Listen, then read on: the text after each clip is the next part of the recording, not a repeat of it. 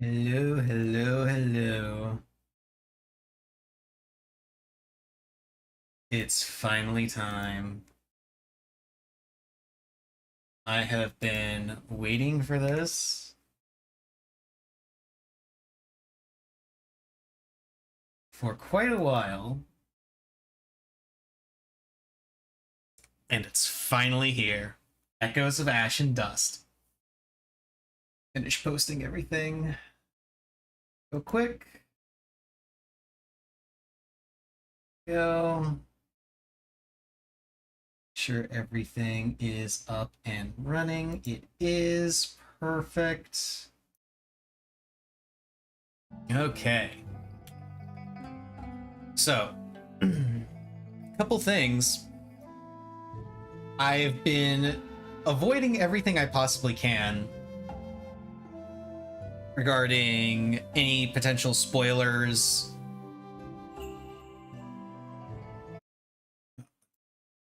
There we go. The only things I've done, first, I loaded up an old save of mine that was at the ending fight so that I could clear the game once to see if achievements would work, and they did. So I've got a whole bunch of achievements that I've spontaneously earned from this old playthrough. And it's led to a couple discoveries, and I may have broken something slightly. I'm not 100% sure. But yeah, it's been fun. The only other thing that I've done is I did open up the new story menu because I wanted to take a little peek at some of the new abilities and stuff that they added. And not at all disappointed, and actually surprised at some of the stuff that I found there. There's a lot of stuff to talk about, even just going into the new story menu. It's gonna be wild. So, first and foremost, let's open that up. And the immediate thing that I noticed when I first pulled this up was this right here, because this is the way the game does New Game Plus, which is very nicely handled, by the way. Essentially, basically, when you clear the game and you get an ending, you are given a score based off of the things you did in the game, the level of power you obtained, the skills that you learned, and of course, which of the endings that you got. My score previously was this right here, this 56,000 right here. They added achievements recently, and I didn't think much of them, honestly, because it's just basic achievements. I figured I was going to get them going through the story this time around anyway, so not a big deal. But then I noticed this part right here, where I apparently get an extra 40,000 score because of achievements. So yeah, that the 40 achievements that I got from just opening up an old save file and clearing the final boss gave me an extra 40,000 inherit points. And then I also saw this bit right here about settlement score. Didn't know what that was about at first until I messed around with the difficulty levels. I'm going to be playing the game on normal because I don't particularly care about playing games on harder difficulties. That's not really my thing. But something very interesting that they did with the highest difficulty level, which is extreme, they added these things they're calling quirks.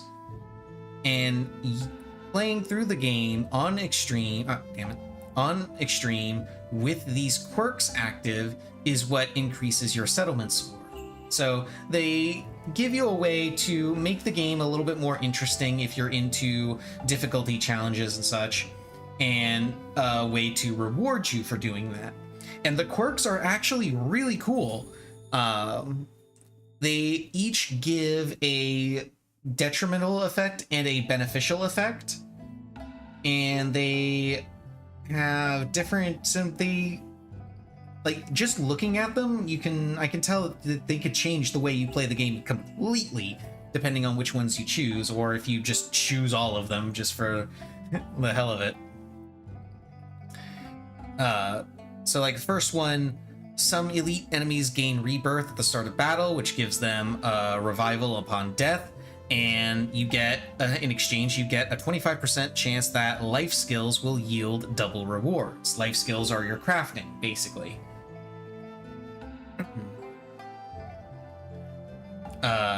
Effortless Mastery is elite enemies can inflict 1 stack of break when attacking, reducing defense for 4 turns up to 6 stacks. And in exchange, Consulting no longer consumes martial points. That is absolutely huge because there are quite a number of skills that you can't get through skill books. You only get them through consulting, and this makes it a lot easier to get really powerful skills through consulting, since you don't have the martial point cost anymore. We got ads that just started. We're gonna wait before going through the rest of these. There's a lot of really interesting stuff here, and I've managed to confirm at least one thing that I was suspicious about, but we'll get to that in a little bit.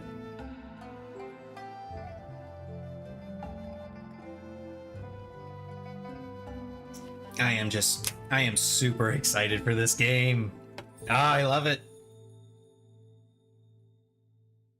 I'm gonna be playing this a lot on stream and off stream. Like, this is just gonna be my new obsession.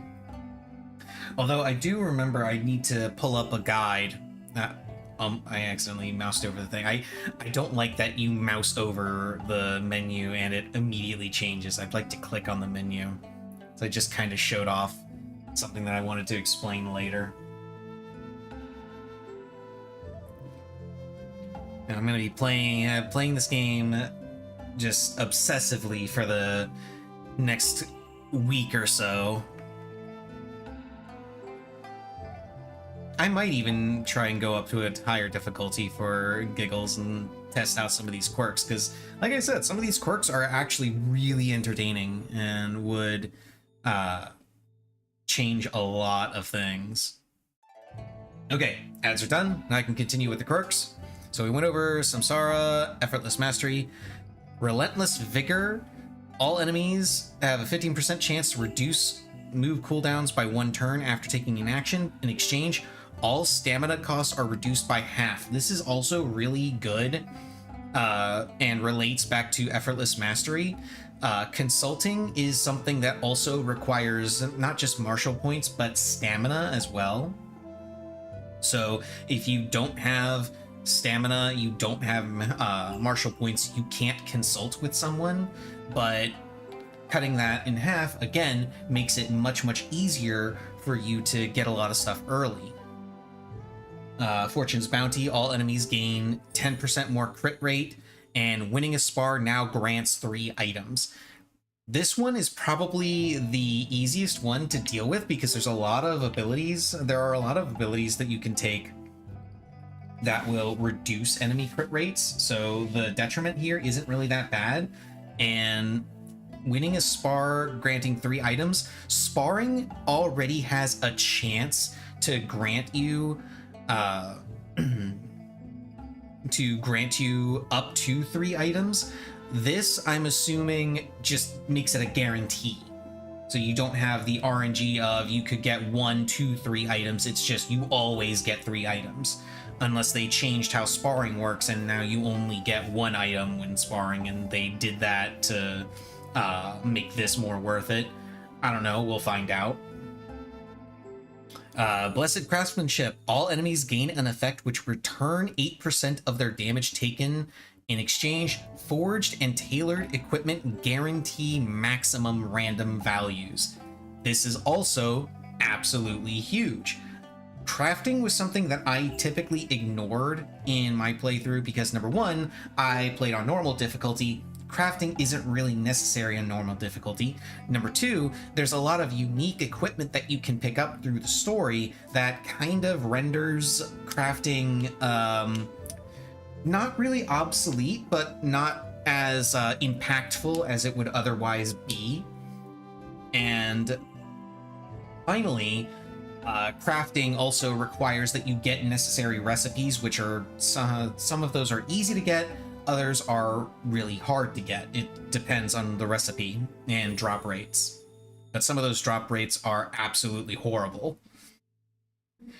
Fated Spoils. When an enemy dies, all remaining enemies gain 5% attack and defense for 5 turns. Defeated enemies are guaranteed to drop items.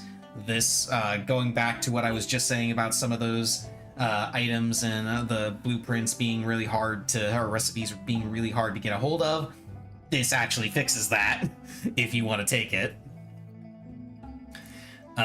Double Diligence. Party members' MP cost double by 100% when they use skills.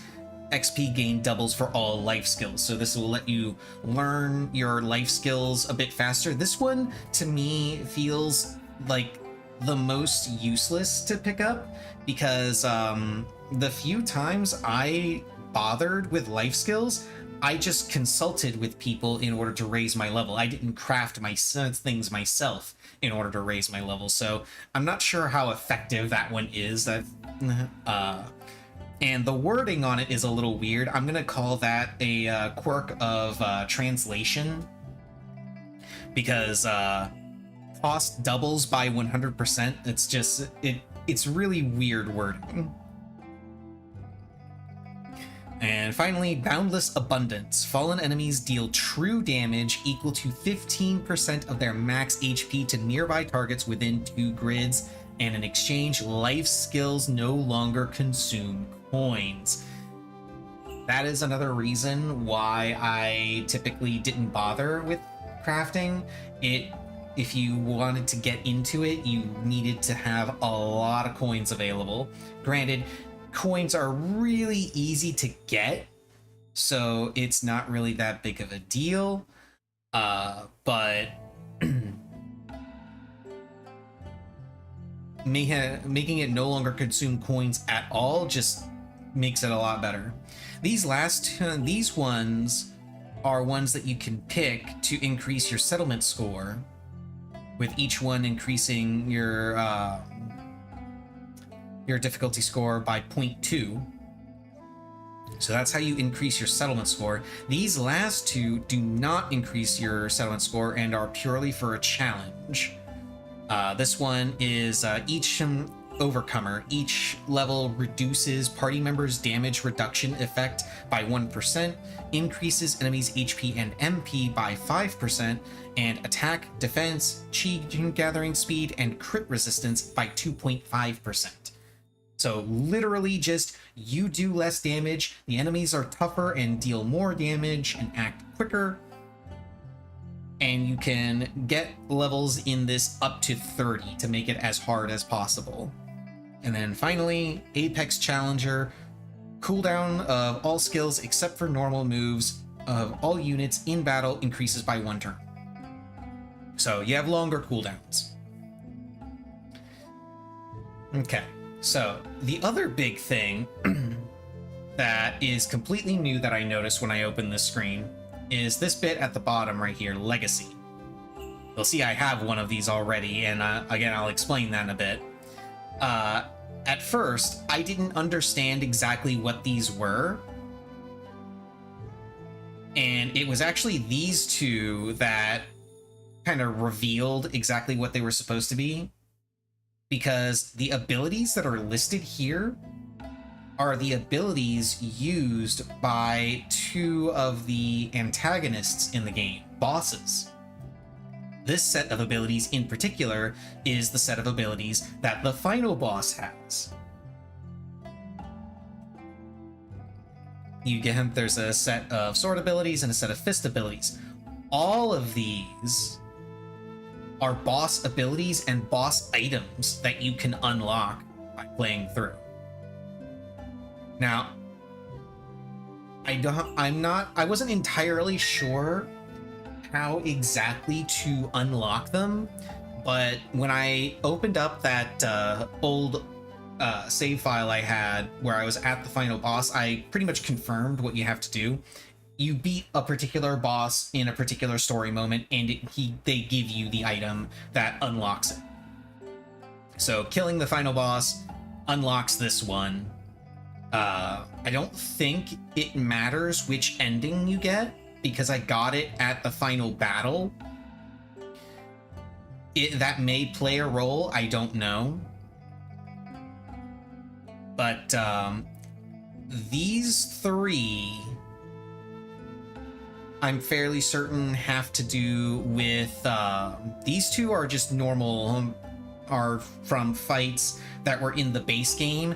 This one comes from, I'm pretty sure, a boss that was part of the Southern Chronicles DLC. Baiwei Yi, I think was his name.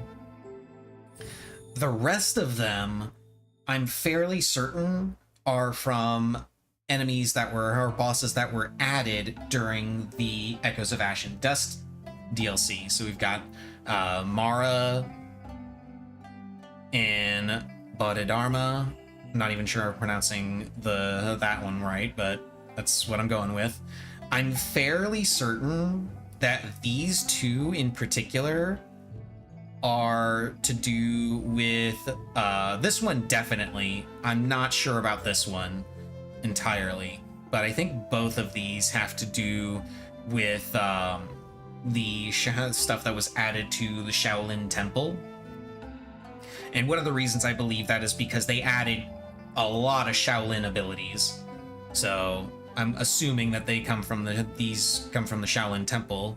Tianjin Sect, this I'm fairly certain was added as with stuff from the Tianjin Sect, which previously had nothing there. There was nothing there to do. There were no quests leading there. There was a bit of side dialogue with one character in Wudang Sect that suggested there would be something to do in Tianjin Sect, but it wasn't in the base game. It wasn't in Southern Chronicles. I'm assuming with this that they added it to the game with Echoes of Ash and Dust.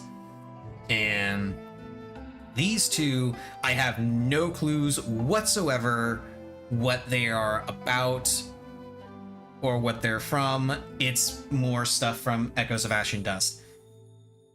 And these things are expensive. I don't know if I was concerned at the fact that the achievements are relatively simple to get, and each one seems to give 1,000 inherent points. But these things, with the addition of these things, but they are expensive. I don't know if they all cost the same, but I know this one right here costs 40,000 by itself, just to get those 4 sword plays. So yeah, that's what I have discovered. Part of what I've discovered just from the new game screen. The other things that I discovered were the martial arts, because I had the vast majority of the martial arts unlocked here.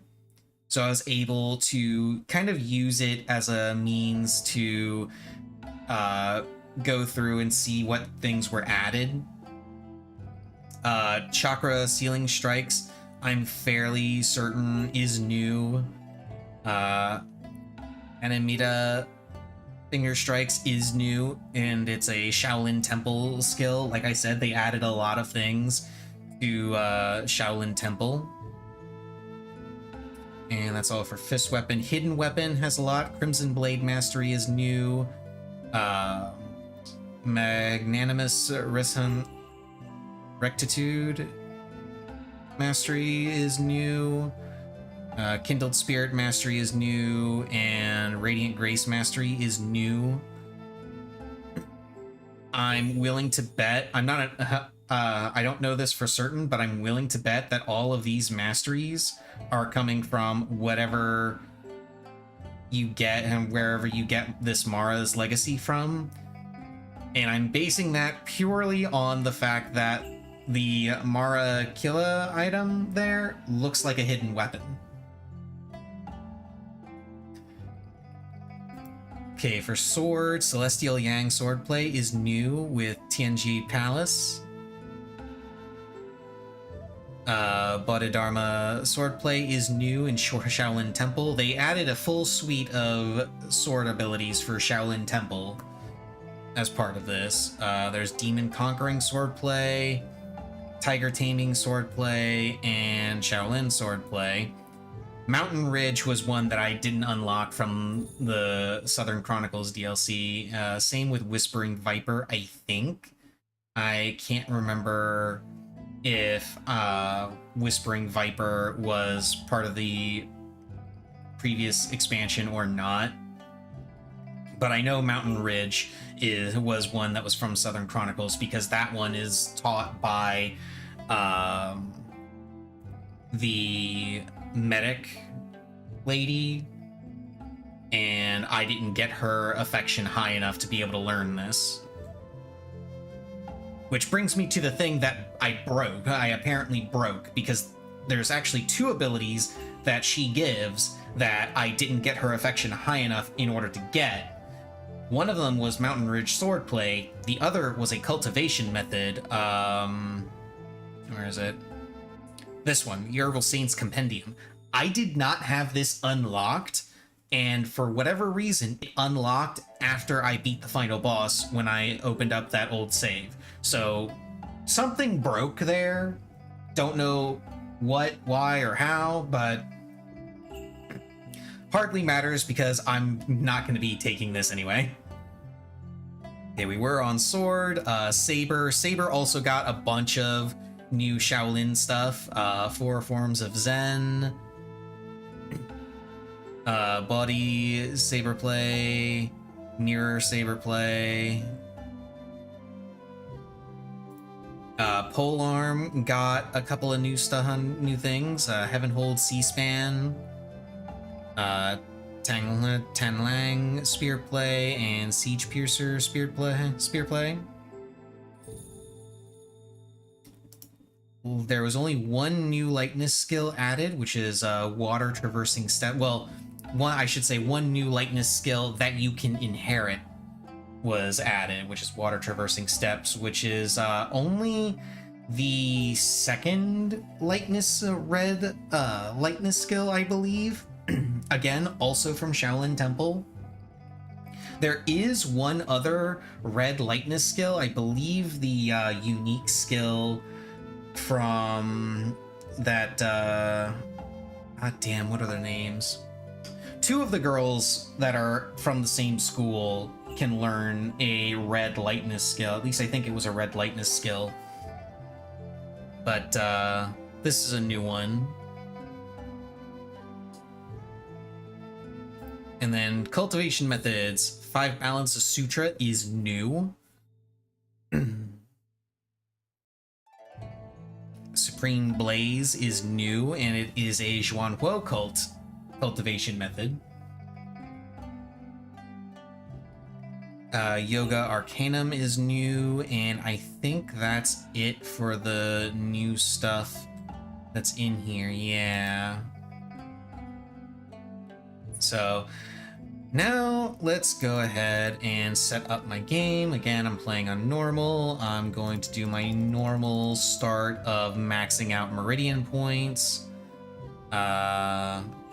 And for martial arts, I will be going for the Beggar Sect. I did the last playthrough I did all of the Zhuanhuo cult fist techniques. Now I kind of want to do all the Beggar Sect fist techniques. So it's those two. Dragonish Palm Strike. Tangled Grappling is another one. Lotus Palm and Taizu Long Fist.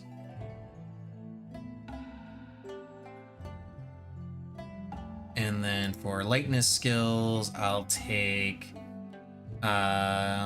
Shang Wang and Ghostly Shadow. Ghostly Shadow is the best. Well, actually, no. Let's just take Ghostly Shadow because I want to do something funny later. And then for cultivation method, I'm going to take Muscle Changing Scripture. And since I have so many points, I could also grab Evergreen Vitality Mastery for giggles. Yeah, let's do that actually, and then give myself a bunch of initial martial points. So I can max all of that. And then for items, I'm going to give myself an initial fist weapon. Let's see, it's 22 for that. We'll also do...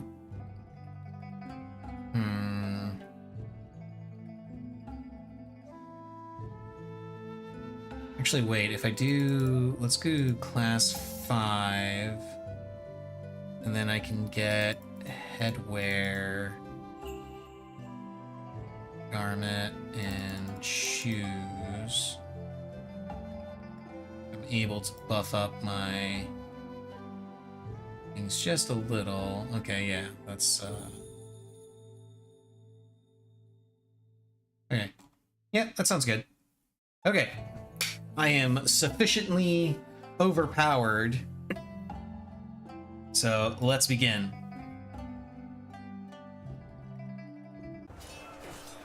Oh boy, oh boy, oh boy. I'm so excited.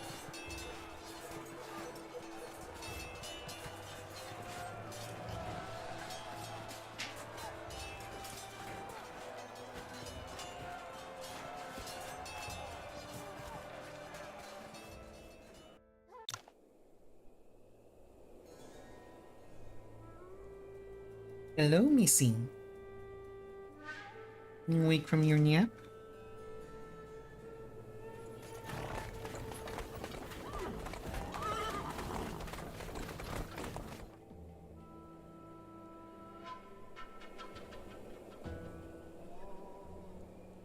But sand, yada yada. Could skip this, but yeah.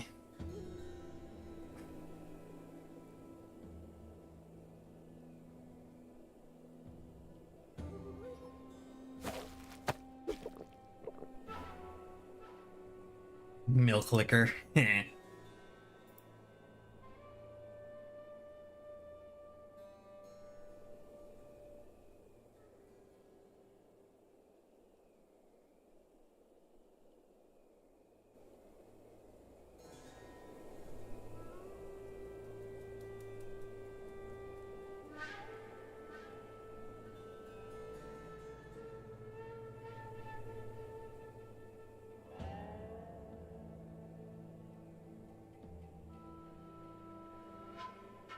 Okay, keyboard controls. Now we get to talk to everybody real quick.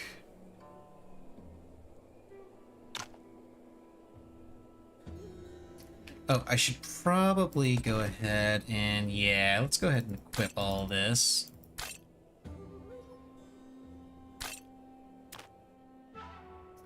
And then because I have a bunch of really cool stuff, actually, let me go ahead and do this start. I usually like to... So, for the Meridian points, I typically like to go Penetrating, Yang, Girdle, and Conception, Governing, and Yin. It's not going to matter too much because I have so many Meridian points at this starting out that I'm going to be able to max out most of it. Matter of fact, let me just go ahead and just open up everything.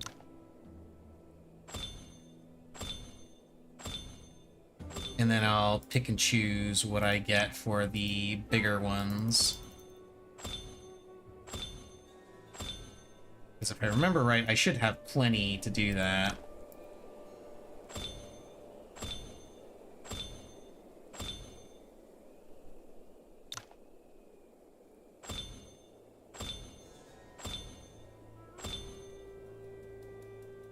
Okay, so penetrating.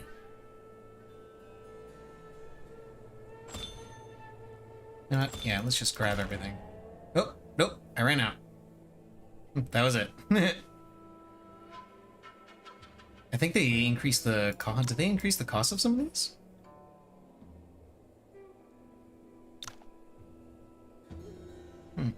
No, apparently not. I just wasn't paying attention. Okay.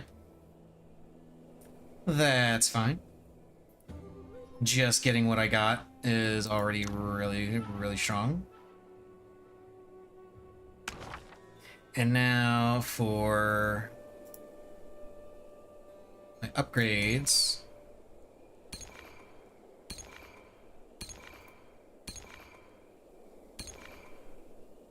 Almost maxed out everything, just barely wasn't able to max out Evergreen Vitality.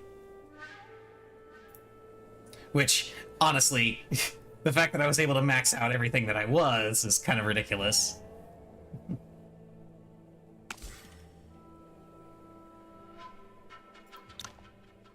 Oh, and right, that's right, it gives me more, that gives me more Meridian points to spend. Oh yeah, this was something else that I discovered when I loaded up that old save.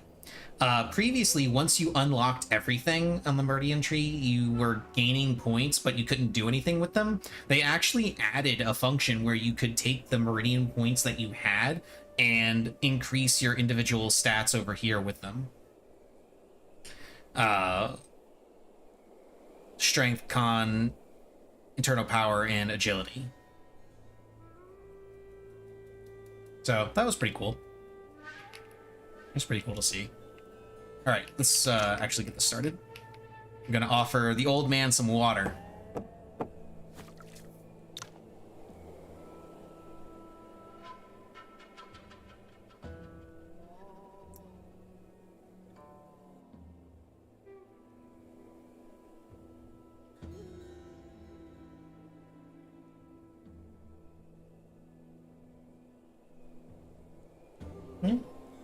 Let me see. And now something bad is gonna happen, because of course it is.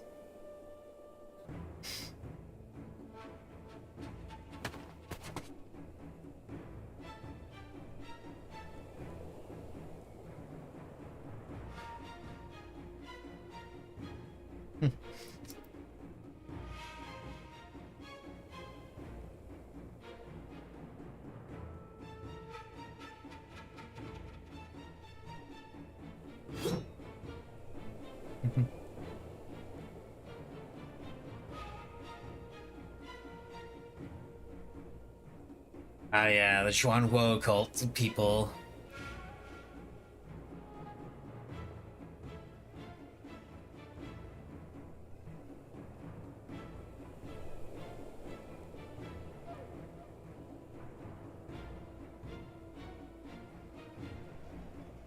Let's try to get out of here.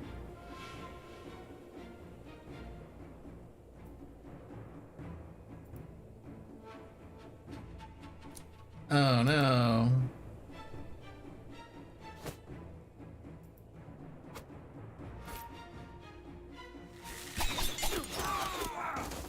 Oh no, all my friends are dead, and I took an arrow.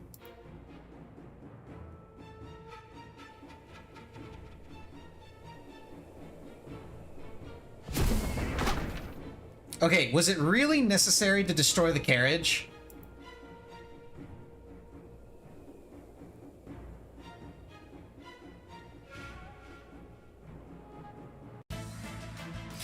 And now we get to go through the tutorial. I really wish they would have given you an option to skip the tutorial.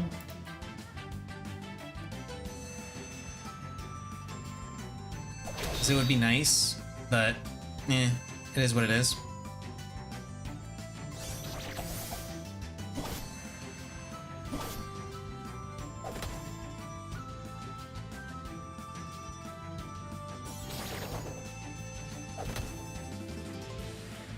Boop.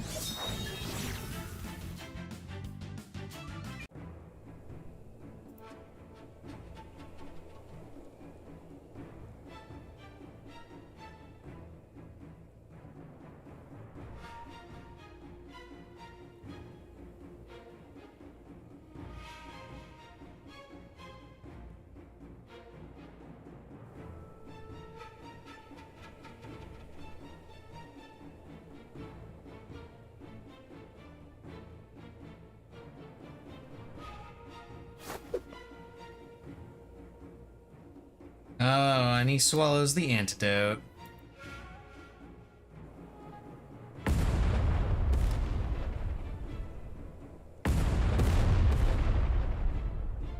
Kaboom!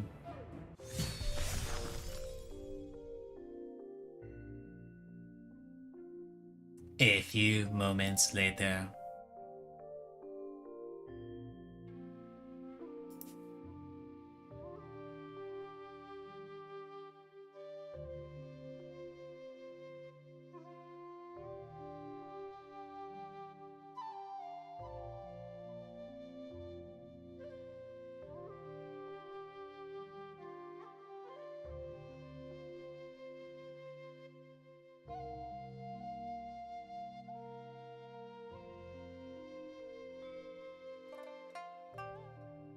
What you up to, Missy? Yada yada yada. He used to be part of Wudang sect. Left.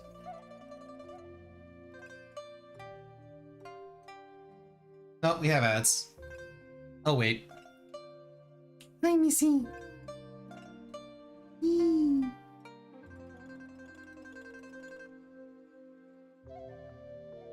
Hello, Missy. Yeah, Missy's just wandering around. As she does, being a cat.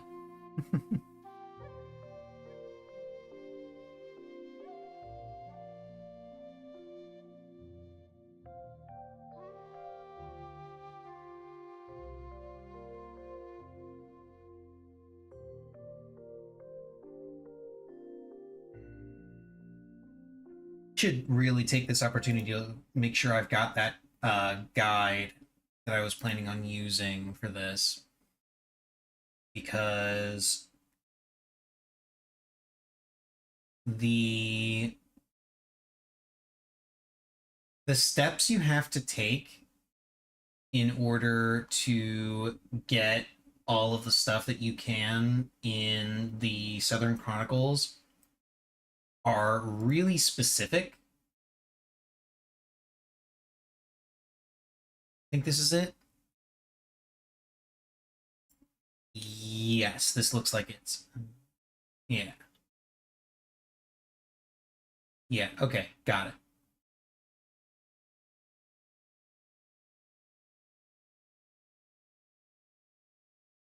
Okay.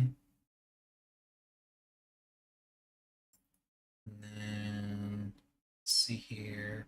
1, 2, then,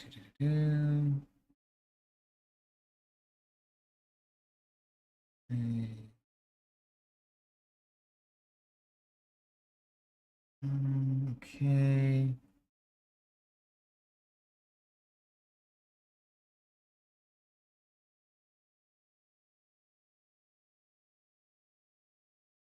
Okay. All right, I got that. I'll have that up for later. I know most of the steps prior to that. At least I think I do. I'll have to do a lot of saving and reloading, probably. Oh, crap, I forgot I didn't turn off the... My bad, hang on, I didn't turn off the filter. There we go. Oops. I completely forgot about the filter. Yay, Xiaotong! Adorable small child.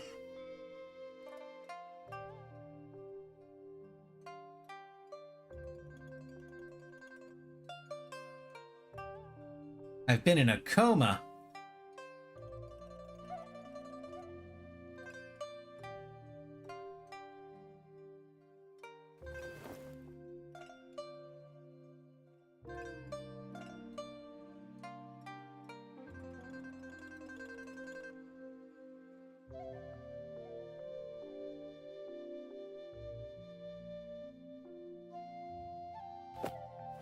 Yay.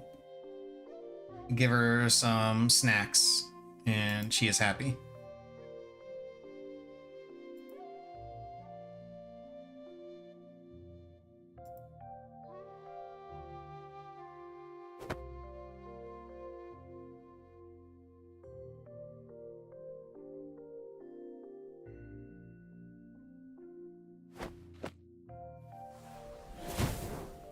Wow. Never accept anything for sure. You know, there's a nice way to do that.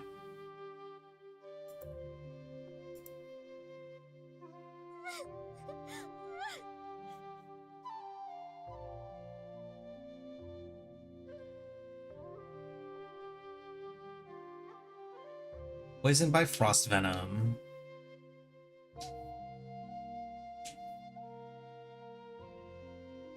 Everyone else is dead.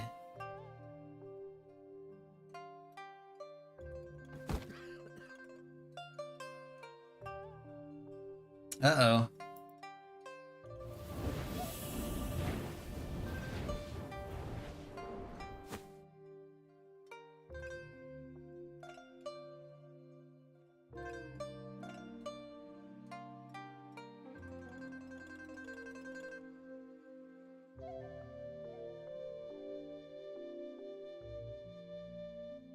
It's gonna be really funny when I get to spar with him later and kick his ass because I'm so overpowered.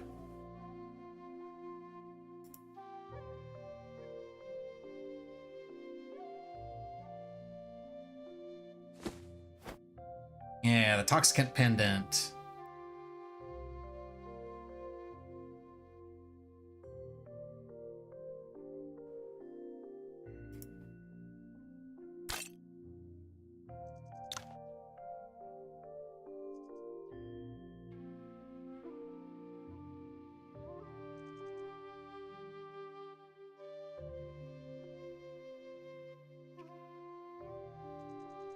Okay, now the world is our oyster. And by the world, I mean this village. Oh yeah, this was a thing they added for the 1-year anniversary. Open to obtain Red Panda Mount, Pure Gold Ingot, Grandmaster's Holograph, 5-time Refined Meridian Pill, 5-time Refined Spirit Pill, Anniversary Accessory. Okay, let's see what that's about.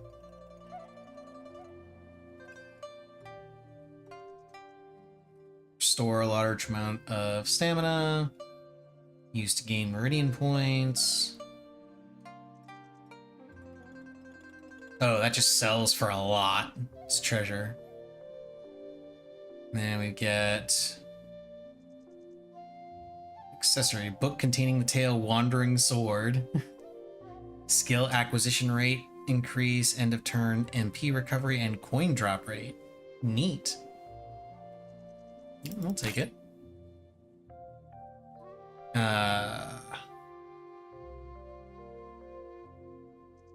And I'll also use this for more martial points and this for more meridian points.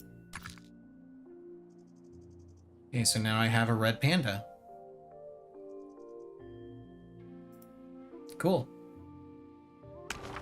Let's go ahead and finish upgrading that. And then I guess I'll go ahead and finish getting these. Now that's done. Then again, and once again, I'll probably go Yang, Girdle, Conception, then Governing, then Yin. For the rest of the big things. Those are the effects I typically like. Oh, your sprint is replaced with the mount. That's cool. They, because usually it used to be you would hit shift and it would just trigger a sprinting animation and you would be able to sprint through places. I didn't know that the mounts replaced your sprint movement when in villages and cities and such. That's pretty cool. Yeah, there's the sprint animation. Let's go ahead and take that stuff. And now let's ride the red panda to find the small child.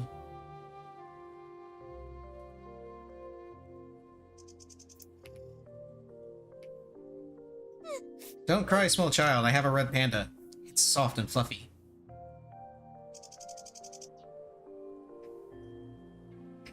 The monkeys stole her sword. How dare they? You can actually see the monkey with the sword there.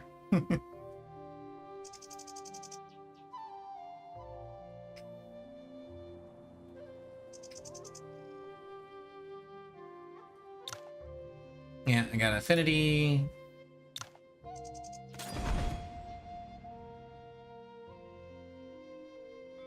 Okay, and being mounted removes, like, normally your party members follow behind you, but if you mount up, then they vanish. Okay. Can I still collect while mounted? Yeah, looks like I can. Cool. Okay, let's go beat up some monkeys.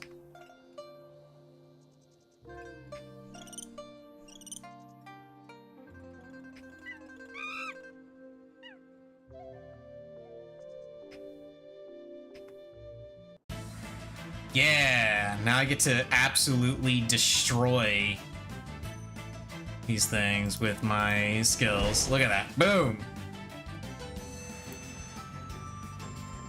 And whoop. And punch.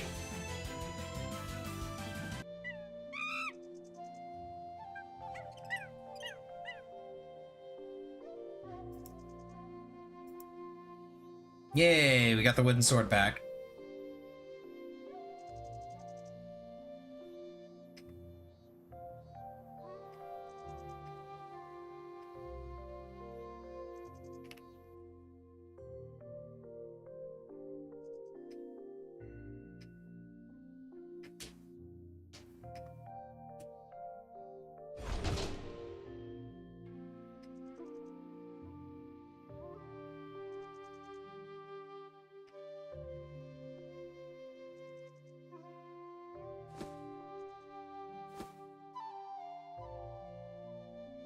Yay, cultivation manuals.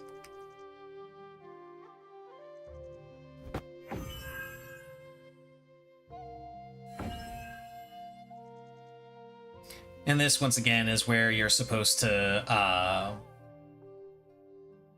learn about cultivation methods and how to level up your martial skills and all that stuff.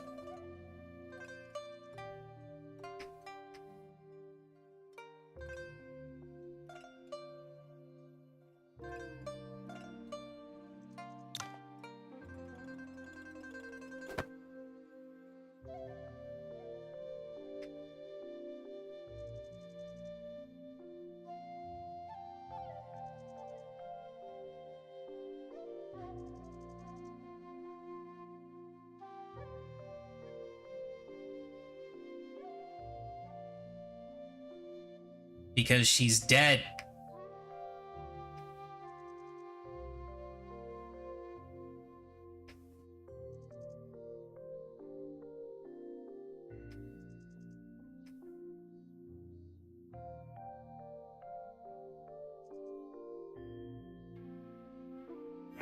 And now we get a neat little scene of you and Yi learning martial arts.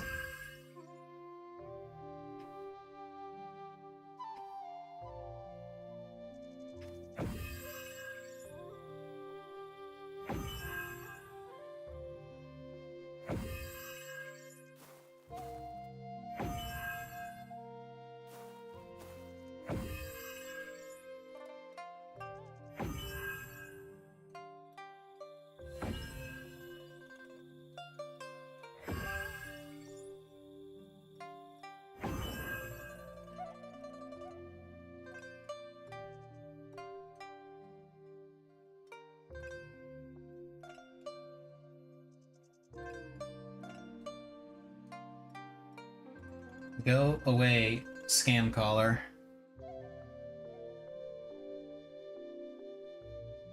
And this is also supposed to be where you learn about time, the passage of time, because it's from the initial encounter with the carriage. It's been a month since then, and it's been a few weeks since Yi started learning martial arts.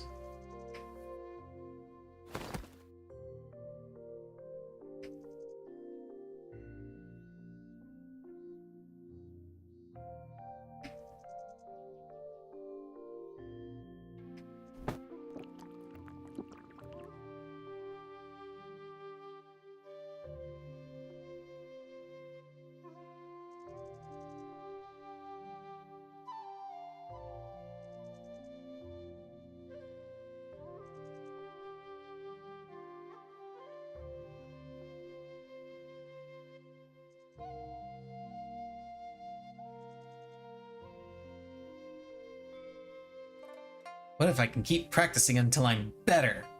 Yeah, I'm gonna get stronger. I'm probably already strong enough to beat him.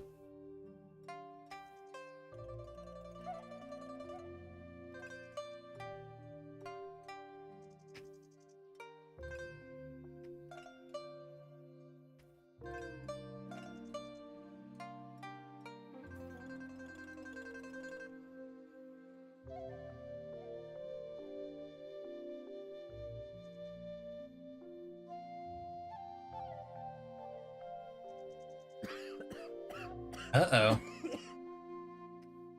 Frost Venom is back with a vengeance.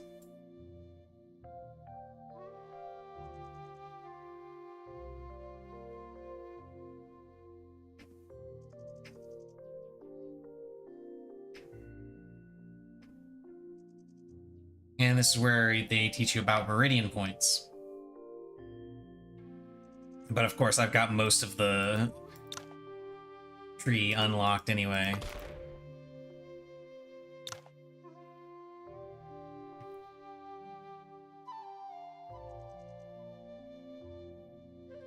Now we get some quests to do. Where I will take some time by... Oh, I already did that. I'll take some time by beating up everybody for a bit.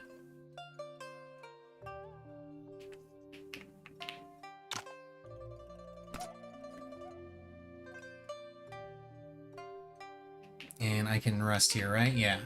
Okay. So yeah, the sparring that was mentioned is this right here, where I can come up here and now I can just punch the small child in the face, which gives me some martial points. And also gives me items. You can get up to... Okay, it looks like they didn't change this, so you can get up to 3 items when you spar with someone. It's not... But the quirk just guarantees that you get the 3 items, it looks like. Again, I must take everything.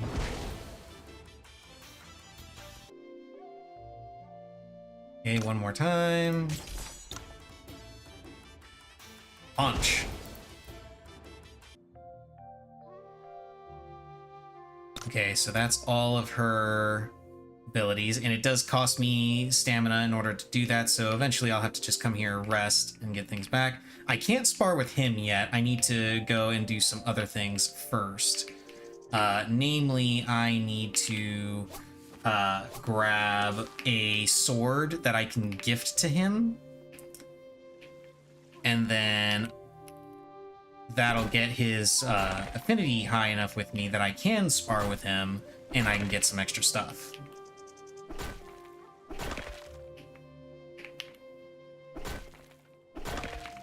As I run around and collect ore and such.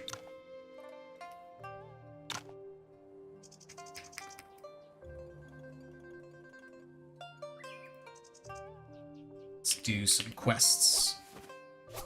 Help out the people of the village.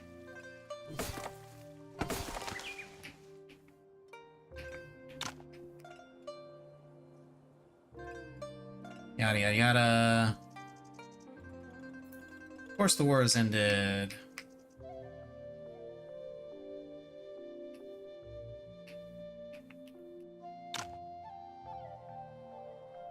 Blah blah blah. That one's complete.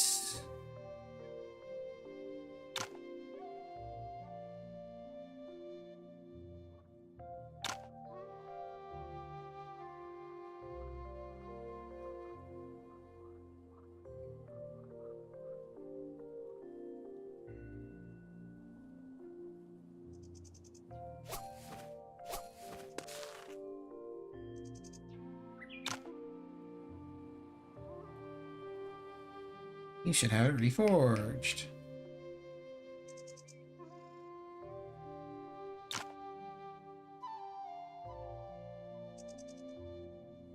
I think I've got enough iron ore already.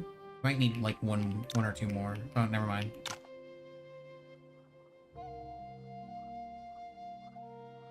yada, blah, blah, blah. Now I got the new axe. And skip through this. He wants me to talk to some lady over here that he's got a crush on.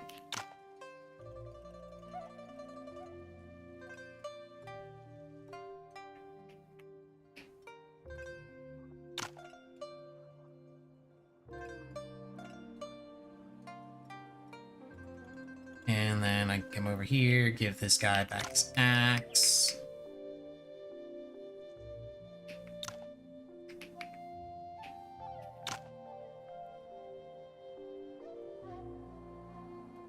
Snake trouble.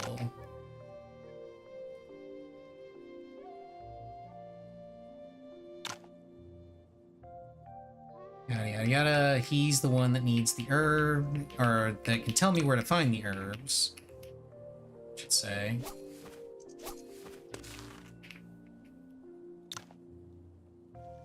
Which are right here.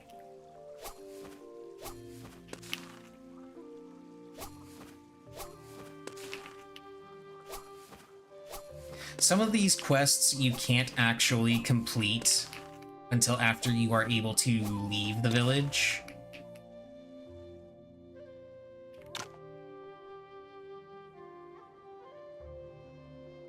Oh yeah, he gives you monkey poison to get rid of the monkeys that are eating food stores, and he gets really upset about the idea that you have to poison the monkeys. And you can either poison them or not poison them, but if you choose not to poison them, then they actually steal the poison from you and eat it anyway.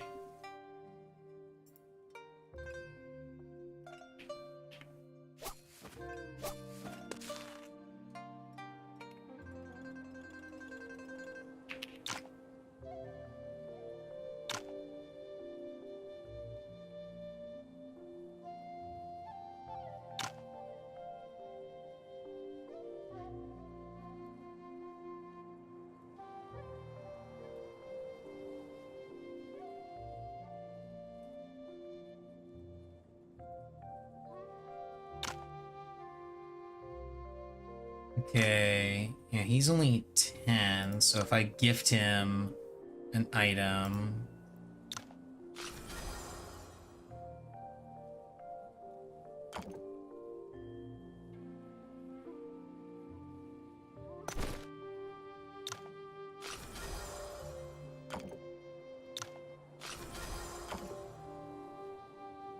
Okay, and then observe, spar. This is how you get everybody to like you. You gift them items, and then you spar with them, you beat them up to take the items back. And then you gift them the items again, and then you beat them up to take them back.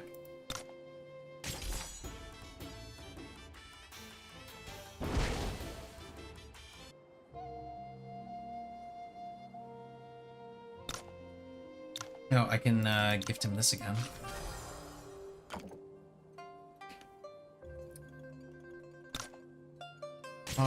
And it also goes much, much faster when I do this. This auto battle.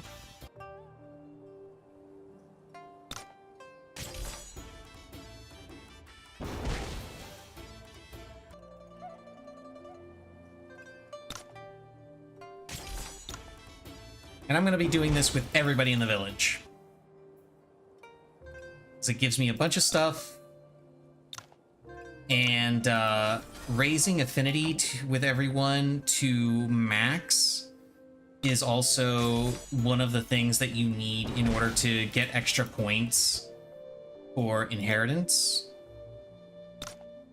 So that's what I'm going for. Okay, his affinity is now maxed. I'm gonna beat him up and take it back.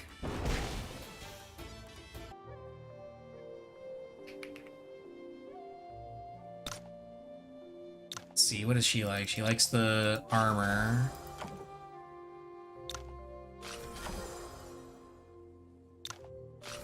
Likes the hide.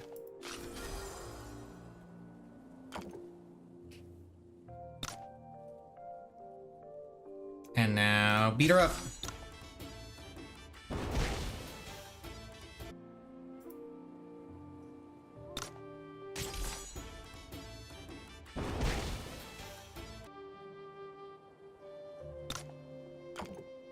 Oh, I'm out of stamina. Now, when you're out of stamina,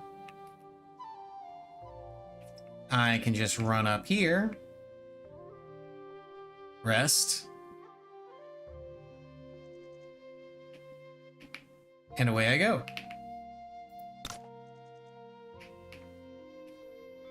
Wait, can I invite her to spar with me? No, actually, I can't. Damn. Or not spar, but join my party.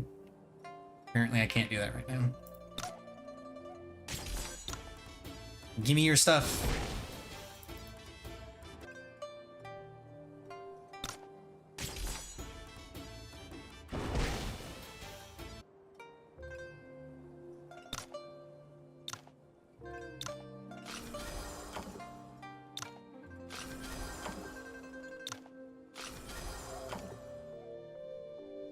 Now, I won't be able to max out everyone just yet, because a lot of,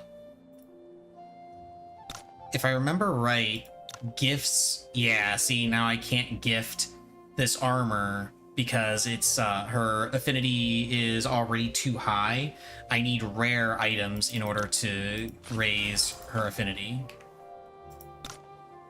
So if I were to do this one more time, I'm fairly certain I won't be able to... Oh no, I can still raise it a little bit.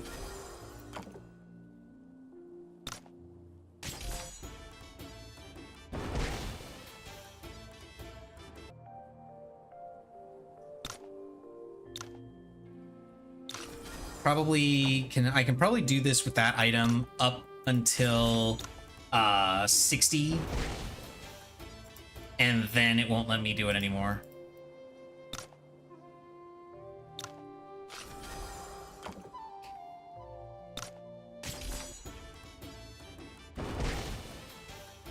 Let's see. Yeah. Now I can't raise her affinity anymore. He wanted me to take care of some snakes. Let's go ahead and do that, actually. No, I can't. Won't let me. Okay, fine. I'll progress the story just a little bit. Because then I can start fighting him.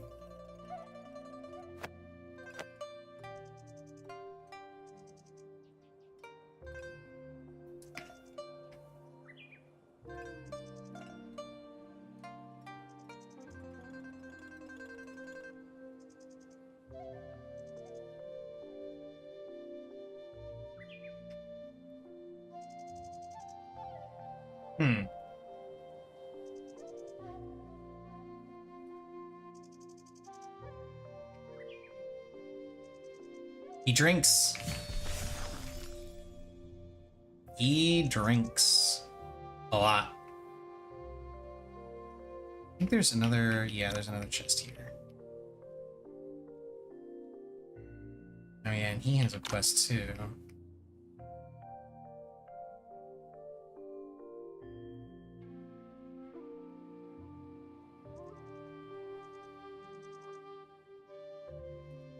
He will eventually join me.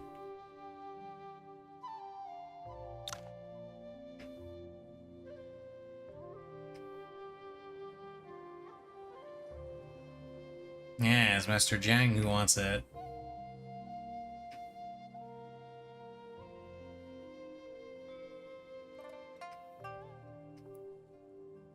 And this is where I get to go and talk to Wei Wo.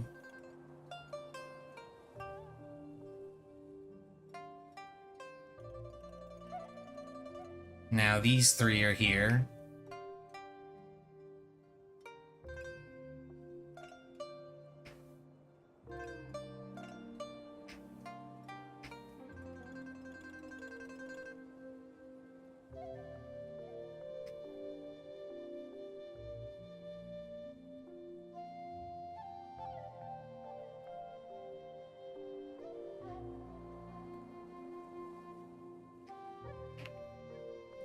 And there's even more.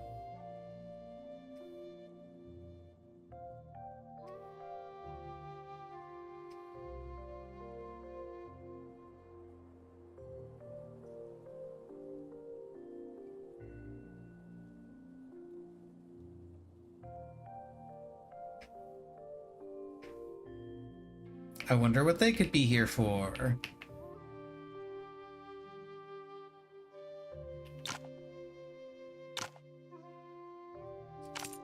Let's see.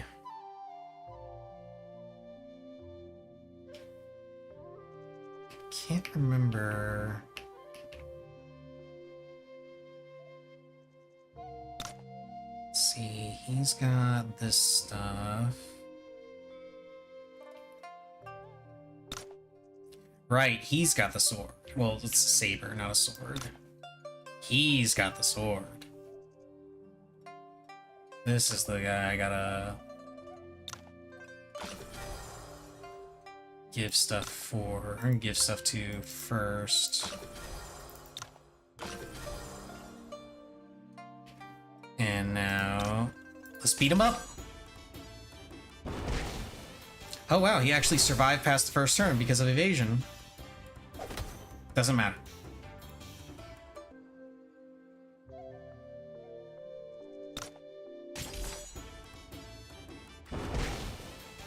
And of course, when he doesn't evade, he gets one shot.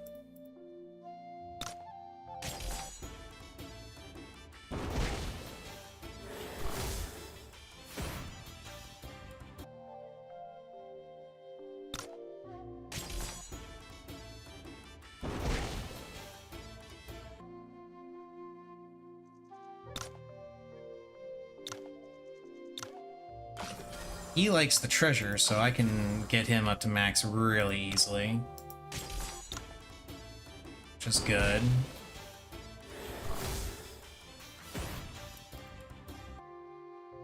Give me those back, and I have taken everything from you. Now it's your turn. Oh goody, you also like the treasure.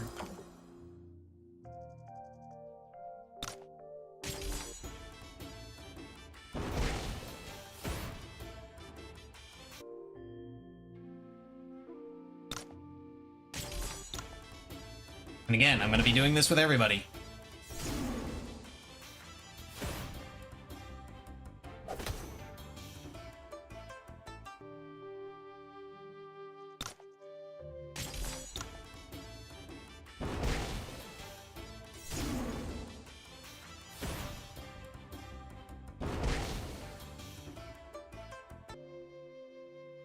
I'm not 100% sure if all the affinities with these guys specifically matter, but I do know that this is one of the earliest opportunities you have to actually fight them, and you do get some good items off of them when you do it.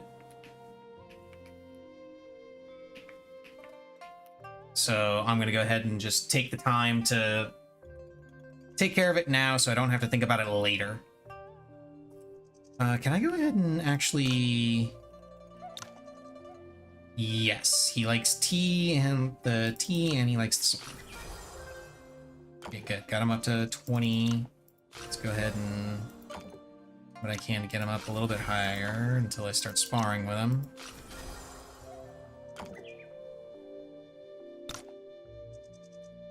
And you can also consult with him to learn a lot of really cool stuff if you have the martial points and if you have the ability to actually defeat him.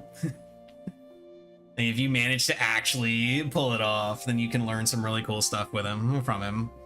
But there's the martial point requirement and the stamina requirement for consulting. So that's why those quirks where it removes the martial point cost and halves the stamina cost actually come into play.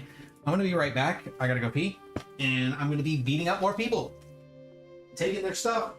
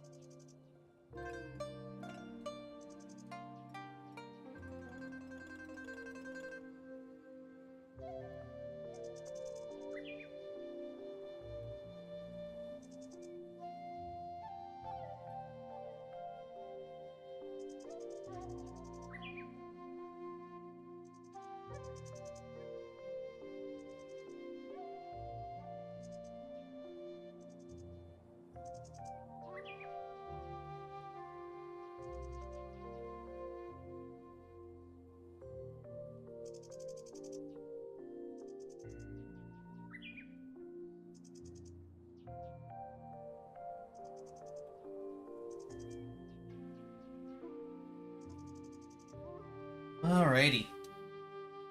Oh, hello, Missy.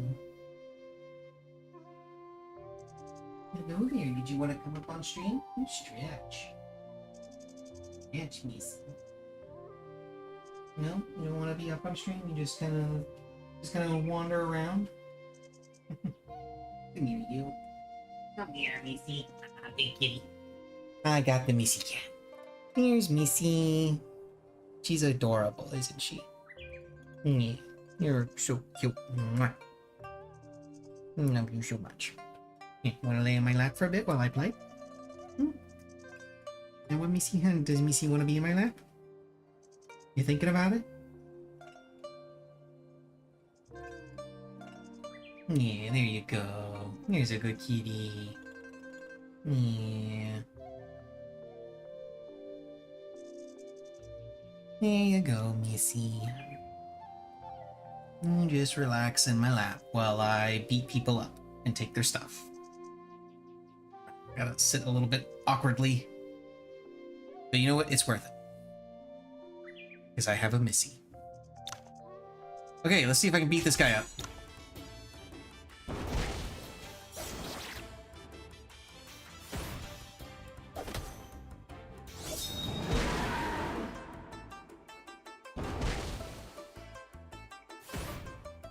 Stop evading me. There we go. Got him. Yeah.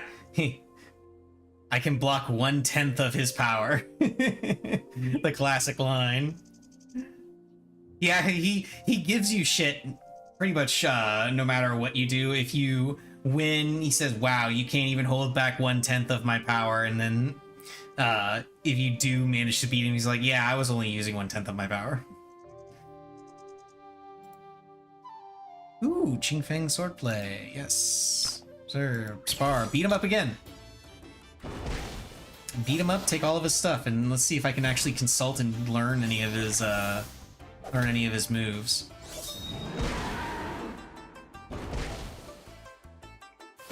Stop evading.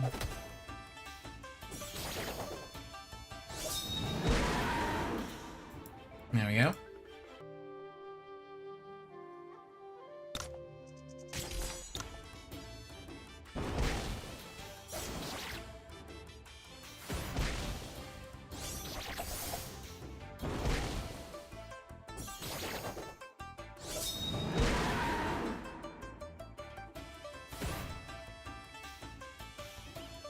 He actually gives a decent amount of points for beating him in a spar too.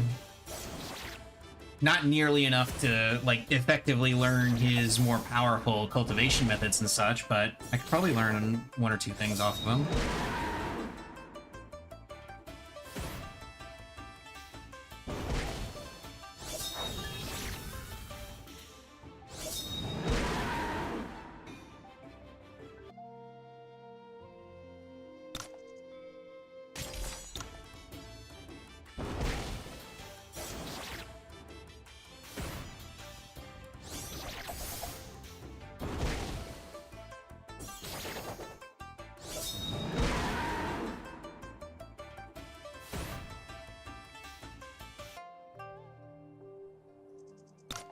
Okay, he's only got one item left. I'm actually going to go ahead and start gifting him some more stuff because he gave me this rainbow sword. Which is very useful. Yeah, that's it. That's all he wants to get from me.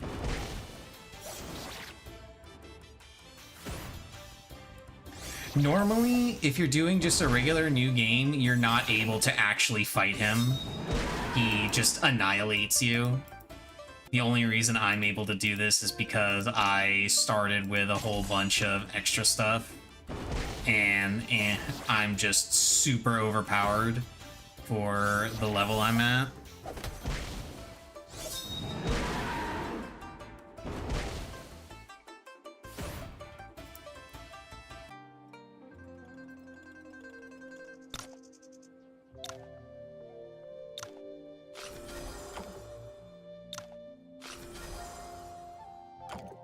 Okay, yeah, I'm not gonna be able to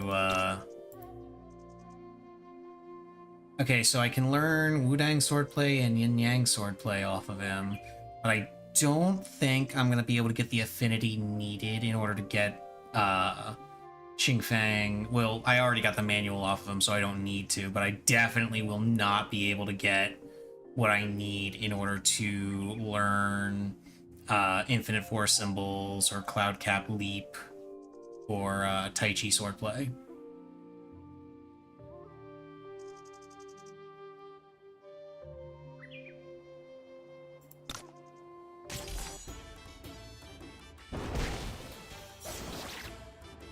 Now, when you spar, you do heal a percentage of the HP and MP that you lose, but only a percentage. You do still lose over time. Let's see, can I continue? Yeah, I can continue gifting this. I'll probably continue to get points up to 80 and then it'll stop. Let's see.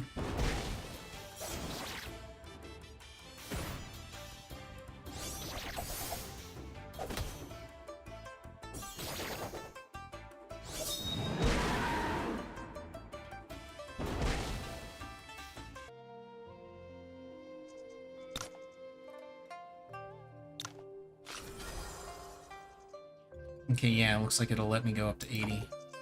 Maybe.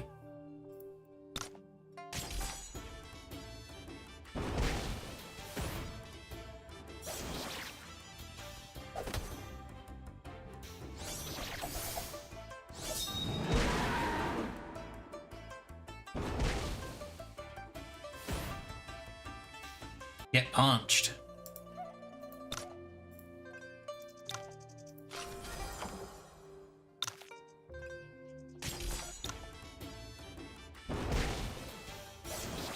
Okay, so if my guess is right, I'll be able to do this one more time with him. And then after that, it won't let me.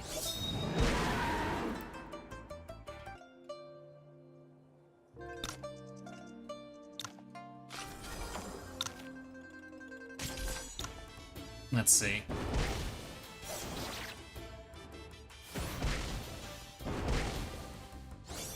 Now, you might ask, Goose, you're using fist weapons and fist skills. Why do you want to learn sword skills from this guy? Well, because it contributes to... Yeah, I can't gift him anymore. Because it contributes to your mastery level for a weapon whenever you learn skills for that particular weapon. And mastery affects not just the damage that you deal with that weapon, but also the damage you take. So it's important to learn as many skills you can from all the different weapons, because then it not only raises the offenses of whatever weapon you're actually using, it also raises your defenses. Isn't that right, Missy? Yeah. Missy agrees.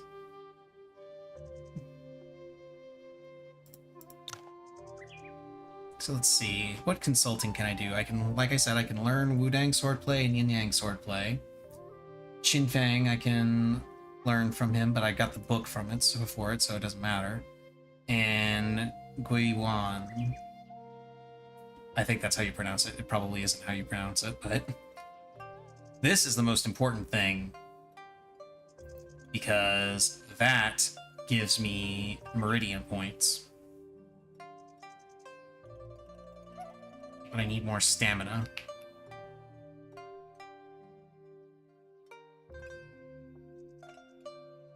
Cultivation methods are always the most important thing to learn.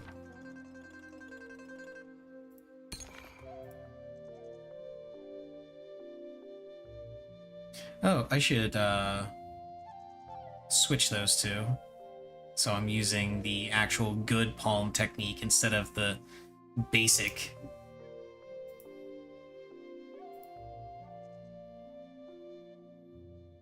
And then at some point I'll whip out Proud Dragon Repents instead of using Soaring Dragon. I just like Soaring Dragon. Let's see. To manuals, learn. Learn all these recipes too. Commercial notes, yes, use them. I can upgrade this, which gives me more stamina.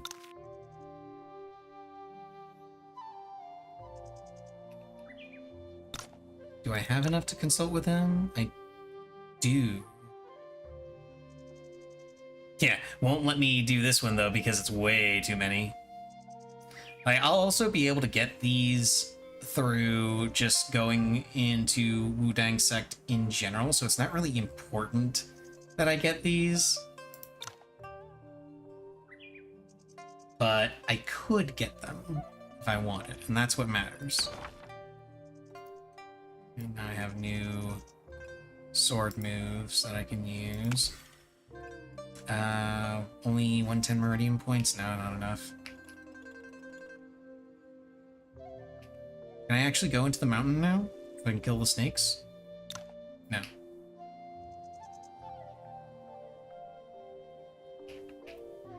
Okay, let's go beat these guys up some more.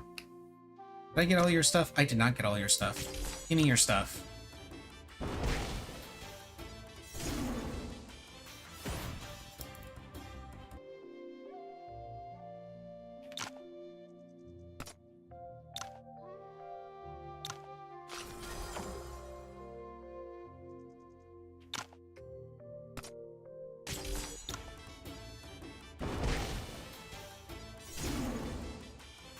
Turn a little bit so it's a little bit more comfortable to play while Misty is in my lap.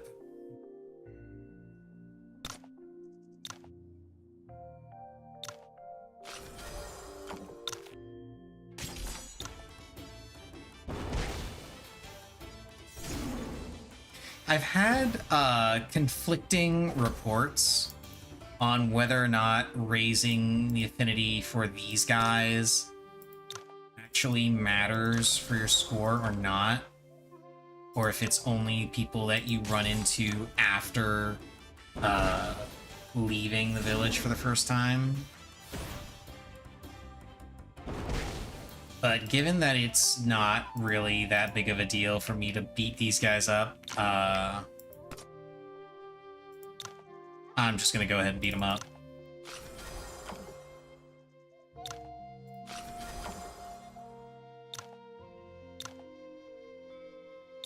Not the item below it, that one. There we go.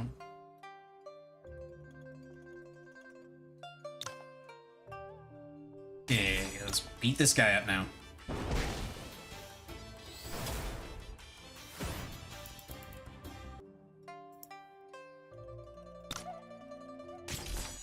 No way? Yes way. Some random nobody from a backwater village is kicking her ass. How does it feel? Maybe you even got one shot that time.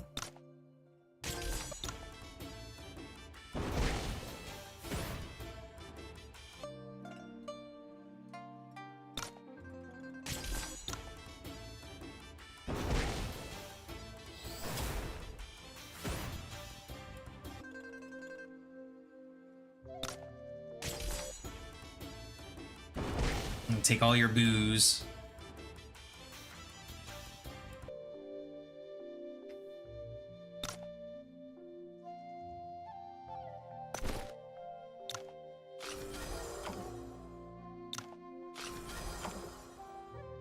Okay, he's at 60 now, so now the only thing that'll raise his affinity is that sword. The rainbow sword. This one.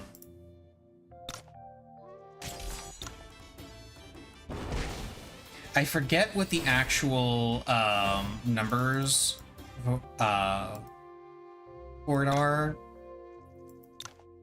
I only know that,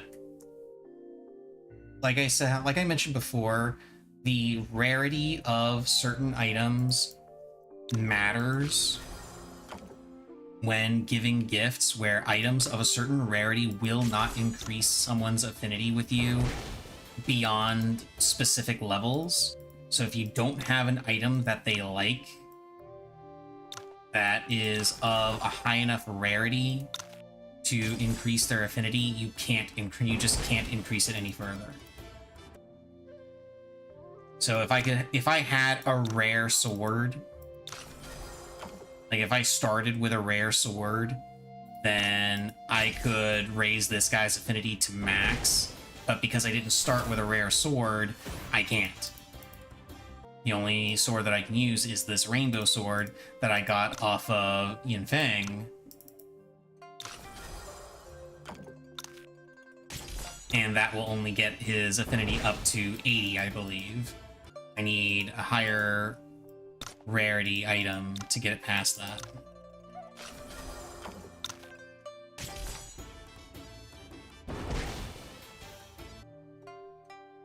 So right now, if I try to gift it to him, yeah, now it won't work.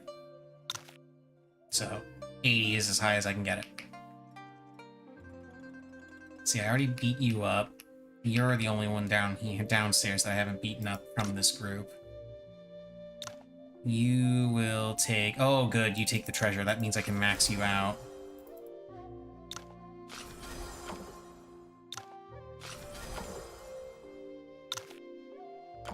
Oh, right, I don't have enough stamina. I gotta go back. I gotta go back, rest, and then then go beat him up.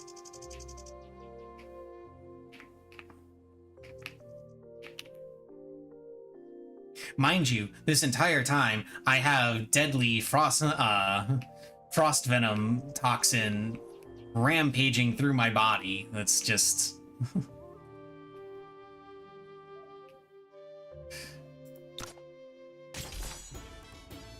Hello, Missy.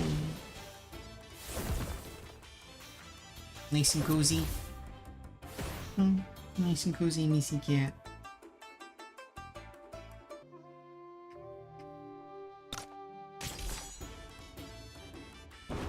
But luckily, I can just auto battle through this, so I don't actually have to fight him myself, because that's how much stronger I am.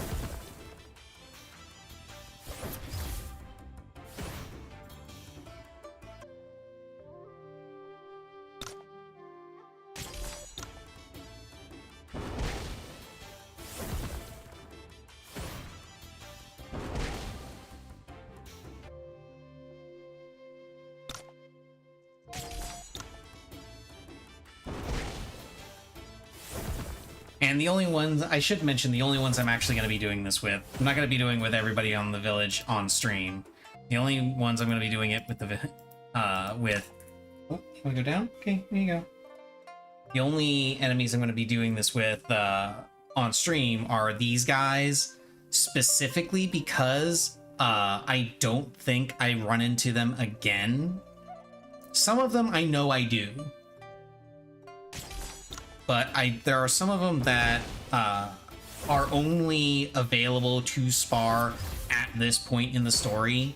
Yanfeng is only available to spar at this point in the story, for instance.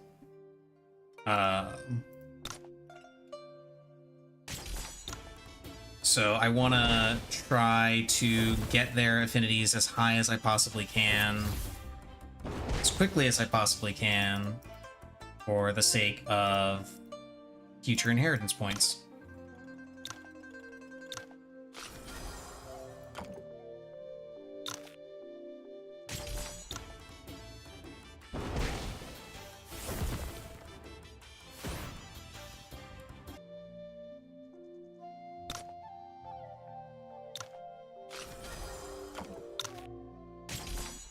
Okay, one more after this, and I'll be done with this guy. Then I gotta go upstairs to that guy.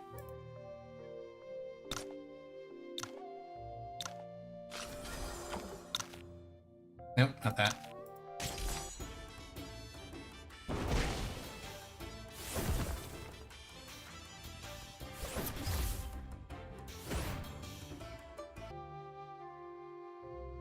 Okay, now he's at 100. These two will be here after the prologue stuff ends.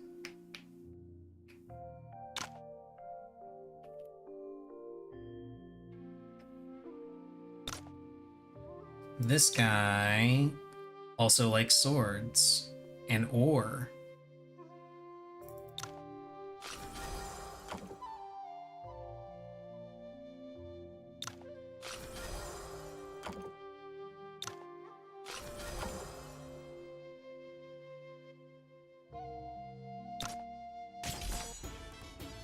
Let's beat him up. Oh, that was quick.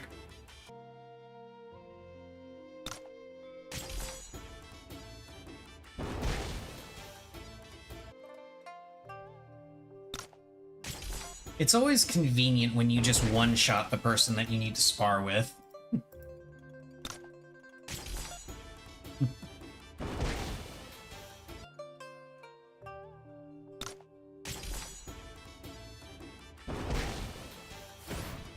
Oh, he managed to survive because he evaded me.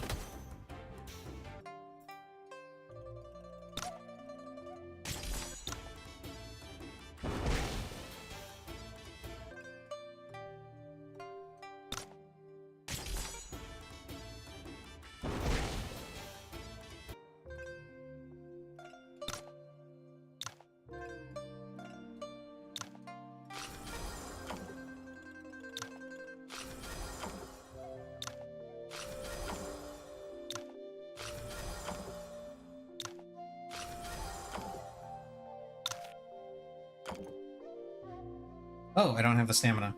Oops.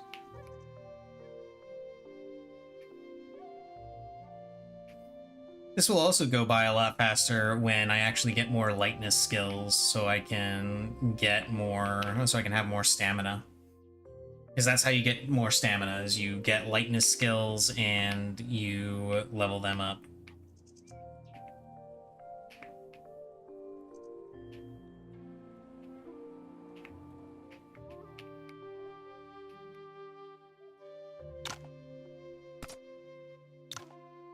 Oh, he already has the item, right? He already has the items.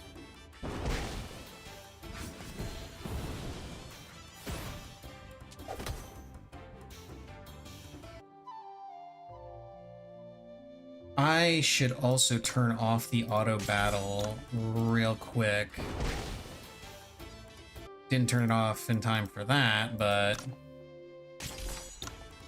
need to equip this particular skill because that one is the Beggar Sect basic one. Okay, now we can go back to auto battling and just one-shotting the guy. Oh shit, I didn't want to do that. Whoops. I just wasted 10 stamina there.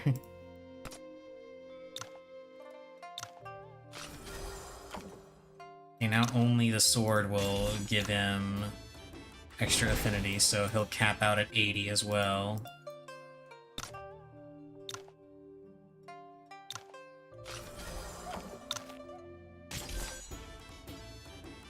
Two more spars after this one.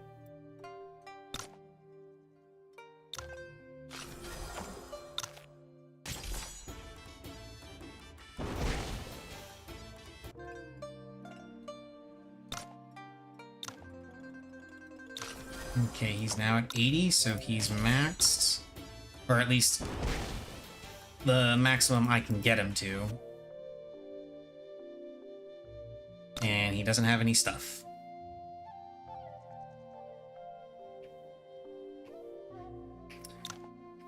Well, with that done, let's go to talk to Wei Huo.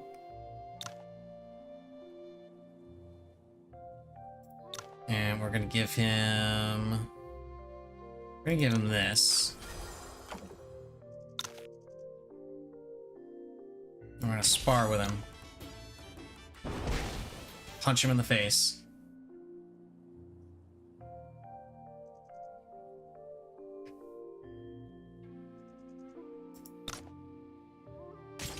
Let's spar with him a bunch more and take the rest of his stuff.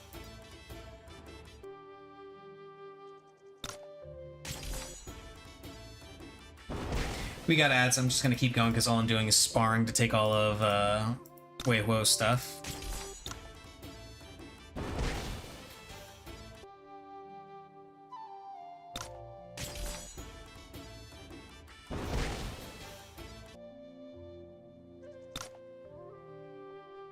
And I could also consult with him.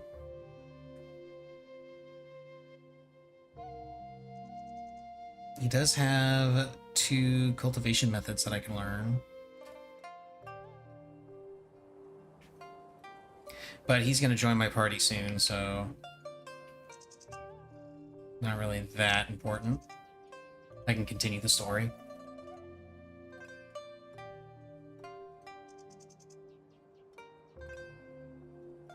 Oh shit, ads are still going. Whoops. Got a little too eager to go ahead and continue the story.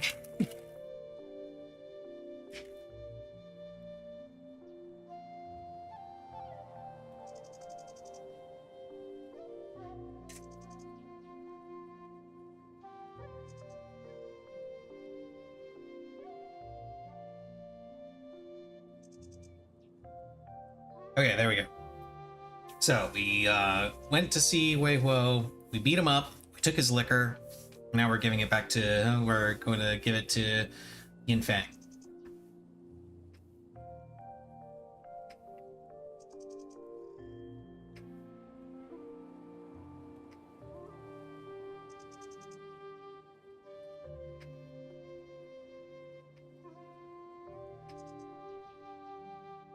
Yeah, we try to tell him about the martial artists that are here.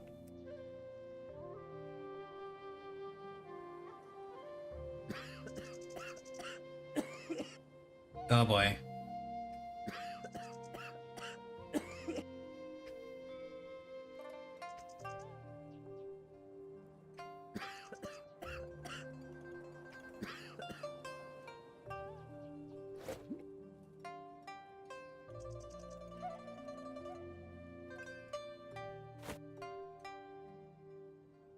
Yeah, the liquor. We needed booze to make the potion.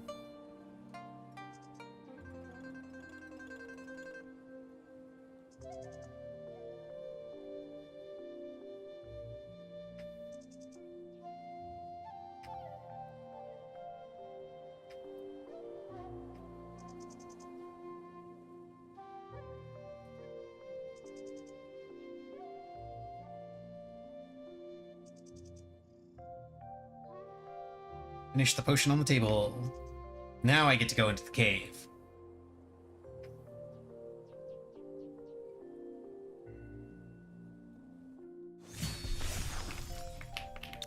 Drink.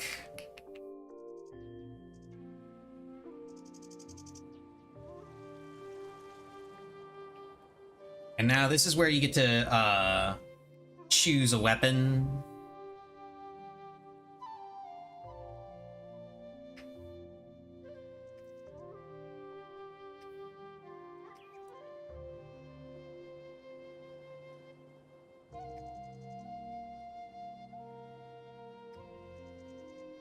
And general overview of martial arts. Moves, lightness skills, cultivation methods. Yeah!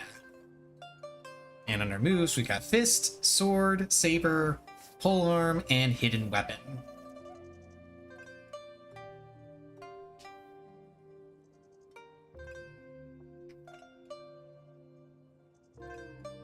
And of course, he's a little biased with, say, him preferring sword. But he's not wrong with what he's saying with saying that sword is the top of all weapons, because it is. It is actually the strongest weapon type in the game. Fist is very, very close.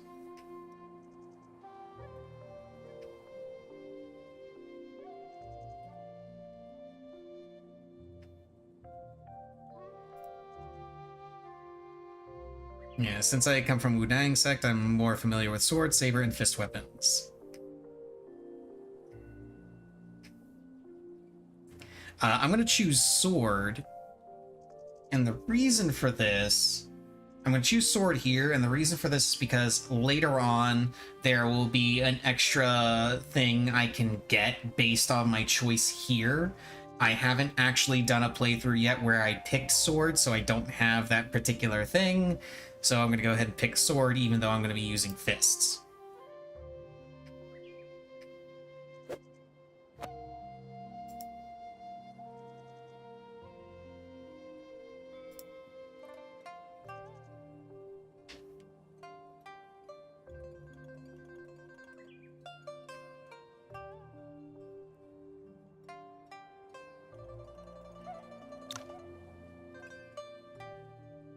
And then he teaches you some basic sword moves.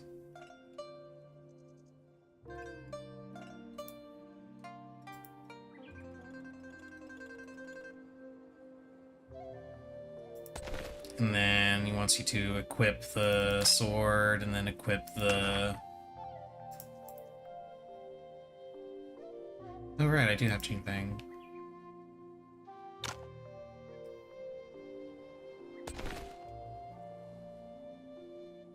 Wait, did he...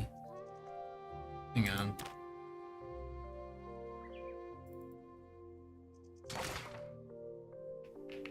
What's he saying? Yeah, I did. I put on the... Okay, there we go. I just had to go over by the... I forgot about that.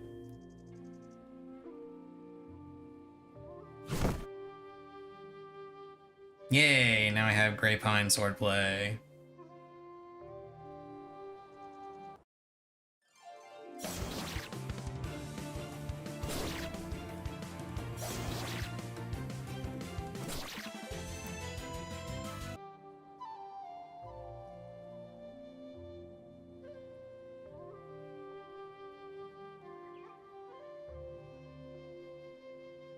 Yeah. Honing a move increases corresponding weapon mastery.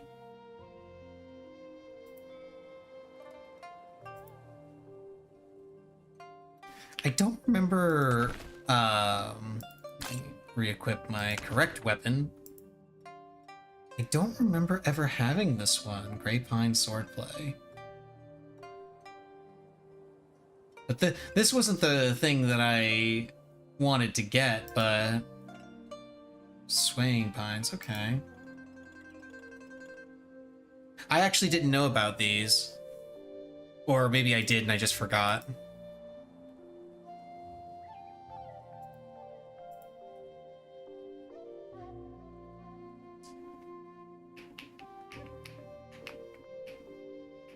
Okay, so with all that done, let's head into the cave, and we're gonna beat up some snakes.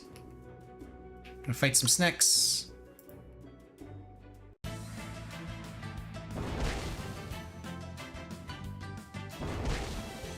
Yeah. Beating up some snakes.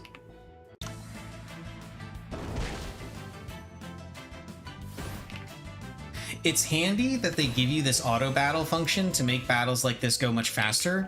I would have preferred if they had taken it one step further and done the bit like what games like Earthbound and Metaphor have done, where you don't even have to enter a battle.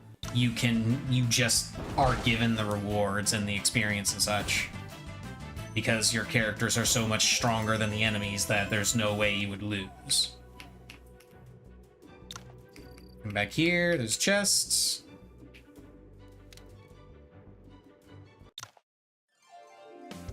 And killing these snakes here also finishes the Village Elders quest, so that's good.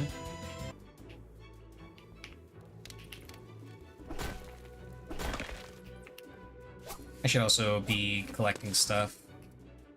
Not because I'm going to be doing crafting, but because it gives experience to the gathering. It gives gathering XP, and I need to level up all of my different things.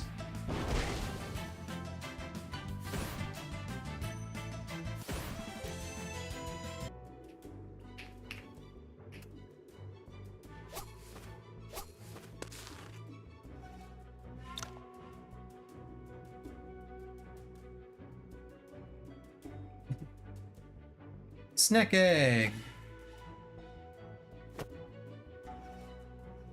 Yes. This is actually pretty cool. They added artwork for things like the monkeys and the snakes. Hiss.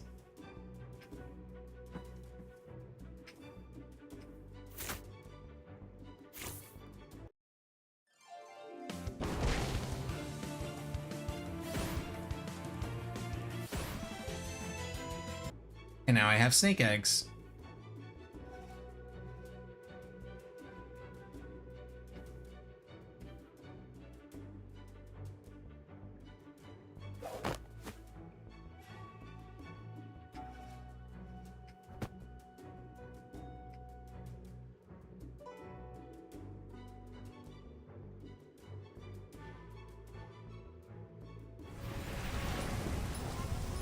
Yeah, we're using poison to fight poison.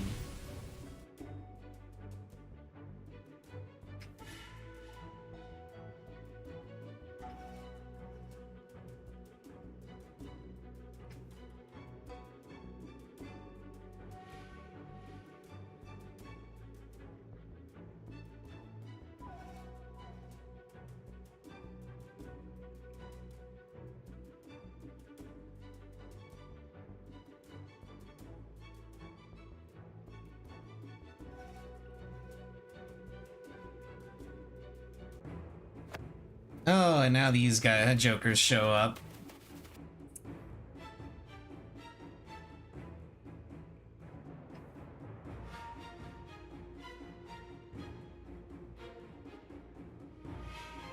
Master my ass.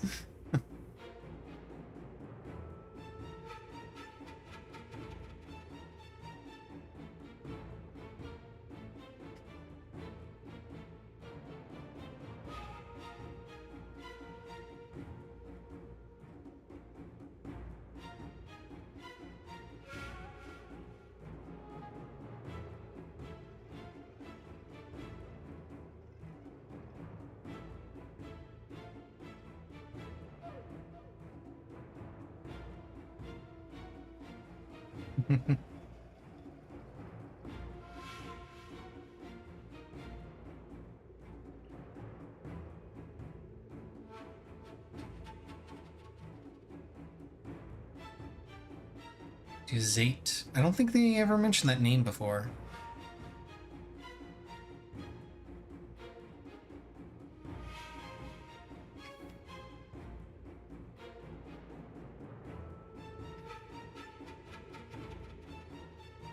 You twat.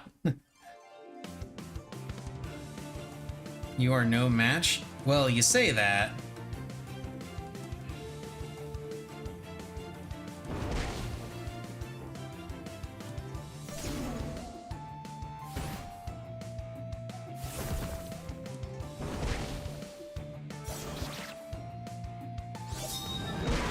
No, I will deal with them.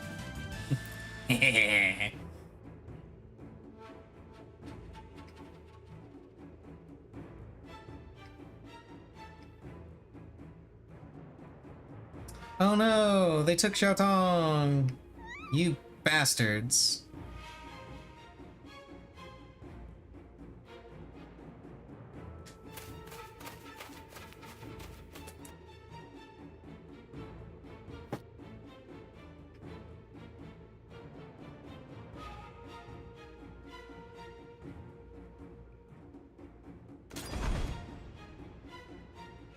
And this is where it teaches you about turn-based and real-time combat.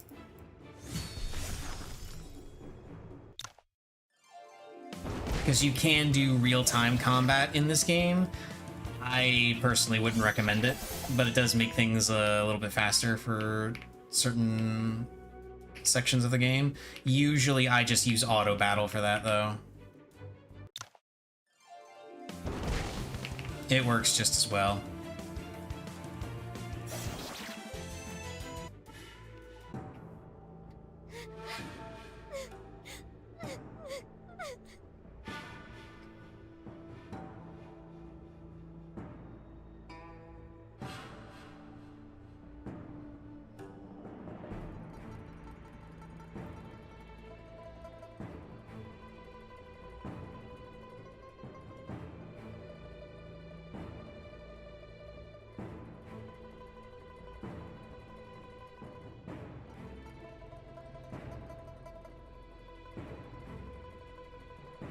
Yeah, I'm not gonna hide like a coward. I'm gonna go out there and kick their asses.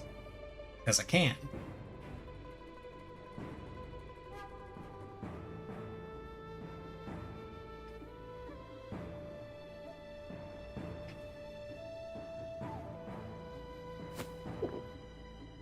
Yeah. Drink some liquor.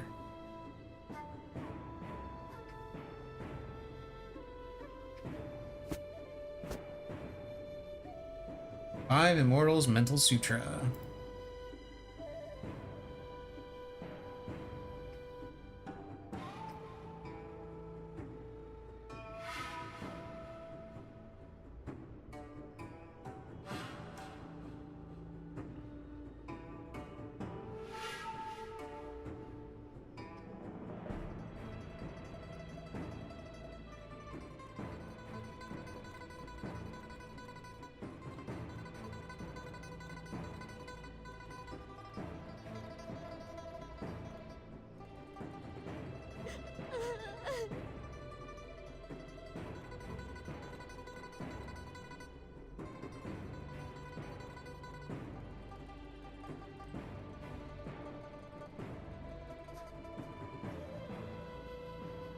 You bastard, how dare you take a small child hostage?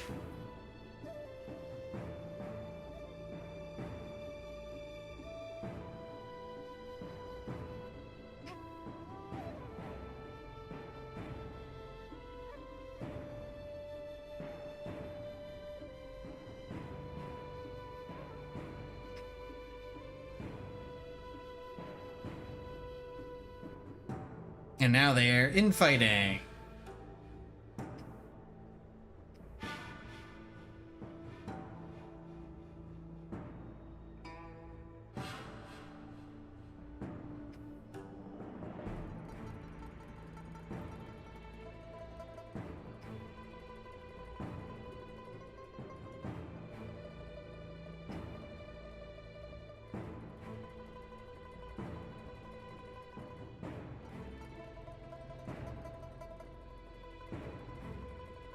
Yeah, the Five Immortals Mental Sutra is from Wuxian sect, so yeah.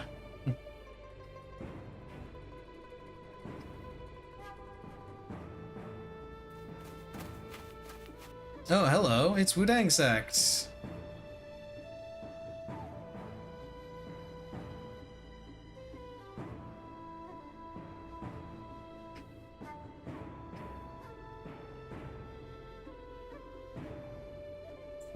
This is actually new.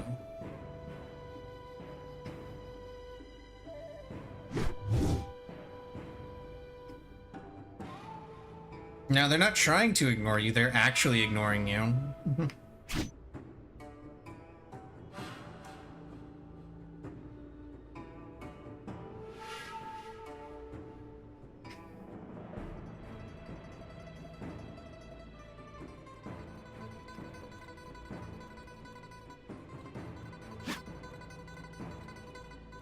Wow, they censored bitch. That's funny.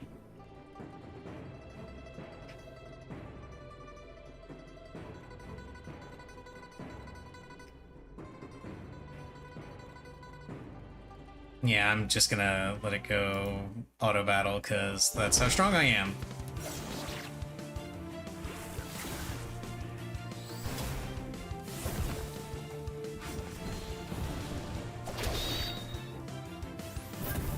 And they'll mostly be attacking each other. They won't be attacking me or Infang.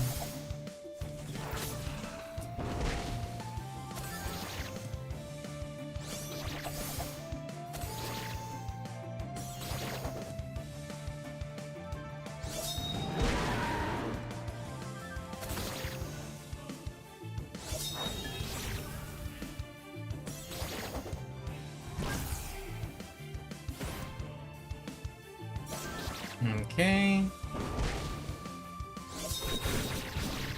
Ooh, that's actually a really strong ability.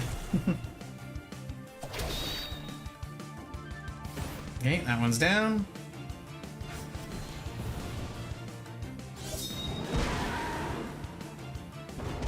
Yeah, we did it. Now I get basic lightness skill, teal water swordplay, 5 tiger strike, and 1 yin palm strike.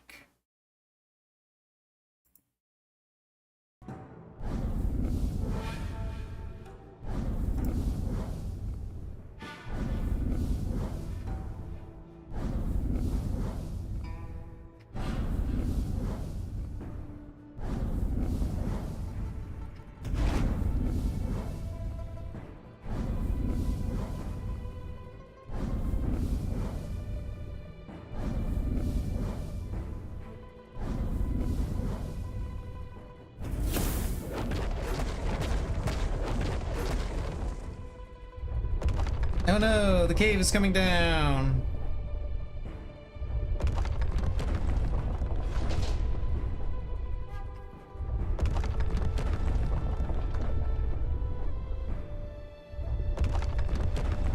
Yeah, some of those guys actually end up dying in that cave.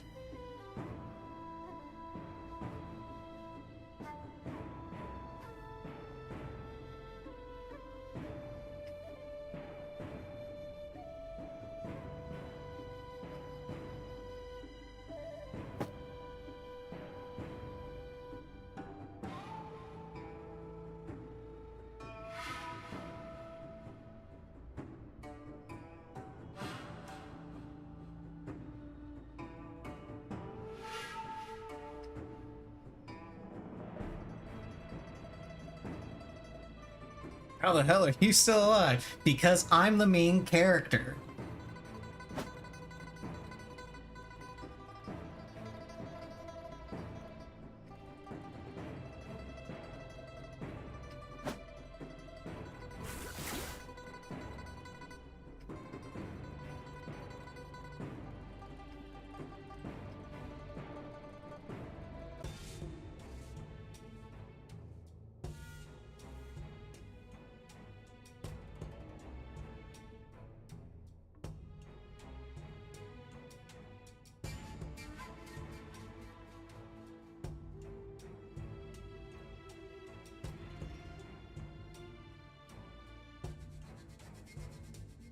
Bum bum bum.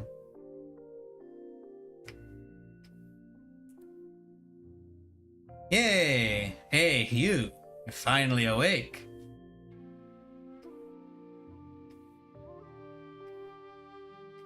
Yeah, everyone's gone.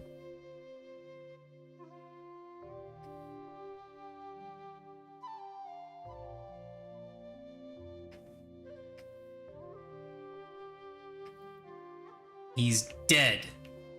He's dead and there's a little grave.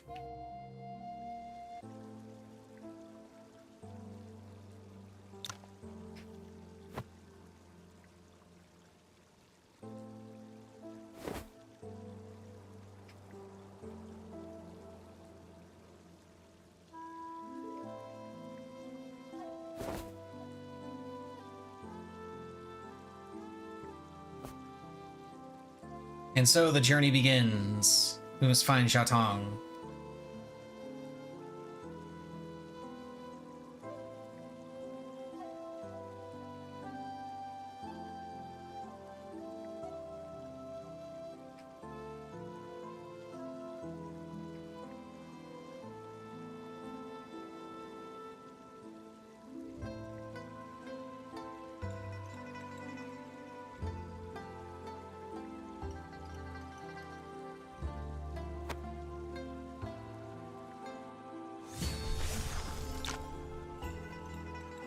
Okay, and then turn in the side quests.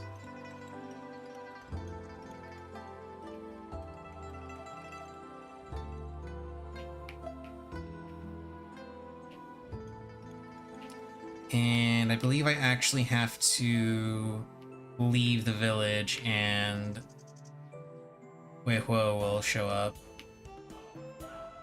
Or does he show up after? He shows up after, okay. Wait. Let's bring him along. And now here we are on the world map.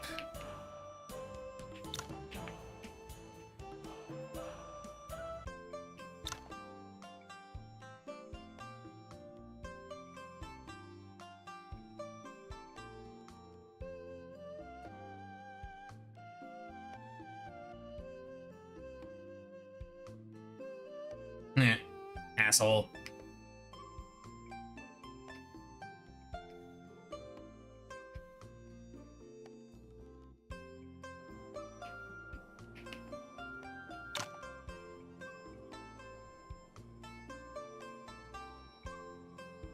This guy teaches a cultivation method, if I remember right.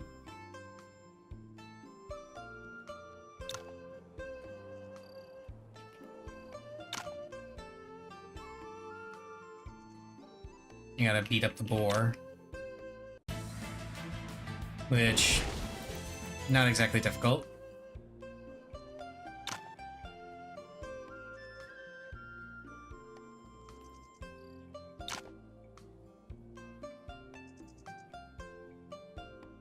All the random side quests.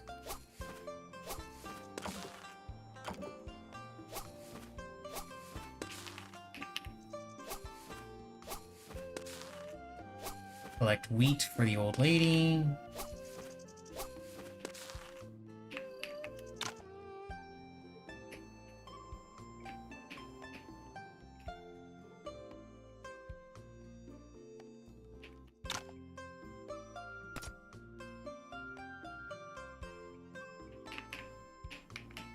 Oh. Pet the cat.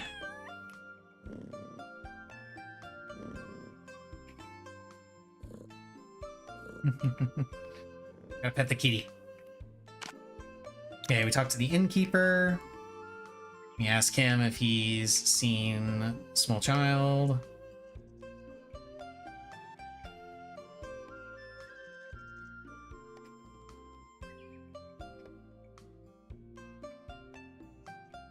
Bandits have kidnapped a small child.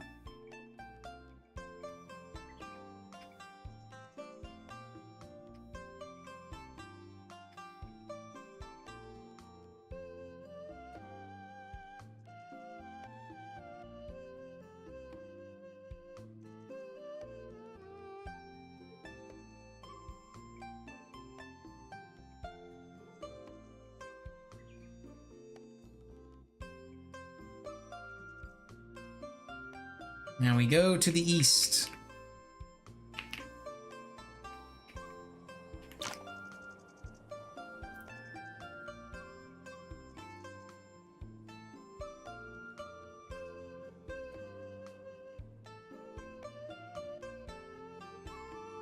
That's actually new, I think. I don't remember seeing him there.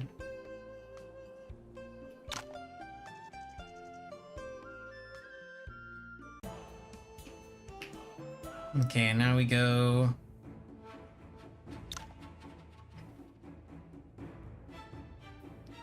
Fight!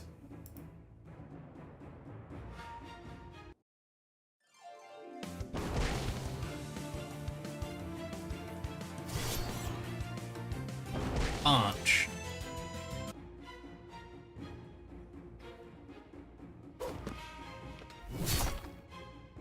Oh, crap.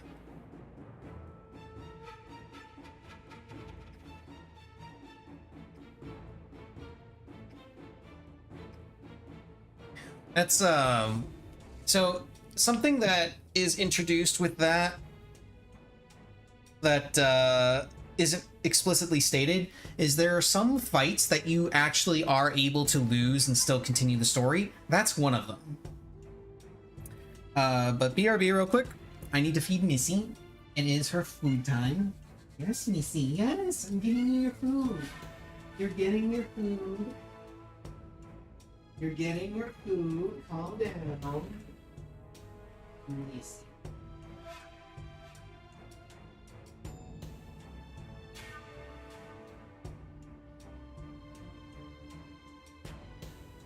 Yes, yes, yes, I know. You want your food, you want your food.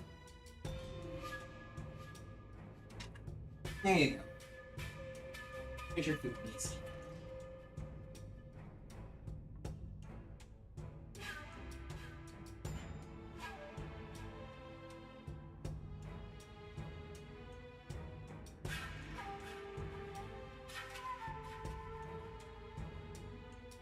Okay.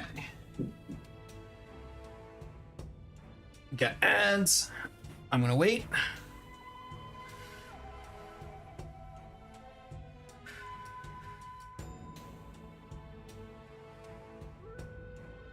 Yeah, there are actually fights in this game that you can lose. You can either win or lose. It doesn't stop you from progressing the story. Winning gets you additional rewards, of course. And I'm wondering if some of the legacies that you can start the game with are included in the things that you can pick up from winning some of those unwinnable battles. I'm also wondering who knows the Xuanhuo cultivation method that they added to the game.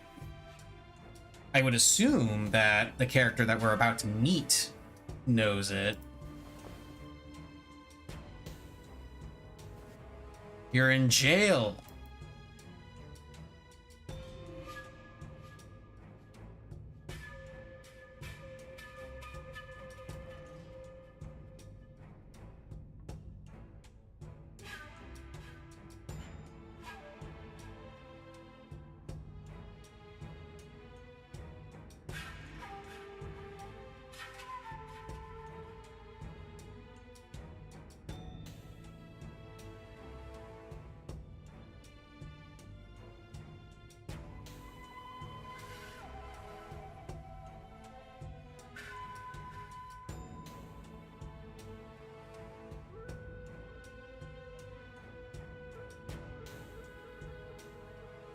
Yeah, the method is incomplete.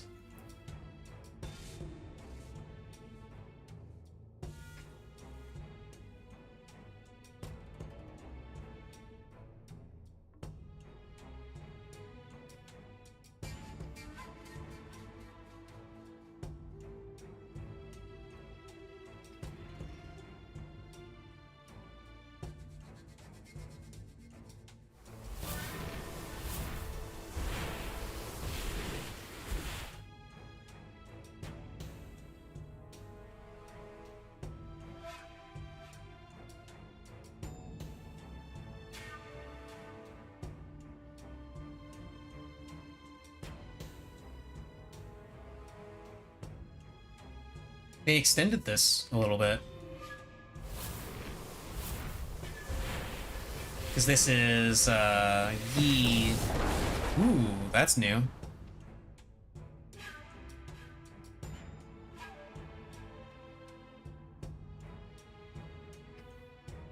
At least I think it is. Some of the animation is. Some of the animation effects were, I think. And now I get to kick their asses.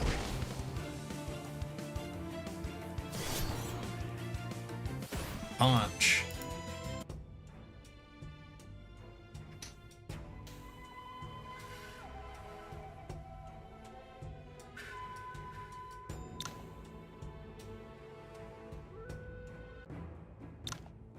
Oh no, all the other bandits have been taken out.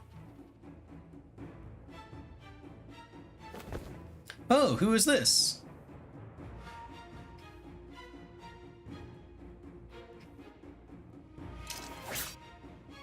And this is another battle that you can lose. But of course, I'm gonna win because I'm ridiculously overpowered.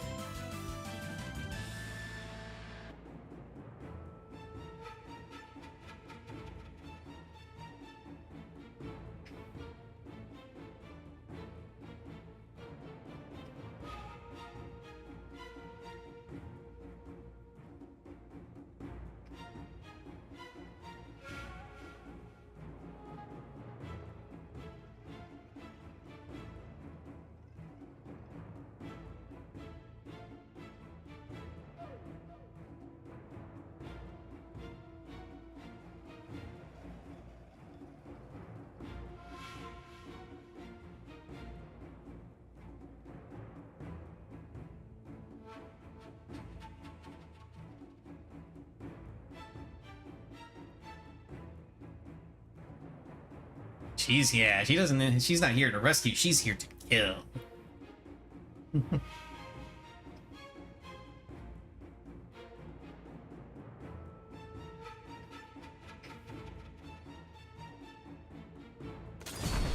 Okay, girl in red joins the party. Now I'm curious, does she actually know? Saber's tail, Sahel. She knows this one. She doesn't know any of the others, it looks like. And she certainly doesn't know the new one that they added.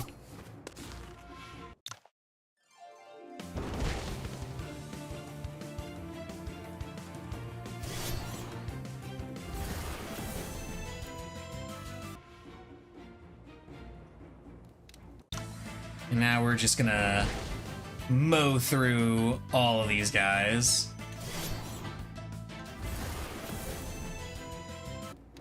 Because they can't stop us.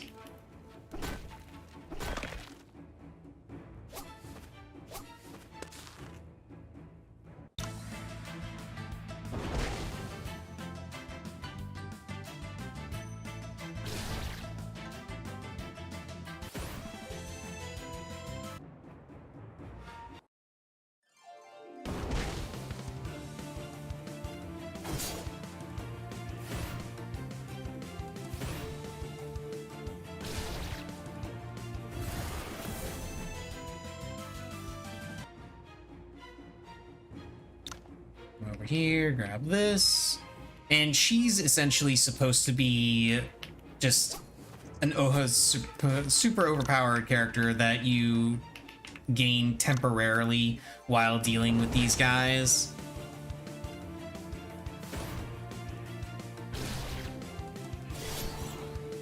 That's why she's just running around one-shotting people the same way I am.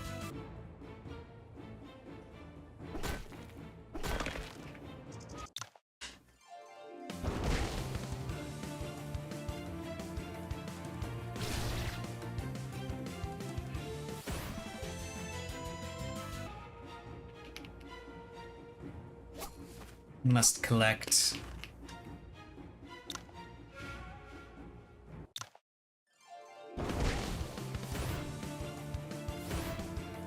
Damn, just got 3 turns in a row.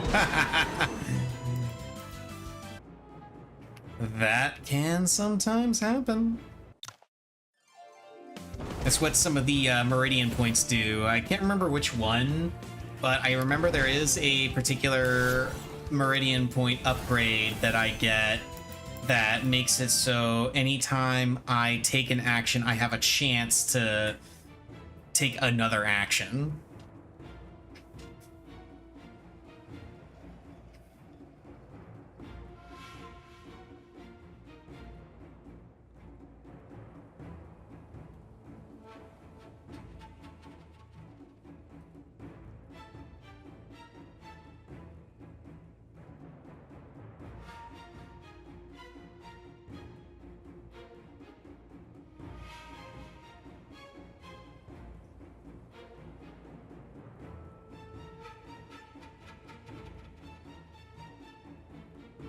Yeah.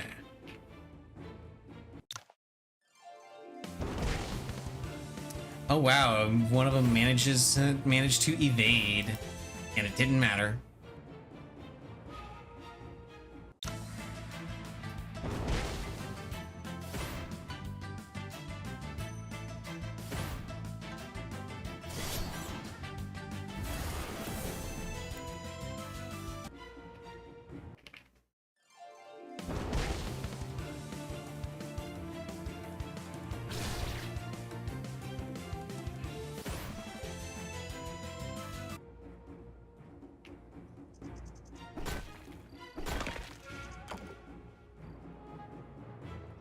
Okay.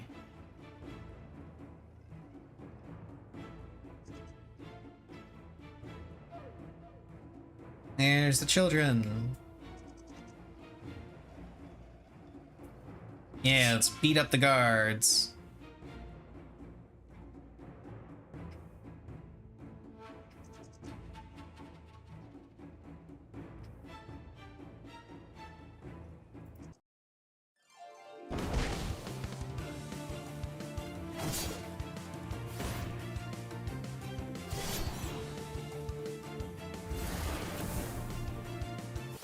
Someday, Weihuo might get a chance to have a turn. Someday.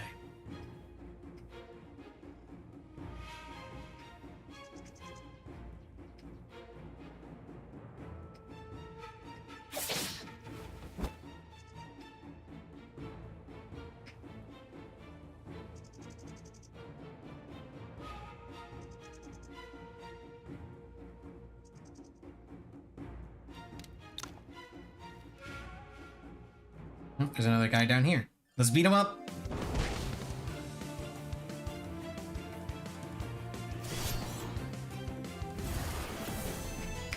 Yeah.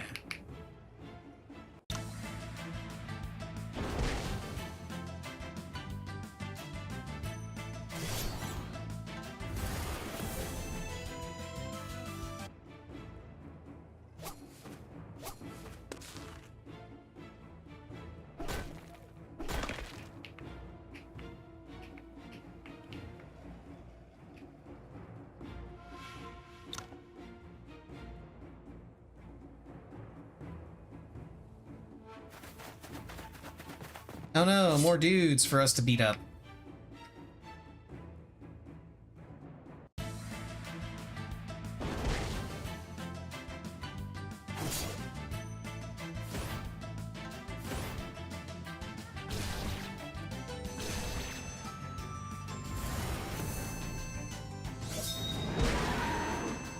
Yeah. Hey, Weiho got to move. Literally took like 3 steps forward.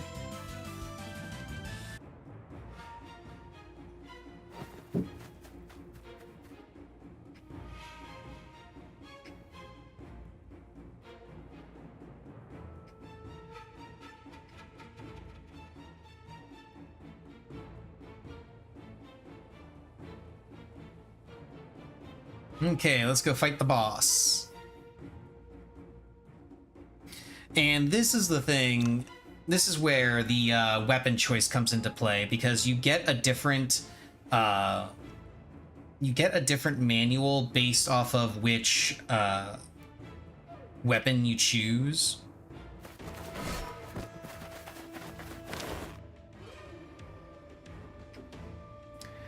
Mountain leopard.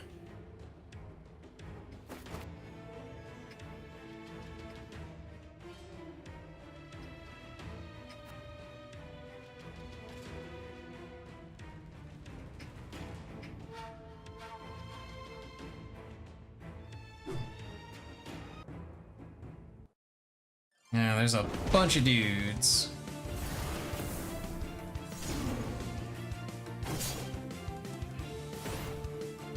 It's fine though. We'll be kicking all their asses.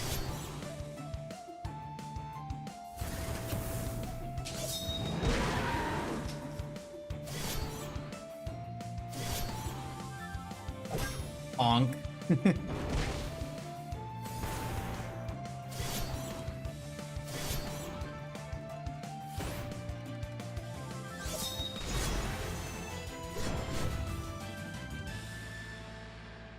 A lightweight technique, various weapons, 7-hole flute.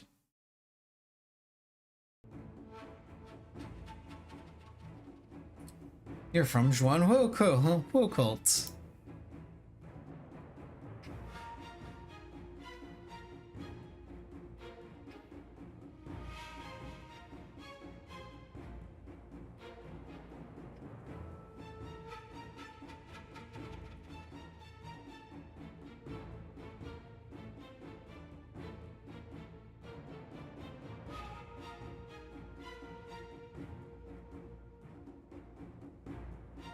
Jumped into a river and drowned the moment we weren't looking.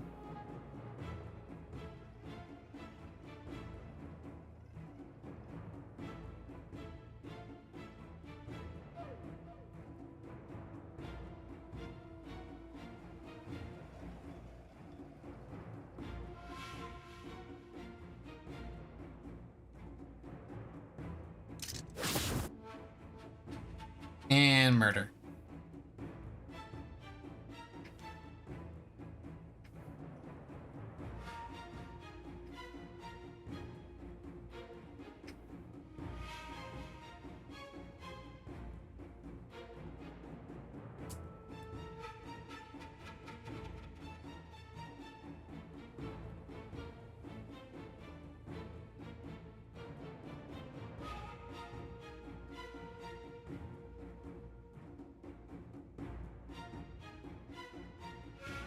Yay, extra affinity.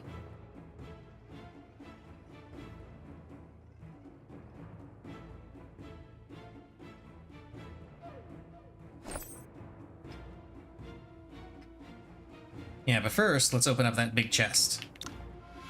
Yeah, this is the thing that I couldn't get before, because you get a different manual based off of the weapon that you choose. The weapon is always going to be whatever weapon you choose from Yunfang, and the manual is always going to be a manual for that particular weapon.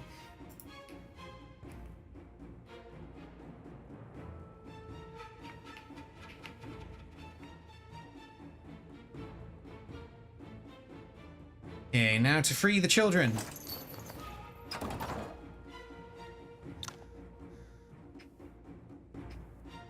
Get away, baddie!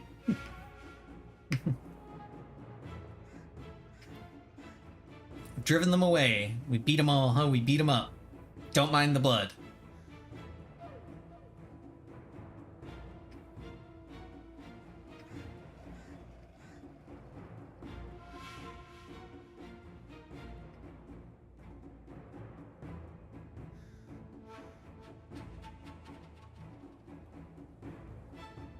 And Zhao Tong is the high priestess of Wujian sect. It's only natural for them to be cautious.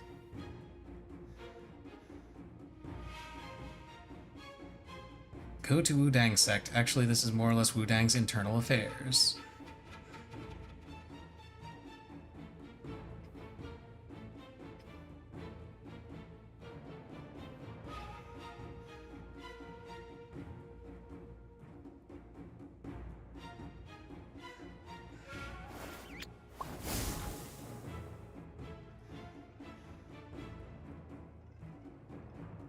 And I get Zhuanhuo Saber Play.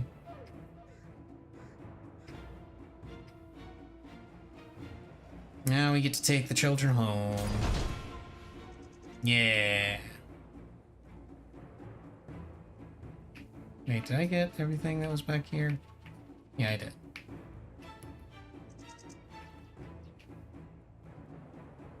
We all get to hop on the the big red panda, and ride on out. Yeah.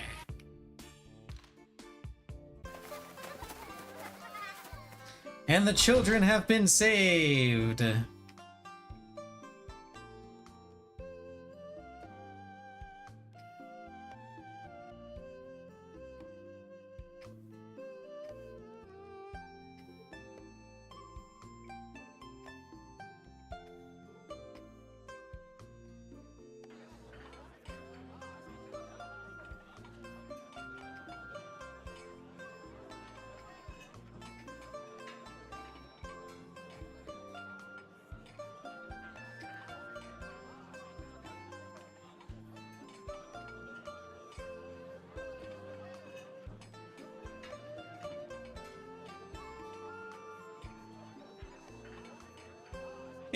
My source is that came to me in a dream.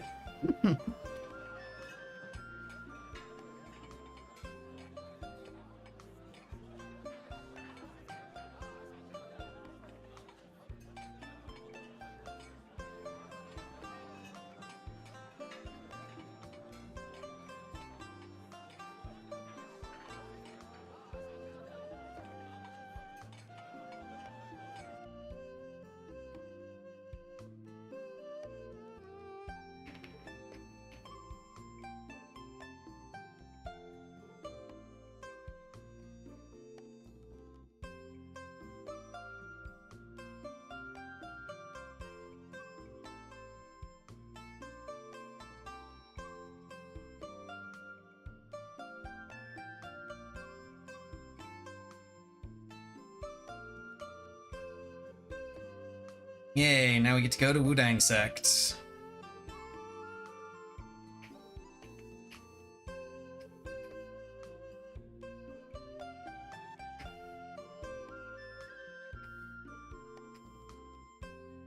Head west past Pingkang, and then head southwest for a couple days, you'll get there. Oh, this is new. This is where you first get mounts. This is where they introduced mounts.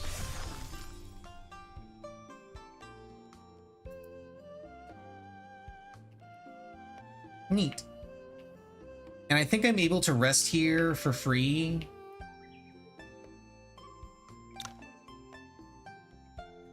At this point.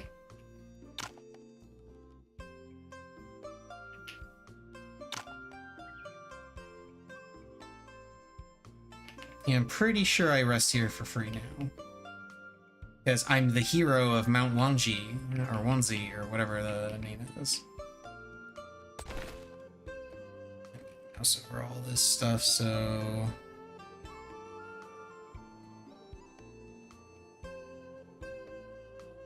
Okay, let's see. Yeah, 5 Immortal Mental Sutra. Allegedly. Okay, let's sort all this stuff. Ah, this is actually really useful. This is new. So previously all the weapons would light up no matter what you did or what weapon you were supposed to have on a particular character. Now only the weapons they can equip light up. That is super helpful.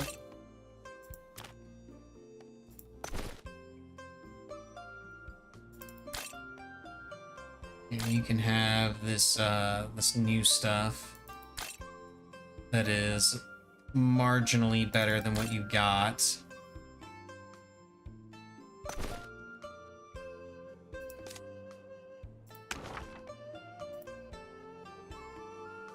And I need to upgrade this.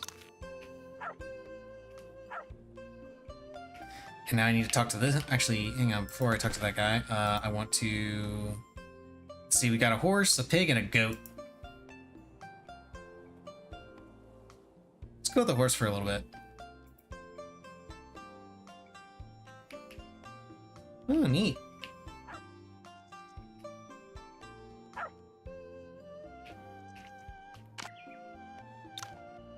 Baijin.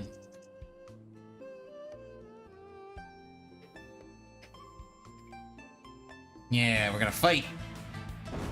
I'm gonna one-shot him. But don't worry, he'll get much stronger later, because we're gonna invite him.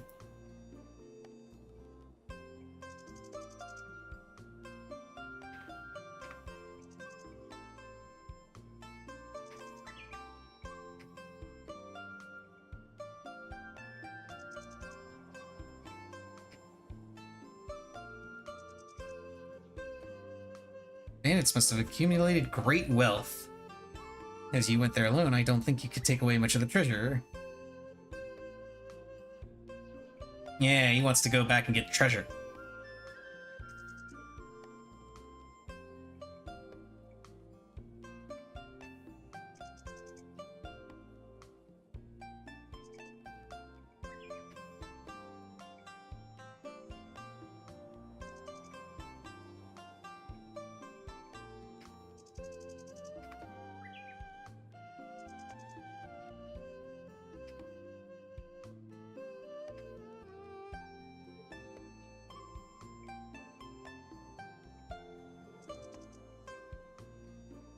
Let's do it.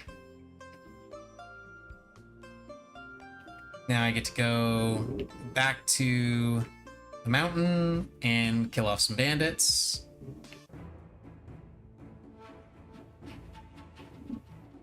Which is easy enough to do. They're not exactly difficult to fight.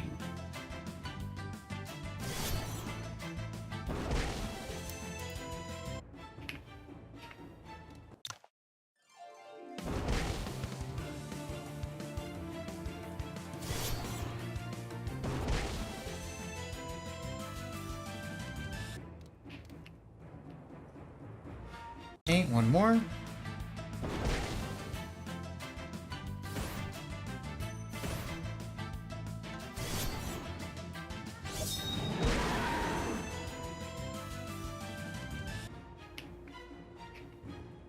Okay, now I can go back.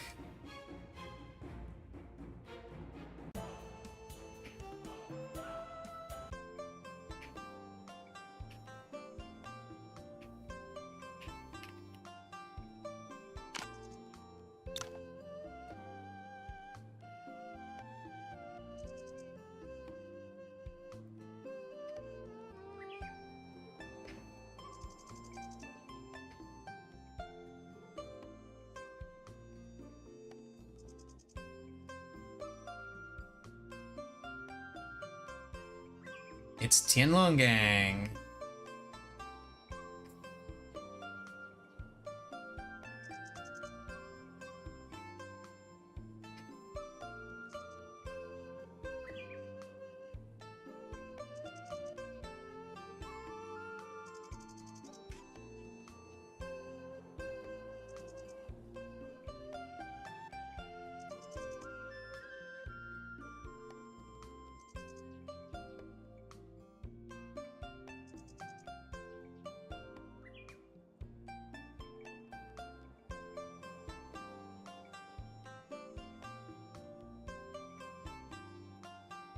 Yeah, now the plan is to go and take on the Tianlong Gang members to take some of the treasure.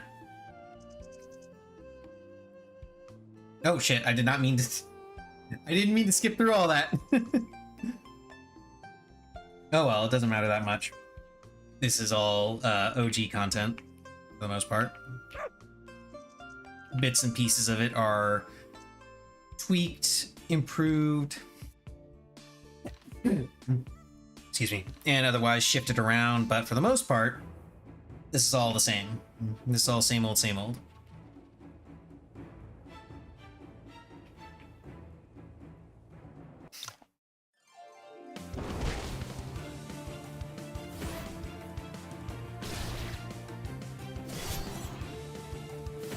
Oh no, he hit Wei Huo.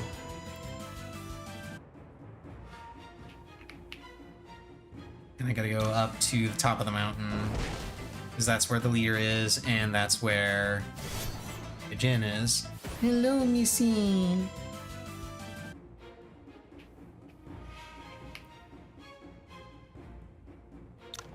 She had herself a short nap curled up under my blanket.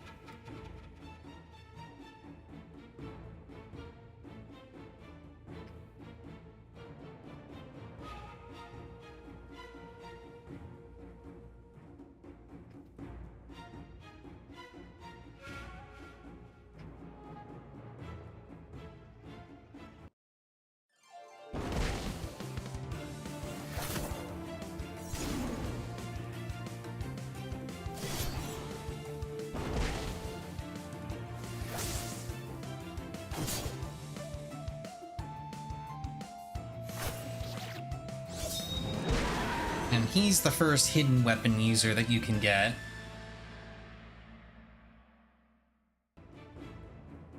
So he's pretty cool.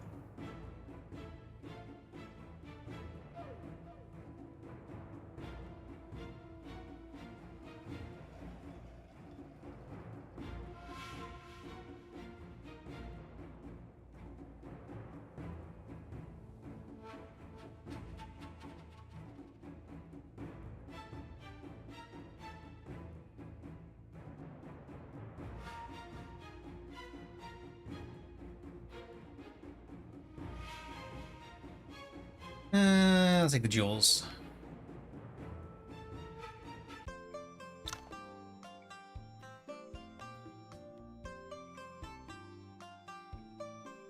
Nope, ads.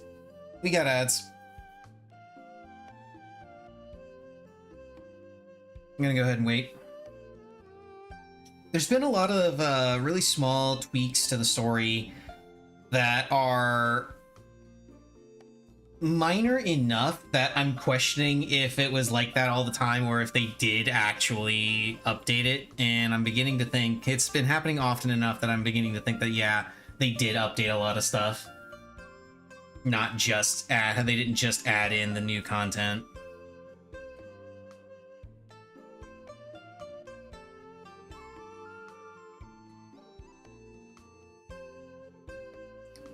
I'm wondering when the new content is actually going to actually start on this, because I know that the Southern Chronicles stuff happens in the middle of the story after the sword, or the what is it? The sword master, the mastery ceremony, or whatever it is, the tournament arc that you got to go through.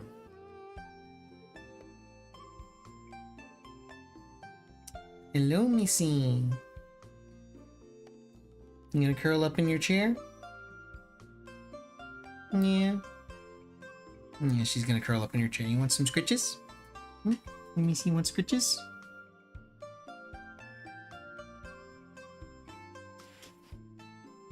Not really. Missy doesn't really want scritches right now. She just kind of wants to relax.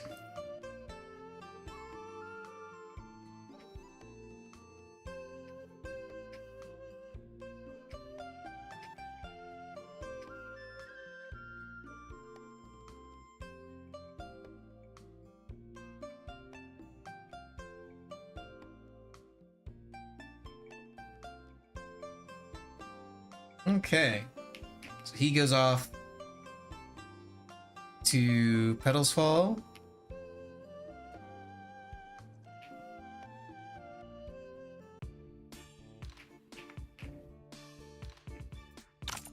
What do you have? Anything interesting? Not really.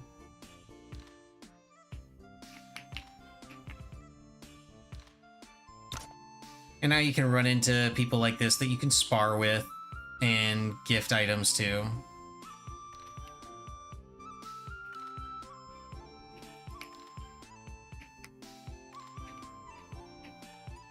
Let's see, what was the button to... No, it wasn't that.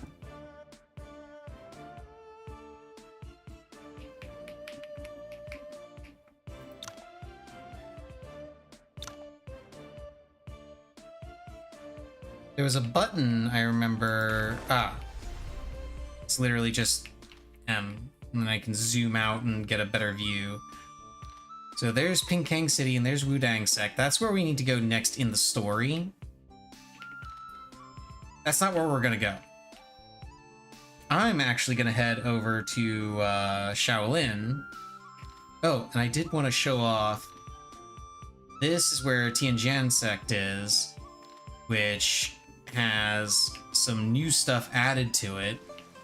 I don't know how much of it I can get right now, if anything.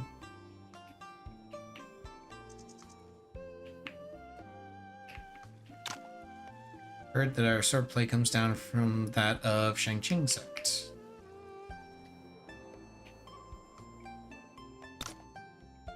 Can't consult with him, and he doesn't give any manuals. What about this guy? Yeah, I also can't consult with him.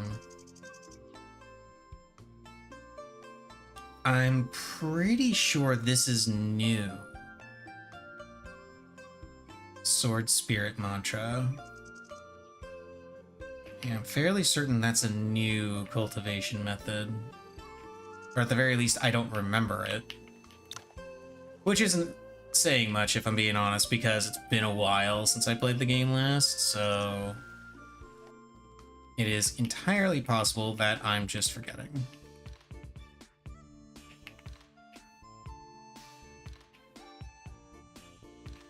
So I want to go to Shaolin, because I want to see what's going on with some of the new stuff that they've added.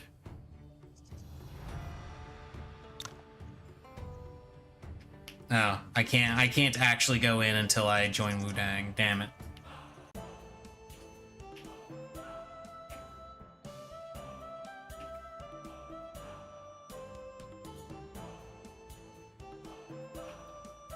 In that case, let's head down to Petals Fall so I can finish Baijin's recruitment. I should be able to finish it. And it should be somewhere down here. Yeah, there it is. Petals Fall.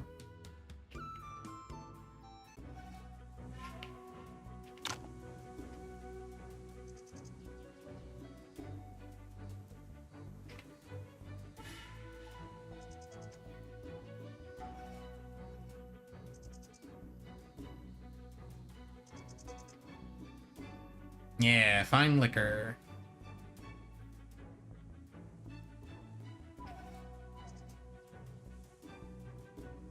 He wants us to get plum liquor for him.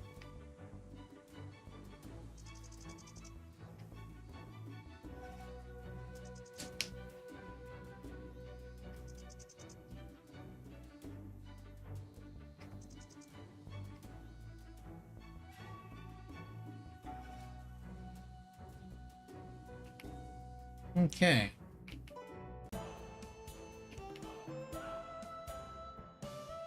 I gotta come down here and collect some liquor. And this is where Beggar Sect is, like he mentioned, and you can learn Beggar Sect moves when you're able to get inside Beggar Sect.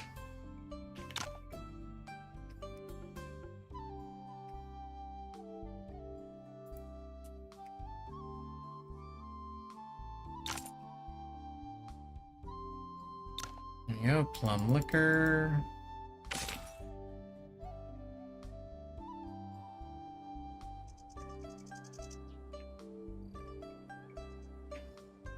Nope, not down here. Whole bunch of people to potentially spar with and talk to. But I've already done more than enough sparring for the moment.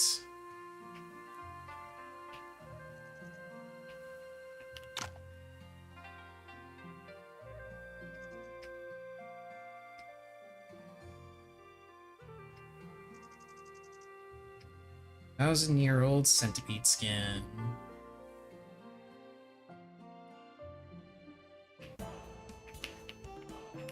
I definitely have done enough sparring for the stream today, so I'm just gonna run around, do some side quests, progress the story a little bit. I gotta be careful because I am not 100% sure where certain cutoffs are.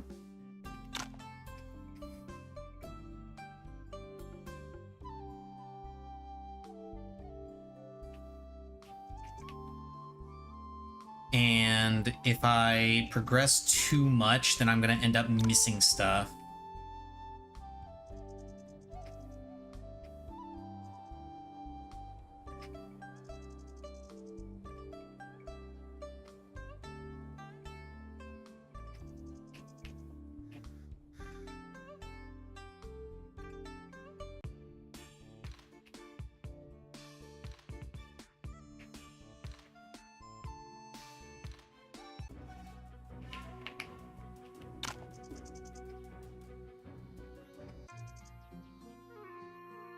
Yeah.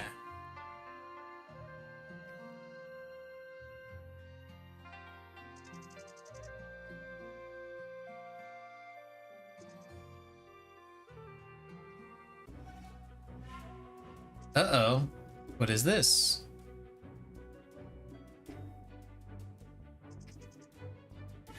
Series of burglaries targeting affluent households of Tancheng City lately. Did you do it?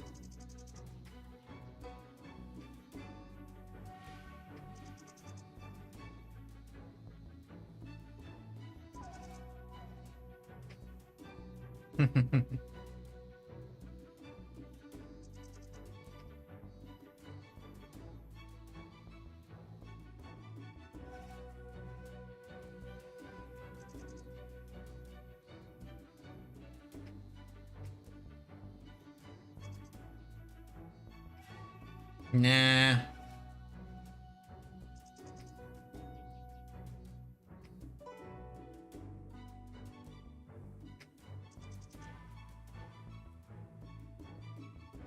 We're gonna trust him.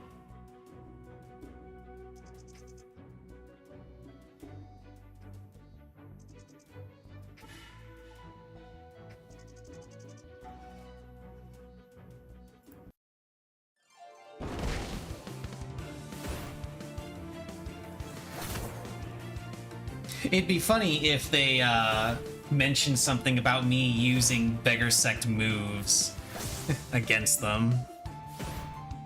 Because all the fist moves that I'm using are from Beggar Sect.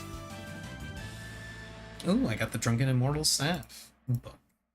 Neat.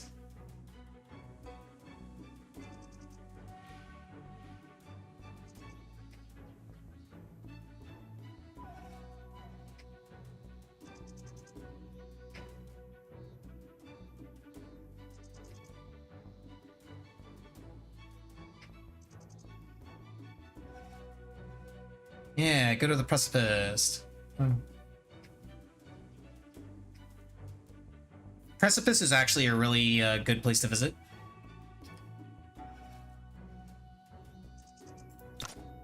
Invite.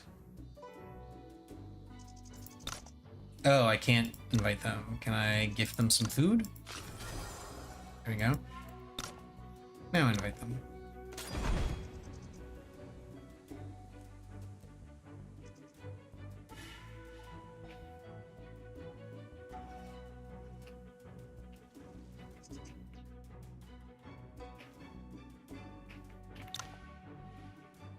There's Beggar Sect Polearm Technique. And there's the Scaled White Serpent that he talked about. We can fight it.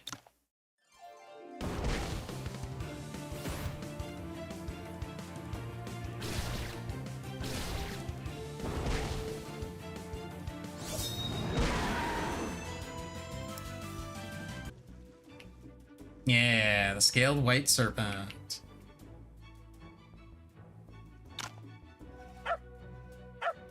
It's a doggo.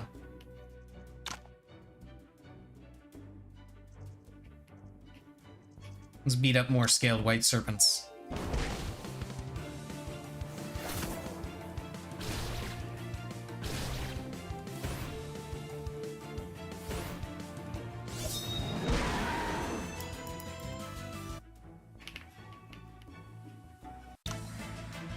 No, the bees! Not the bees!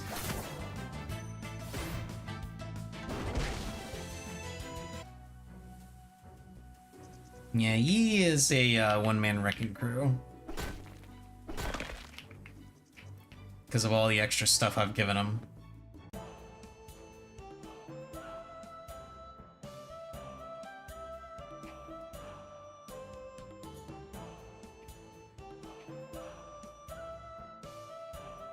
Let's see, I don't think I can start this quest yet, can I? No, I don't start this quest until after... Yeah, I don't get to start this quest until after I join Wudang Sect.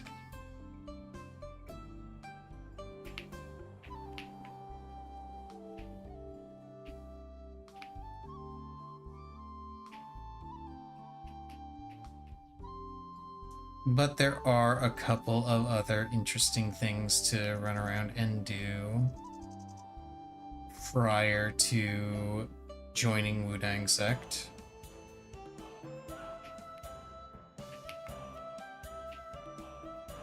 Let's start by going back to Wukong and doing some of the quests here. Oh, I can challenge him? Forgot about that. I actually think I've already done all of the side quests here. Well, I haven't done all of them. I haven't done her side quest, because she wants me to grab a special material.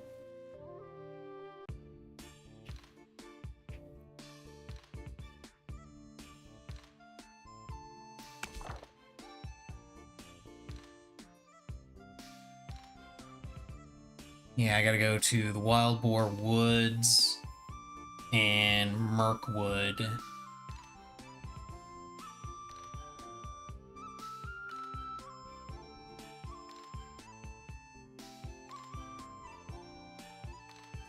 Right, I need to give gifts to Wei Huo so he gets higher affinity. Give the azure flower to the blacksmith. Wait a minute. I don't think I did that, did I?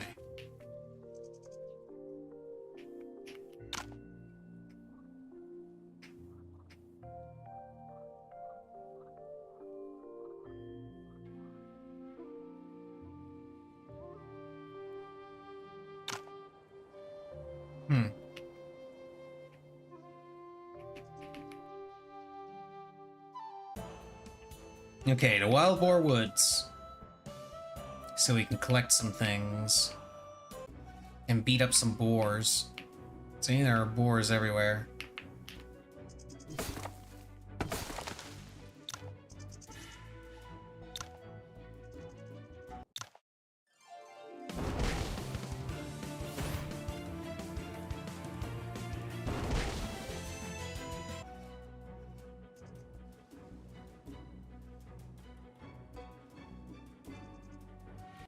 Now for the biggest boar, the king boar.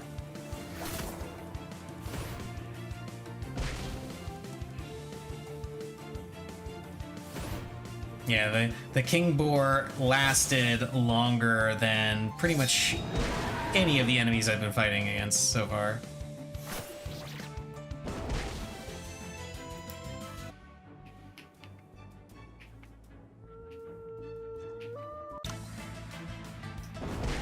Puppy! I'm gonna beat it up.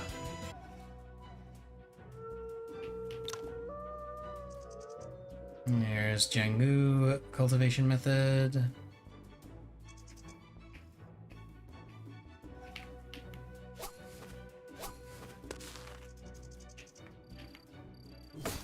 And I need to gather stuff until I get the correct herbs. I need 2 of those, as I recall.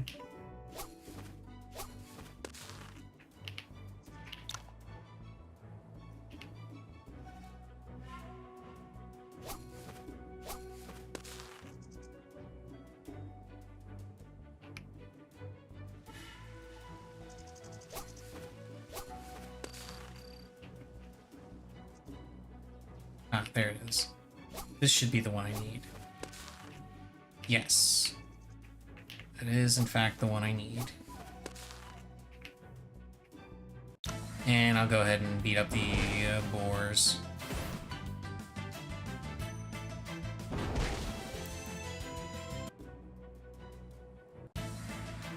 Because I can always use more XP.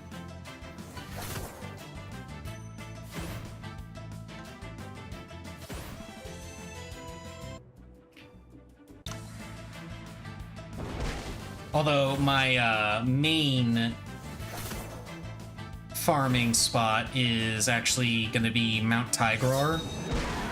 I usually just run back and forth through Mount Tigor to get enough martial points to learn literally everything, and also get a buttload of equipment.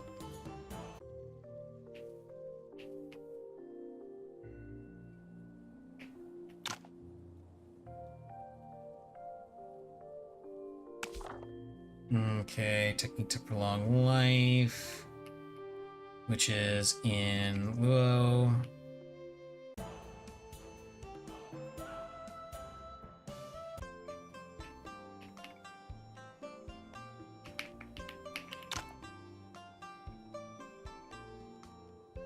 And then he teaches the healthcare method.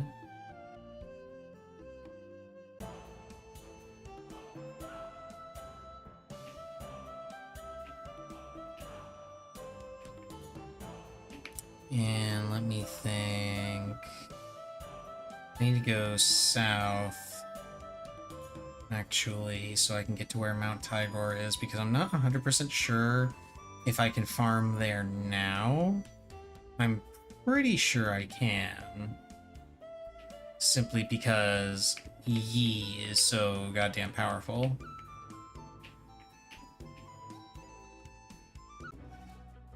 Let's find out. Oh yeah, I absolutely can. The names of enemies on the map will change color based on their difficulty relative to your strength. So because Yi is so strong, normally I wouldn't be able to fight these guys.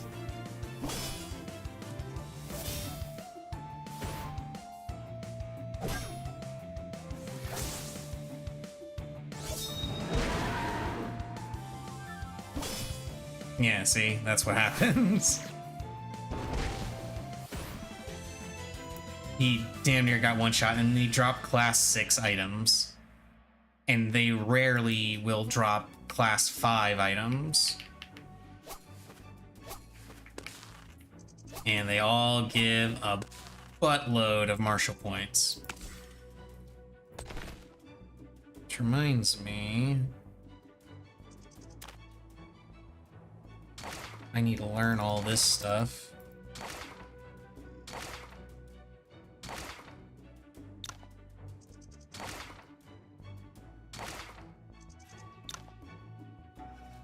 Use all those.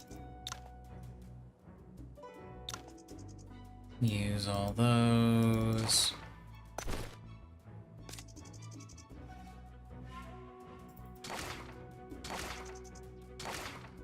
You get to learn all this stuff. You get to learn all this stuff. Oh my god. Just trying to double click it. Come on. And now let's get everybody levels in their cultivation.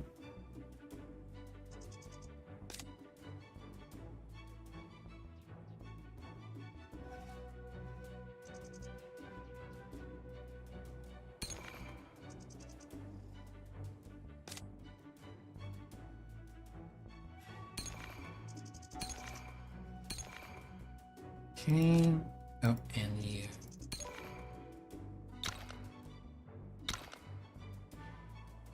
Okay, and now that. Fix that. Fix out the sword stuff.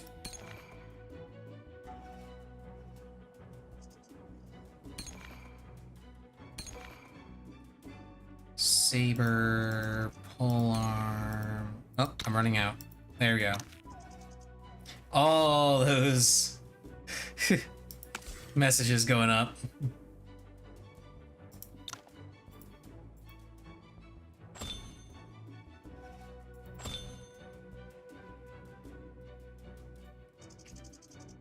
Okay.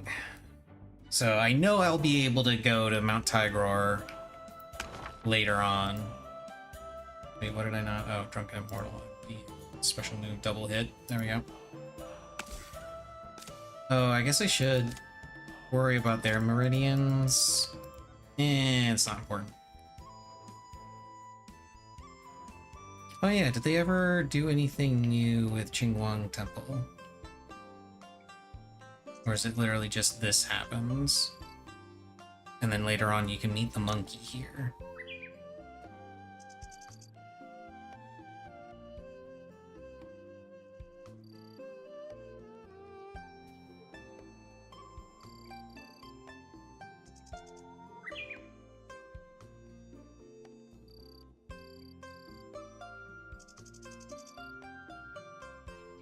Stop the assassin.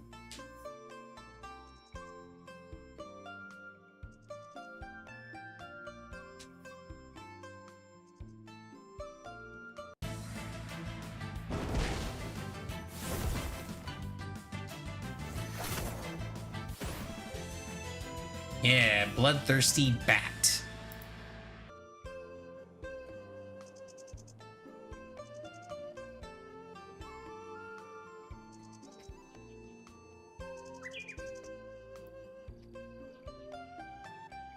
Let's see.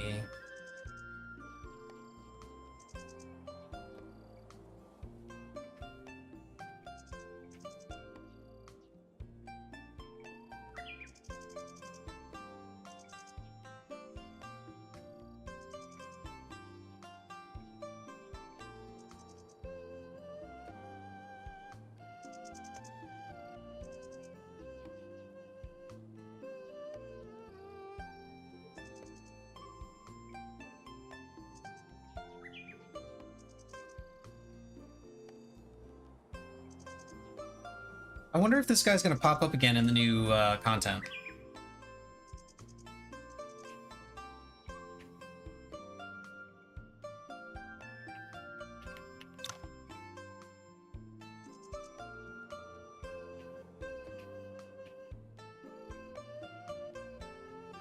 Hopefully he does, because I remember that storyline didn't really go anywhere, even though it seemed like it might. And the other thing that happens at Qingyuan Temple is you run into a monkey that has a sword. Yeah, you got monkeys with swords. Let's actually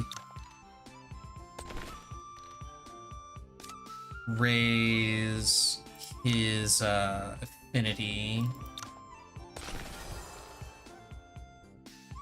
Tongue Village and surrounding village has been plagued by wild boars. Oh right, he's the one that gives you the quest to take out the Boar King.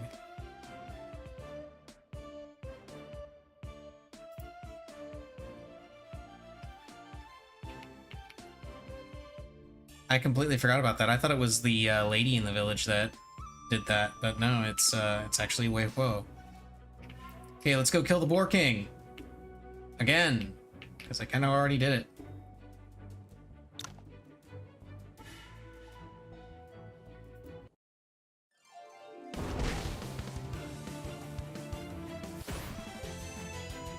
Yeah, no more Boar King.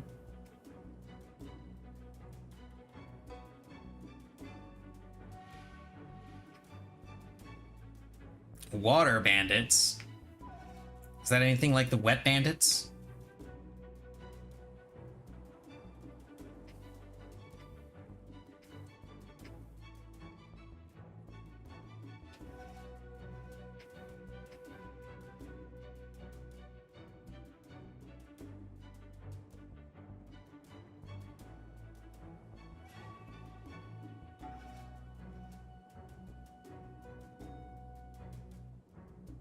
Yeah. Let's take him down. Punch.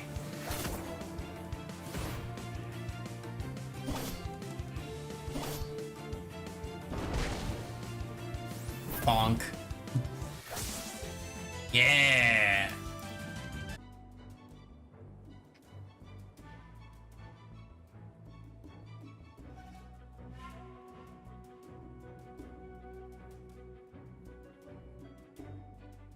Now we get to go to Lotus Lake.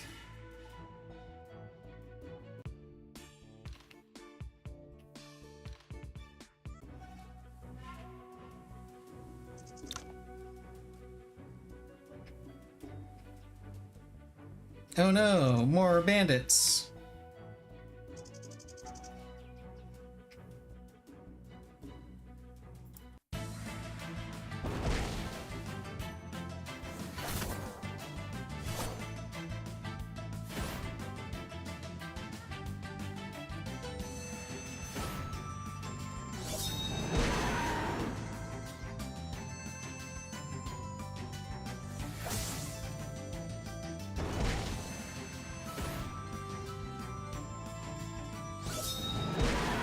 Yeah. Darkwind Saberplay. Yeah, that's. Oh, wait a bit.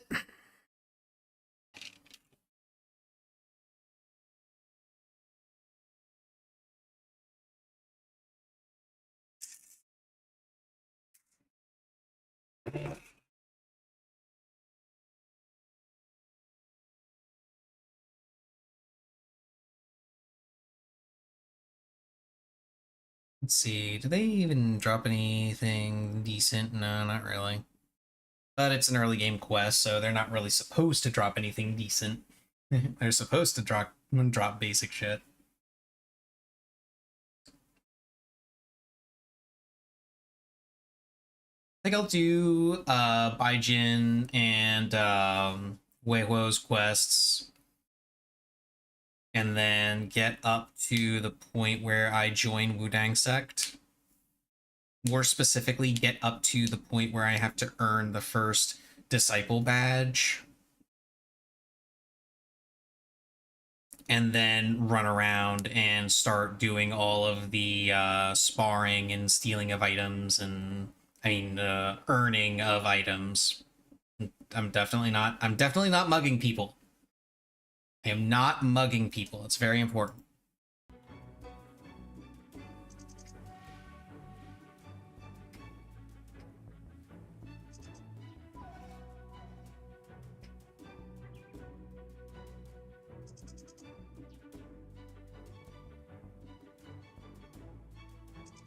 Oh, look who it is.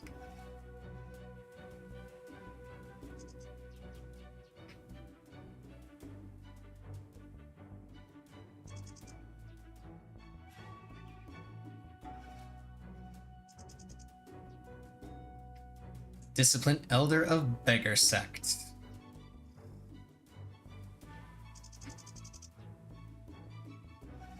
Wow.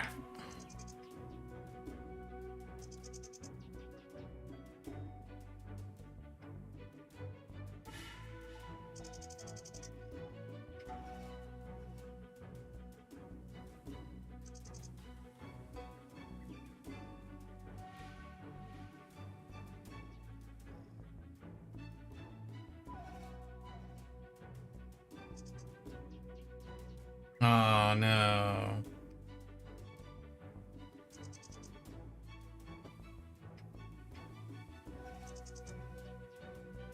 They killed people.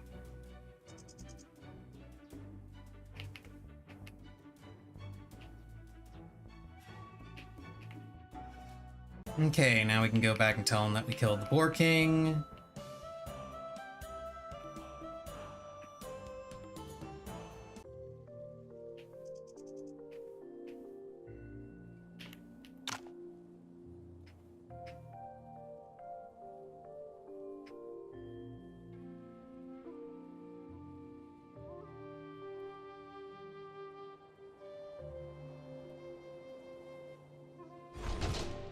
And I get Great Mountain Cultivation Method.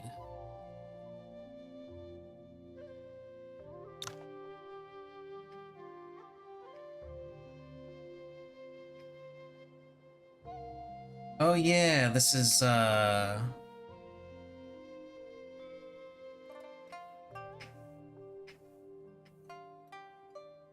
he joins us again because he wants to learn Shaolin martial arts, and we can actually do that. I can't get into Shaolin Temple itself right now, but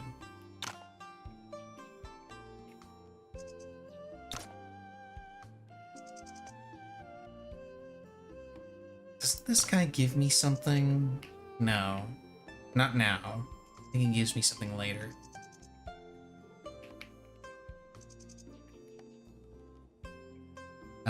Up here is where I gotta go. I think this is it, yeah.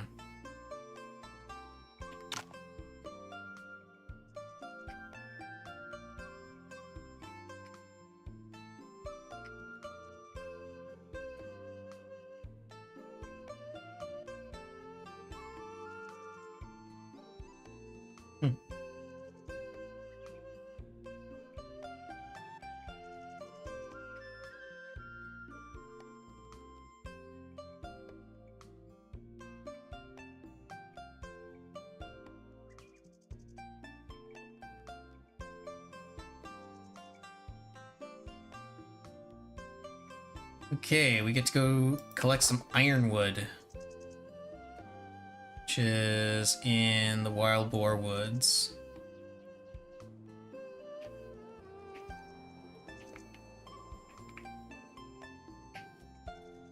We later find out that the guy that's teaching Shaolin martial arts is a bit of a fraud.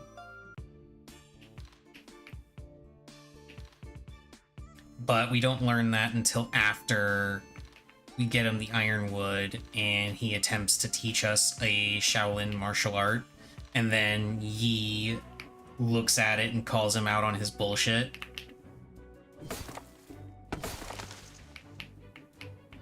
Ironwood. There's boars.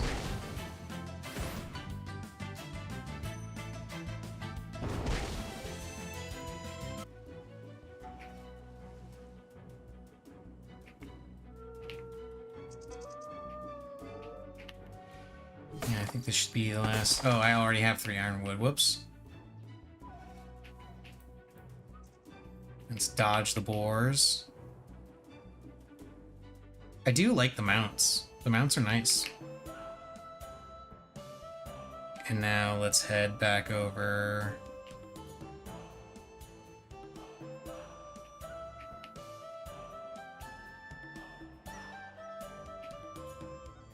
Gotta go up here. That's Shaolin Temple, and there's Yanfu Town. I probably just took the long way around, but it's whatever.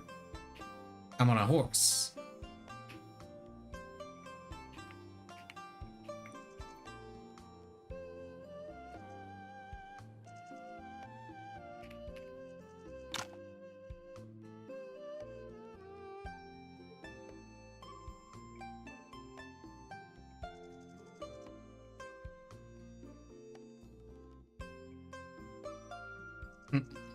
Yeah, he turns out to be a bit of an ass.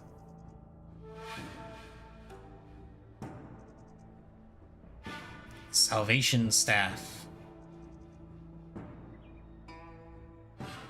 And then Yi is looking at it and is like, wait a second.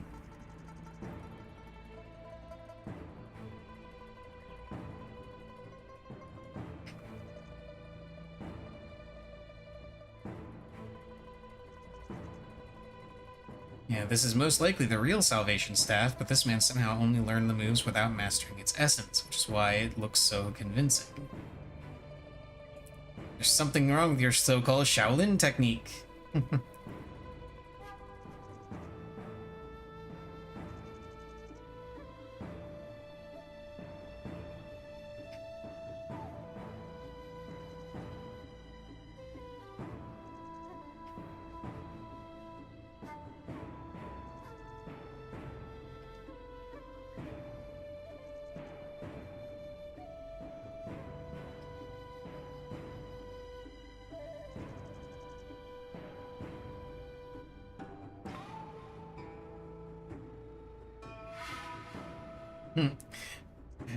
Staff technique is indeed a superior martial art, but you obviously don't understand its essence. Did you sneak in and learn it without permission?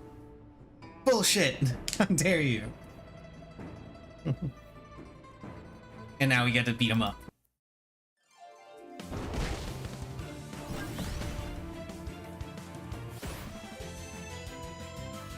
And we get Coiling Dragon, martial arts.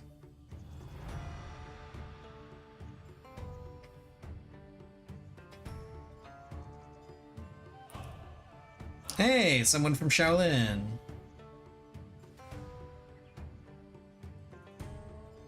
Hall Master of the Bodhidharma Hall.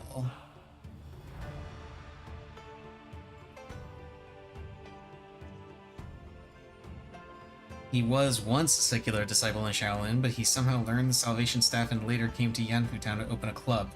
Never thought he'd swagger around and dupe people using the good name of Shaolin.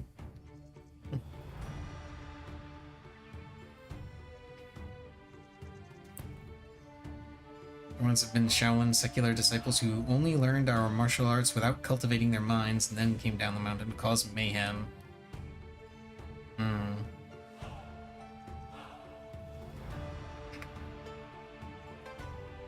This man was not qualified to learn Shaolin martial arts in the first place and was soon asked to leave.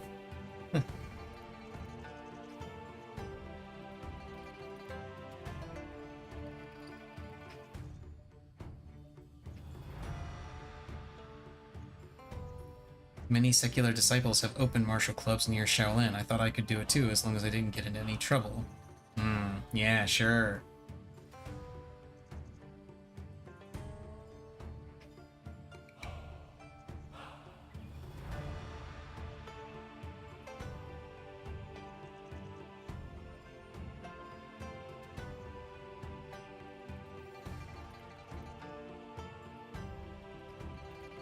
Yeah, the next decade.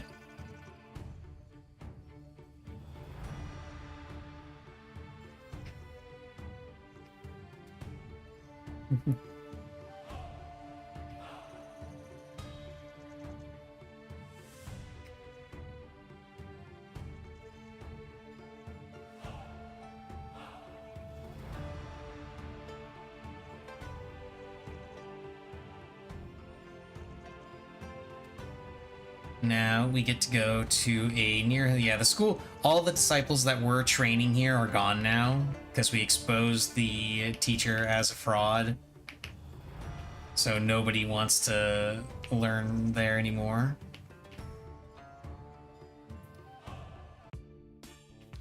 Now we get to go to Sandalwood Forest, which I believe is right down here.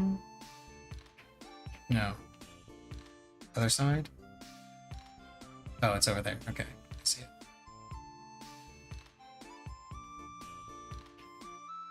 We come in here.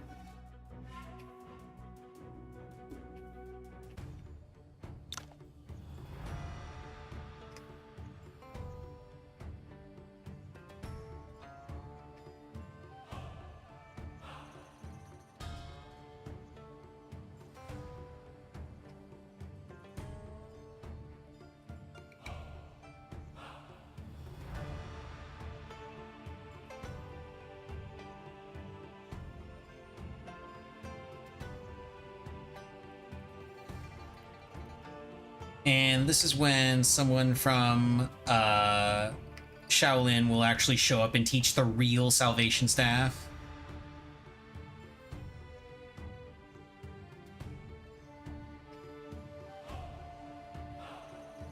least I'm pretty sure they do.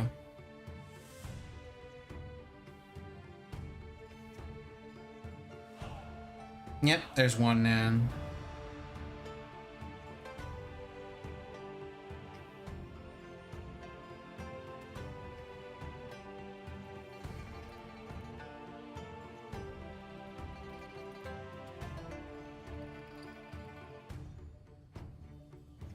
Yeah, he teaches Wei Wo Salvation Staff.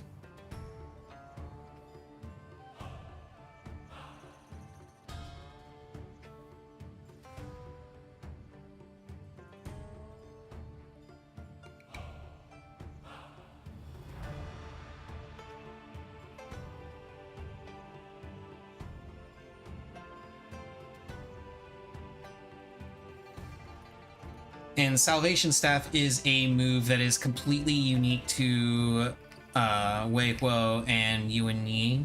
I'm fairly certain you can't teach it to anyone else. And it's a really solid technique too. It does a lot of damage. Well, it doesn't do a lot of damage. It does a fair bit of damage. Oh, there we go. It does a fair bit of damage. But more significantly, it also heals everyone or allies around you. So it's a very useful support ability. Which is kind of par for the course for polearm techniques in general. The vast majority of polearm techniques don't do a ton of damage, but they do have a lot of defensive and support effects attached to them. Okay, I'm gonna actually save here real quick, because I haven't saved yet, and I'm gonna need to be saved, have a save ready to go just in case.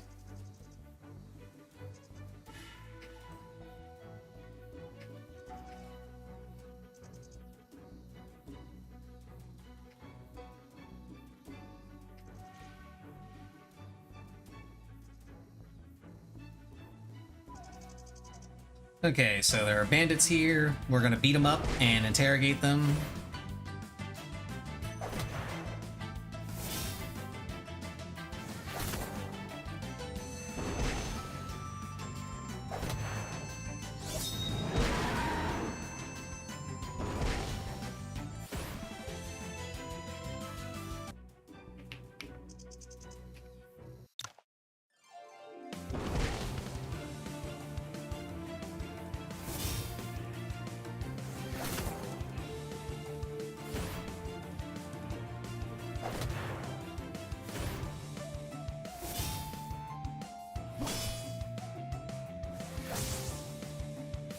Honk.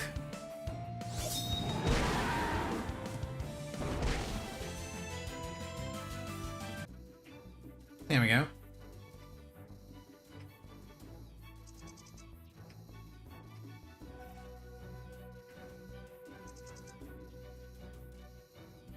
Yeah, priceless treasure buried in the precipice. Although this place is remote, it's not remote. It's not too far from Fancheng City. And there is actually treasure here.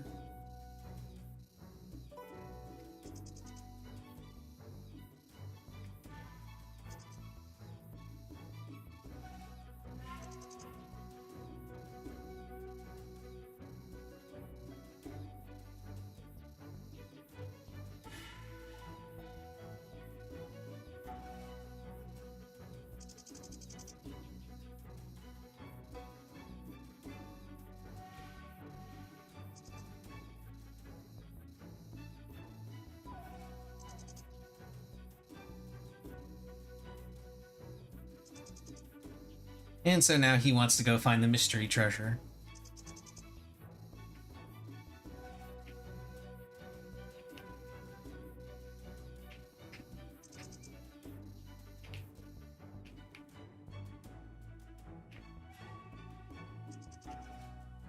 Oh no, there's a rabid bear! And more bandits!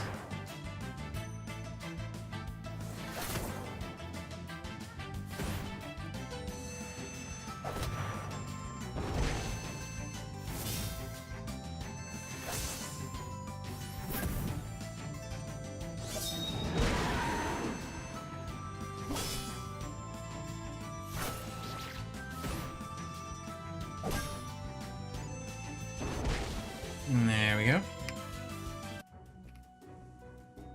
Now let's keep going. Try and dodge as many of these guys as possible. Not because I can't beat them, obviously I can, but because I want to get up there quickly so I can talk about what the treasure is, because I know what the treasure is.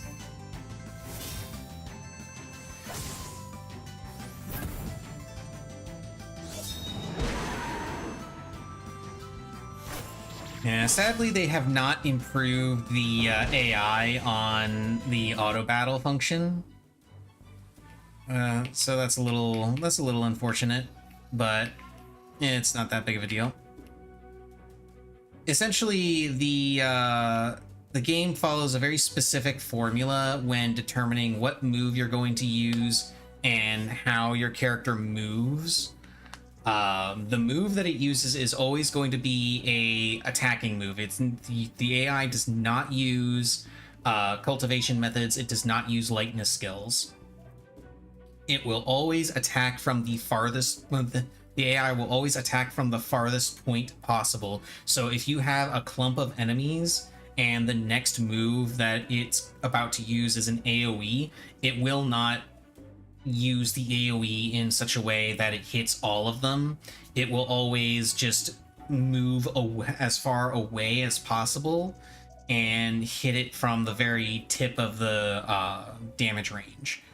So the AI is a little bit inefficient in that way, but it is what it is. And here we are at the top of Precipice.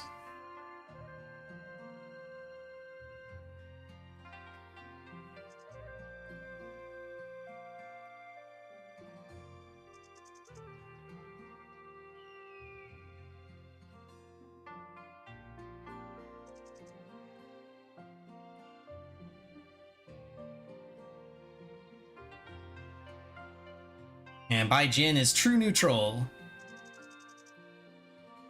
He acts however he wishes. No rhyme or reason.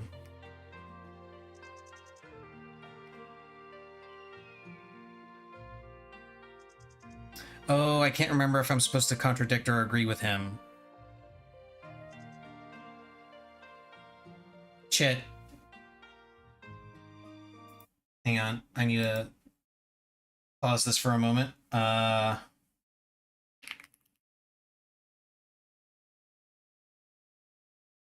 Just a moment. I think it's this one. Yeah, this one. Okay, that's those guys. It's them. Here we go, Bai Jin. Here we go. Here we go, here we go.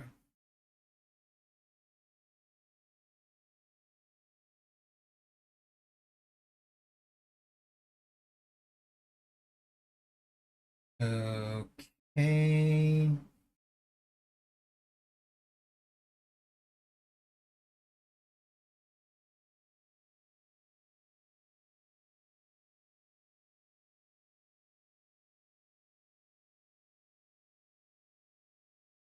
Okay, this one, this choice apparently doesn't matter. Yeah, I'll agree with him. Gonna be a bro.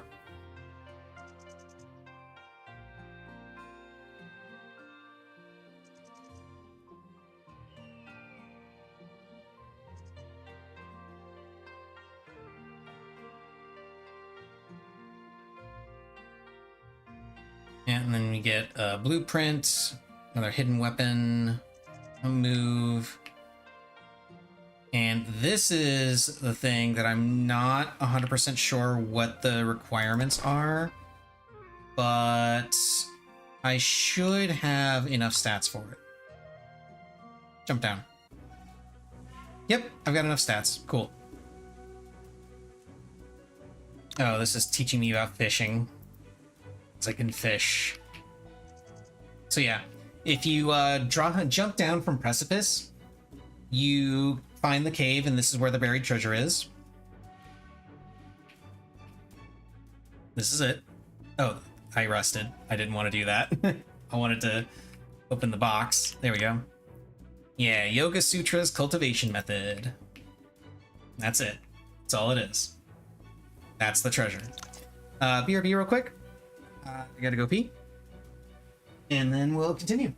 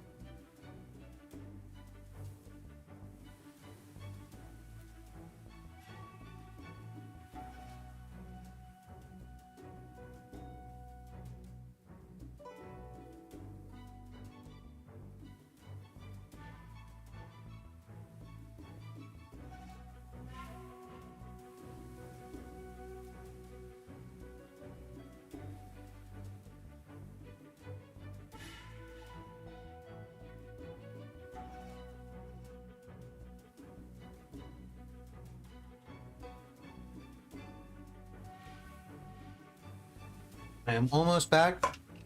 Need to refill my water while I'm up.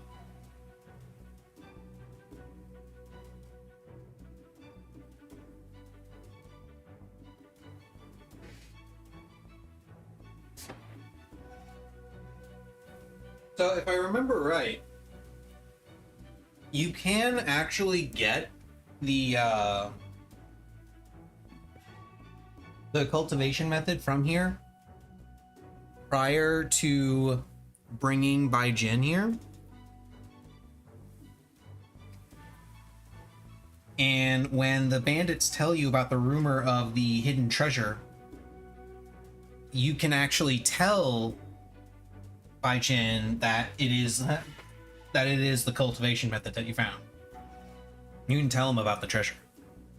And when you get to the precipice, he looks over and sees how high the cliff is, and he calls you a maniac for jumping off the cliff like that.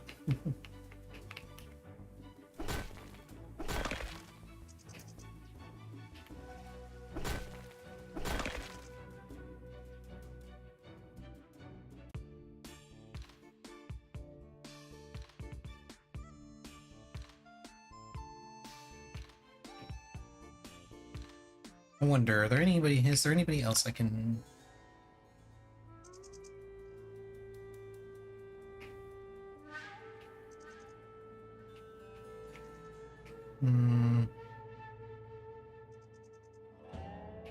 The shadowy sword?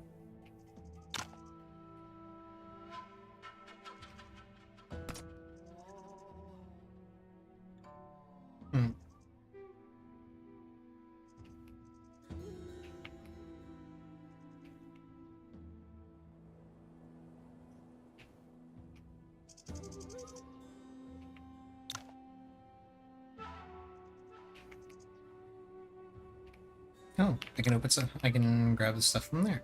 Neat.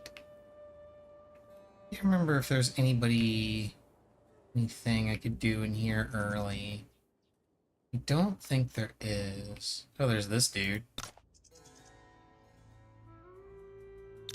Oh, I can consult with him? Oh yeah, he teaches some cool Shaolin moves. If you're, interested in the Shaolin moves.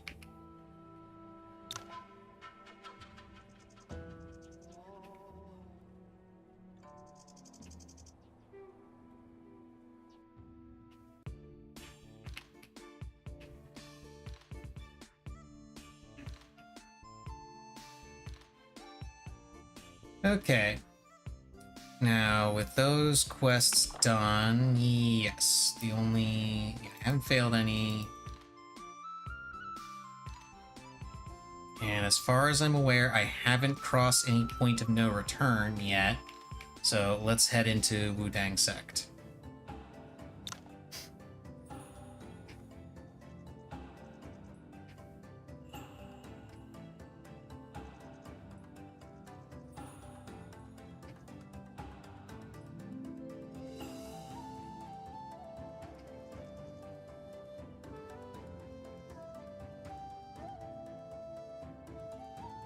I'm just a friend of Master Ching Chu. That's it.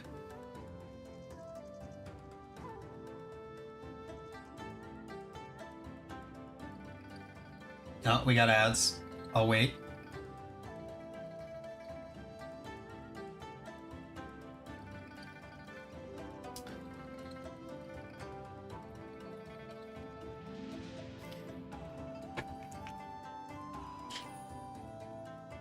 And if you couldn't tell from the dialogue and just the guy's face, he's a jackass.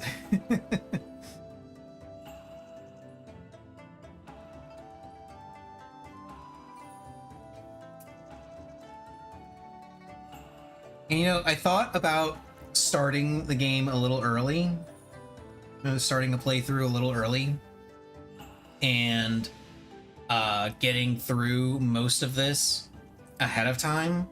The reason I didn't is because I wasn't sure exactly where the new content from Echoes of Ash and Dust would start up. I only suspected that it would kick in after Southern Chronicles finishes off. So all the stuff in Nanjiang. But I didn't want to take the risk that I would that I would have any kind of like side quests or missable things that I could have shown on stream that were part of the DLC that I wouldn't be able to show again. Plus, I also wanted to go over all of the things in New Game that were added to the New Game menu.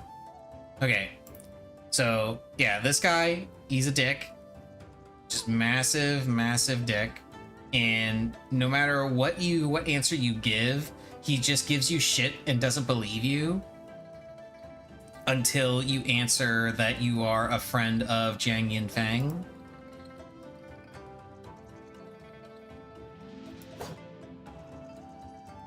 And then tries to start a fight. And then Moen comes in. Sup, Moen? Moen's cool.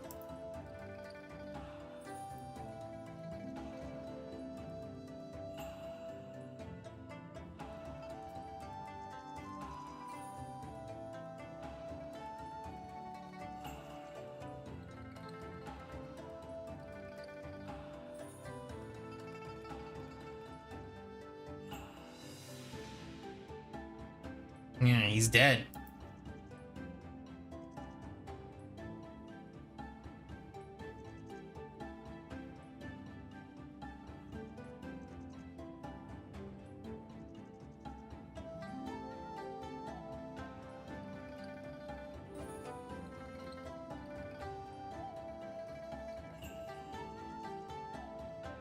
Yeah, see, he knows I'm a hero. Those other assholes didn't know.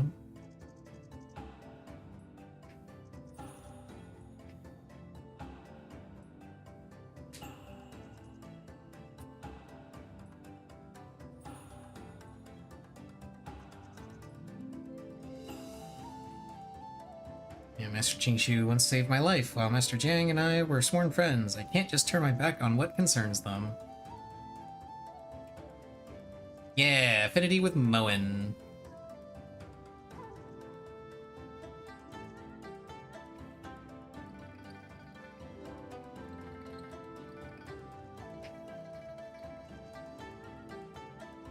Subject of Master Jiang is rather taboo in Wudang. Please do not mention it to others.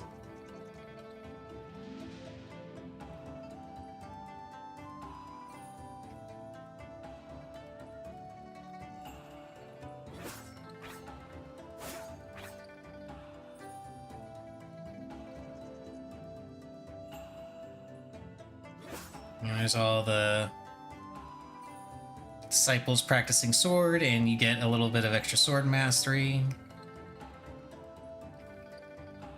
And of course, this asshole shows up again.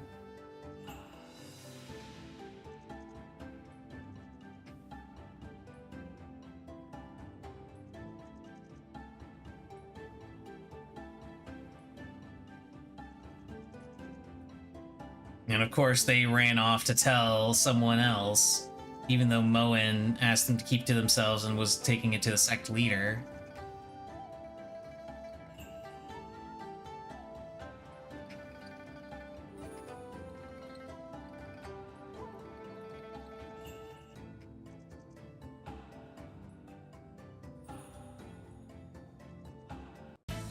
And then, of course, he wants to fight. And then I one-shot him.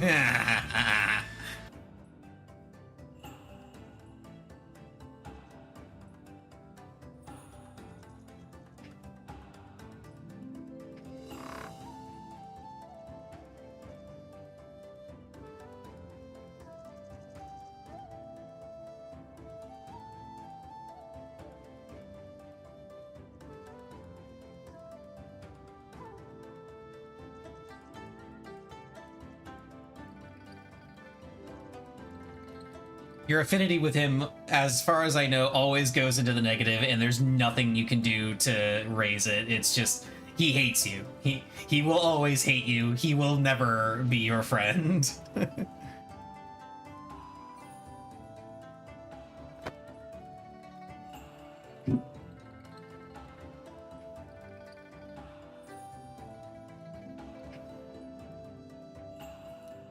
Yeah, he's dead. And Xiao Tong has been kidnapped.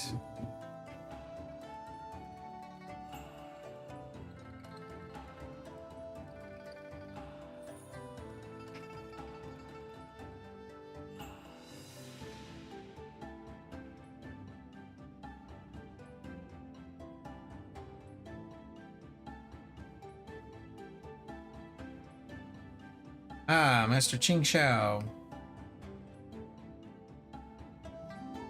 Who's also kind of a dick.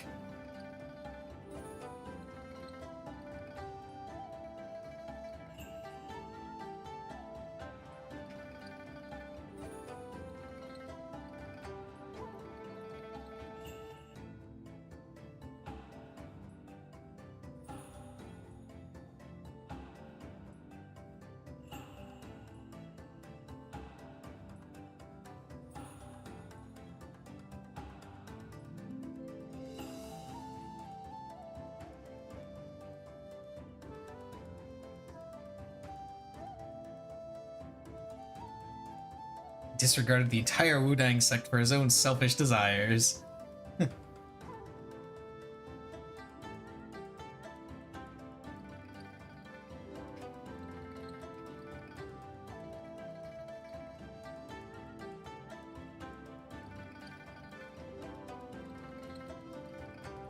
Mommy and Daddy are fighting again.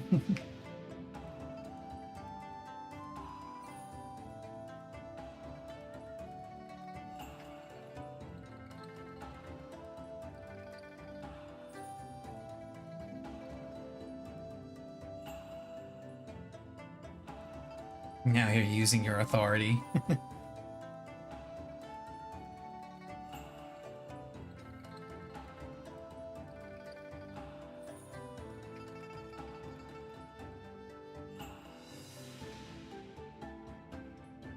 You don't want to know about this.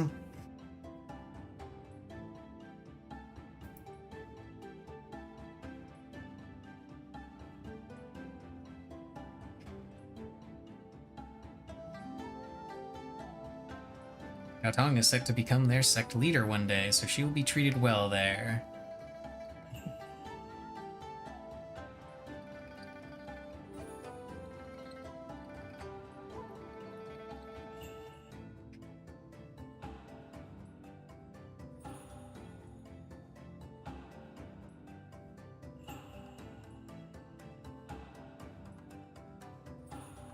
Yeah, basically I can't do any of the things that I want. He's telling me that I can't do any of the things that I want to do for various reasons, and then he offers me a place in Wudang Sect.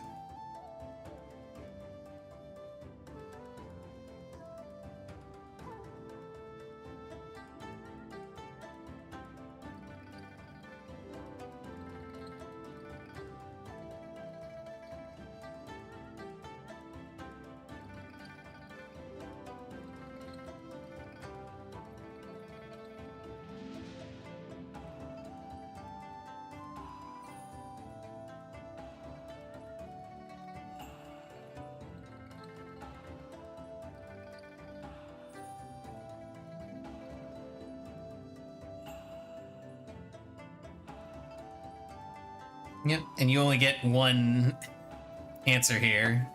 So he offers to join Wudang Sect.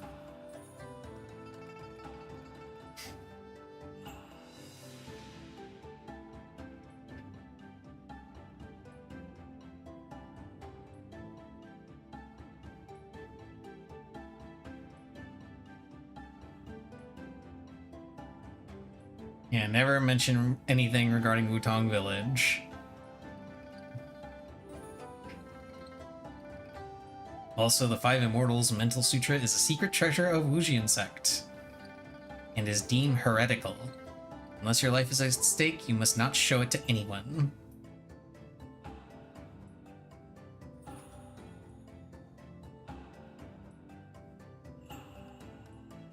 Now we get to have a chat with Moen. We're fellow disciples now.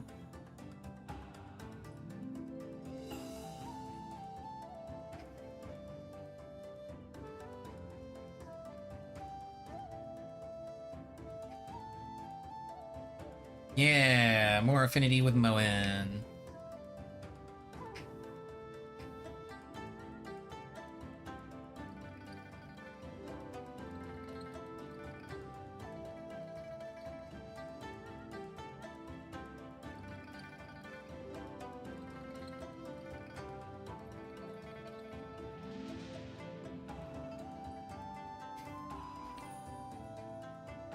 And there's the entrance to the secret area, which we'll be going to later.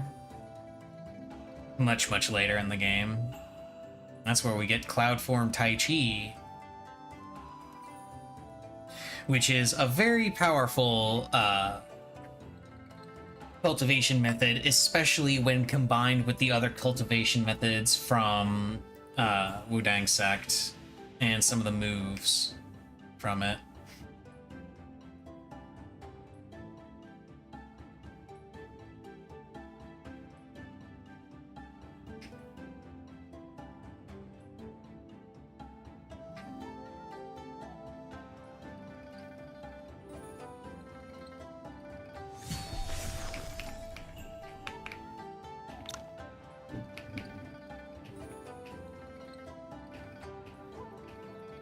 Okay, and then now I can also use this as a free rest spot. It won't let me go down there because that's the hidden area, or secret area, or whatever they call it. If I remember right, there should be, yes, box here.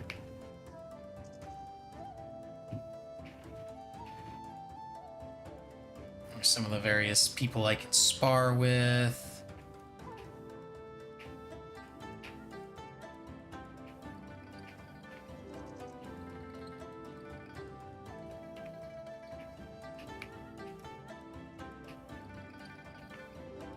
Don't mind me just riding a horse through the sect. It's fine.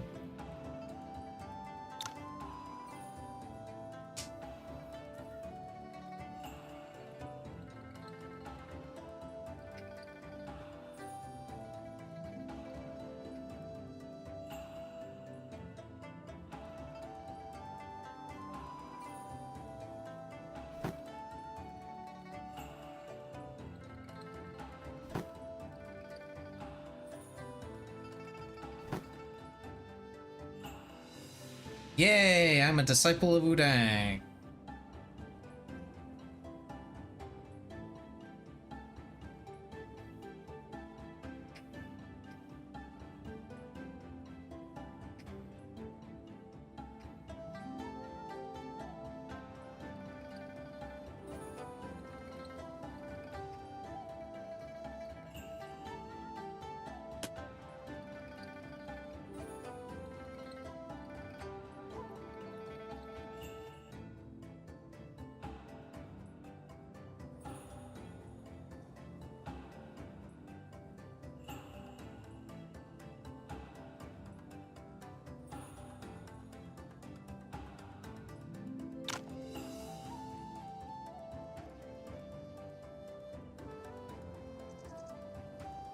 And now I start getting some manuals for the different Wudang skills.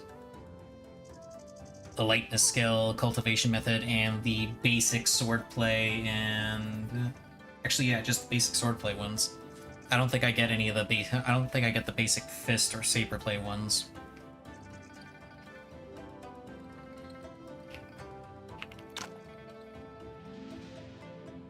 Yay, affiliation quests to earn affiliation credits.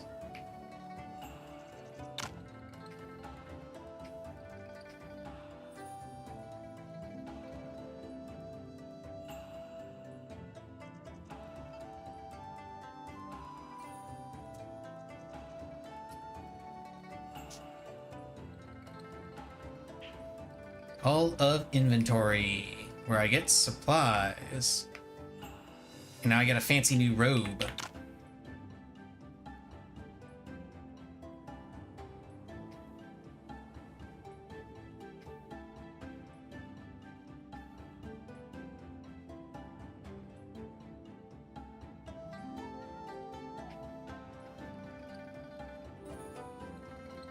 Yeah.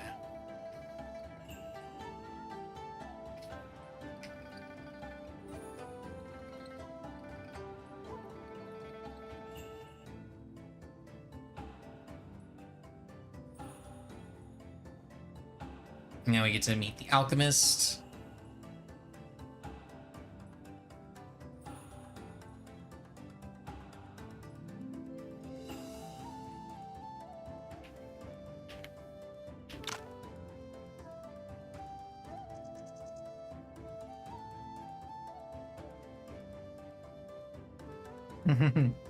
He is very focused on his alchemy.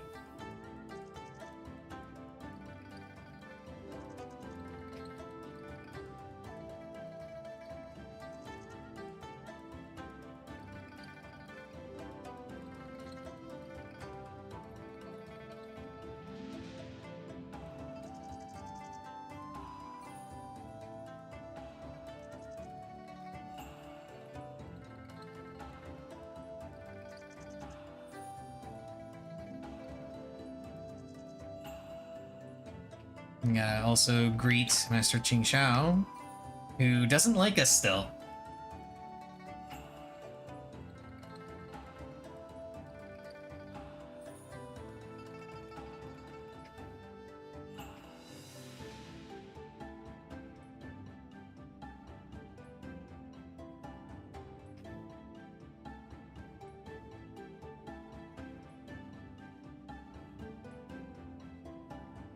I can't remember if this actually affects anything. I'm gonna agree with him and see that. Yeah, it gives me a little bit of extra affinity with him.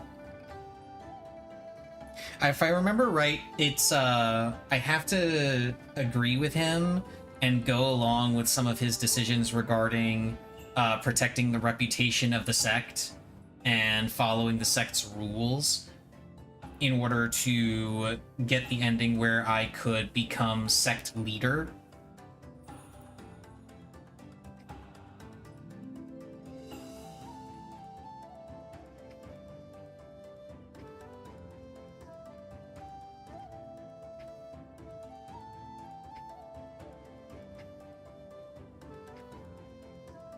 Yeah, now we get to start learning.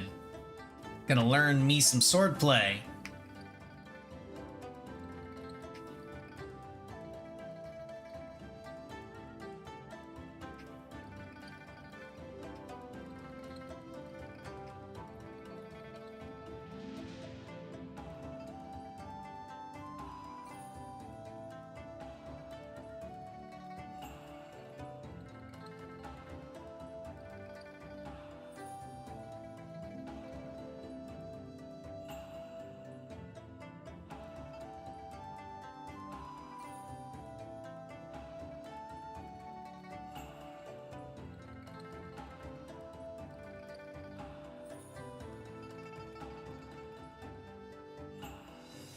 Nowadays, Wudang and Shaolin are the two leading organizations. Up next are Beggar's Sect with numerical advantage. Liu Shan belongs to the Imperial Court, and Mingjian Manor, known for sword forging.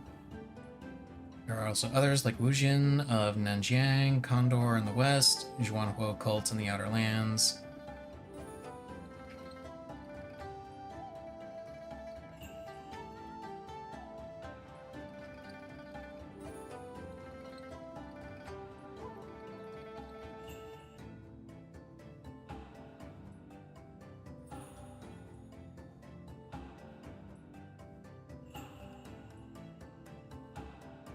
Yikes. They kill a lot of people.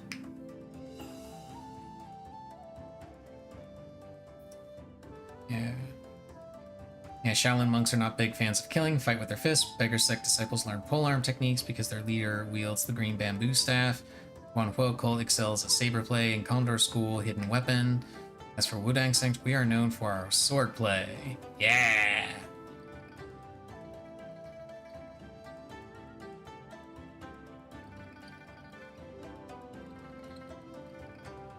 And they also mention that they have fist skills with Tai Chi and saber play skills as well.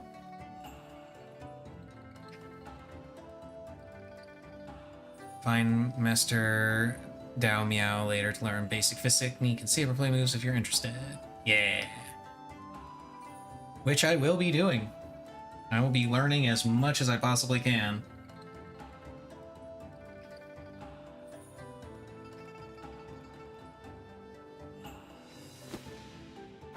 Yeah, you get a sword to use if you don't use one.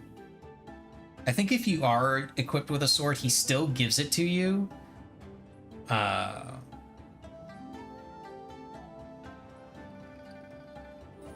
he doesn't mention that you don't have a weapon available.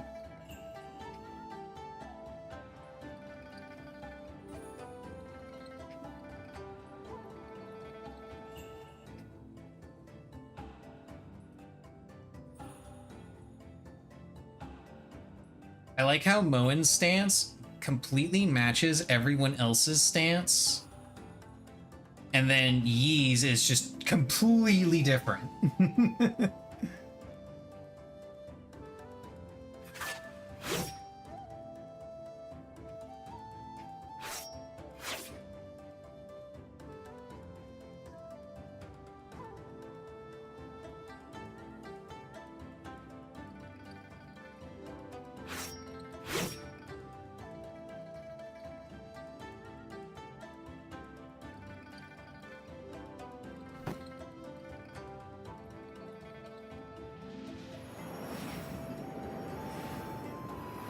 Now I get a new cultivation method.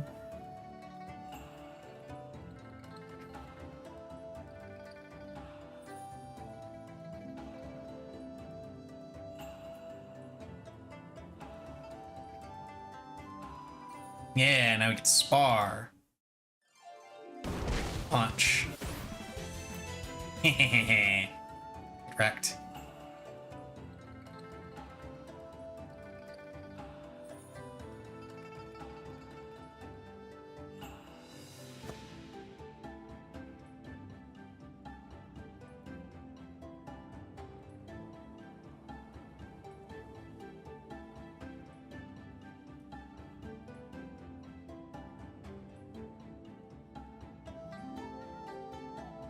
Oh no, there are bandits.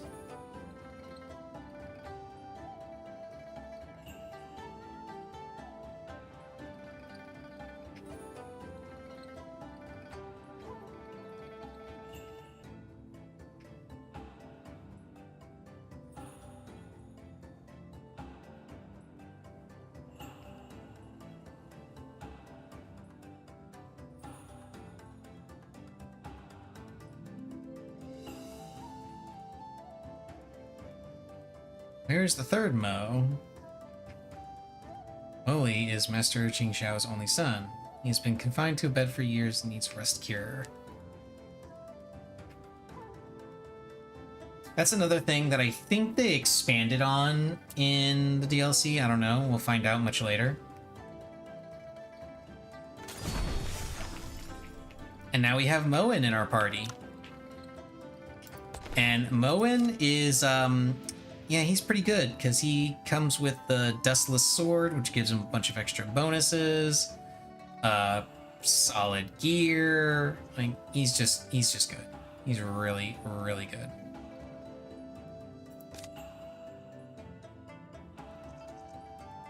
I think, yeah, I'm actually stronger than Moen at the moment because this is the power scaling that they use.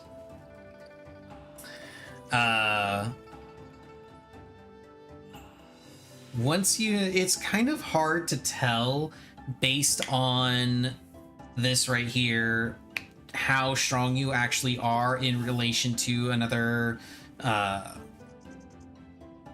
character, because sometimes it gets a little weird with how the scaling works, but generally speaking, once you hit unrivaled, you're going to just wipe the floor with everyone. On normal mode, at least. Let's learn all this stuff.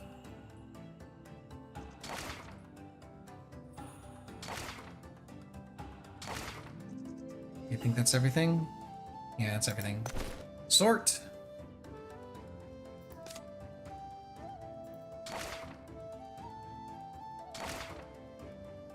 Why is it? Oh, because it's sorting by rarity instead of type.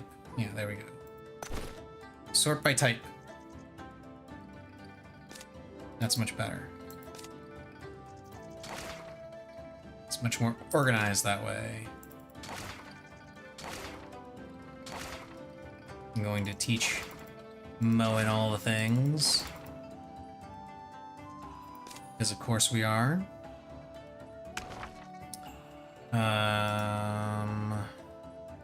We'll go with...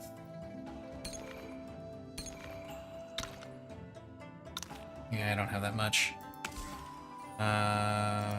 Yang. Is this one? Yeah, this one. So now I just have this last one in Yang before I can move on to Girdle, then Conception, Yin, governing in any particular order, because Penetrating, Yang, and Girdle are as I recall, those three are the important ones. So those are the ones you want to max out as quickly as possible.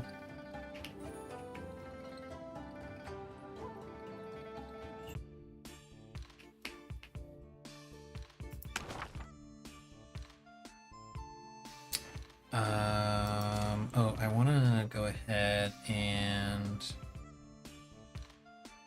actually get rid of basic cultivation method and equip the Yoga Sutras for now. And where am I going? I'm going to Chingy Village.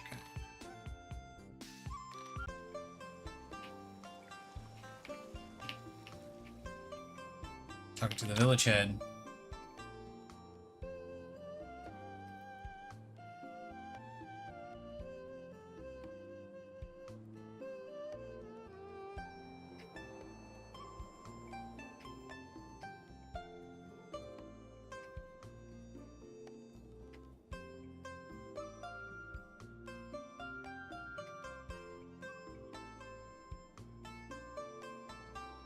Okay, let's talk to Lan.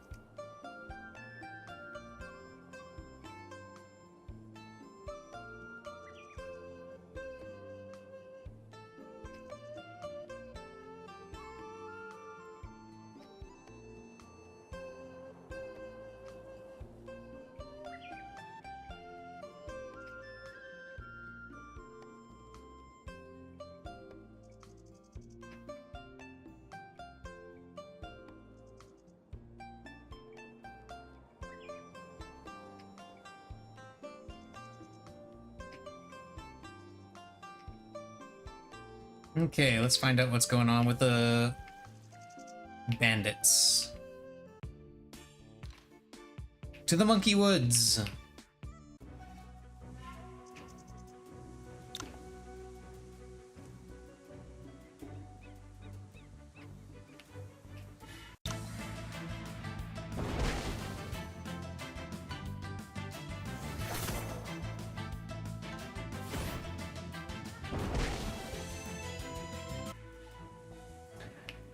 We got ads.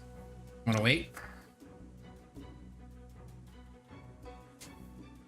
What, Missy? What? What, you wanna come hop up in my lap? No? You're just sitting there and staring?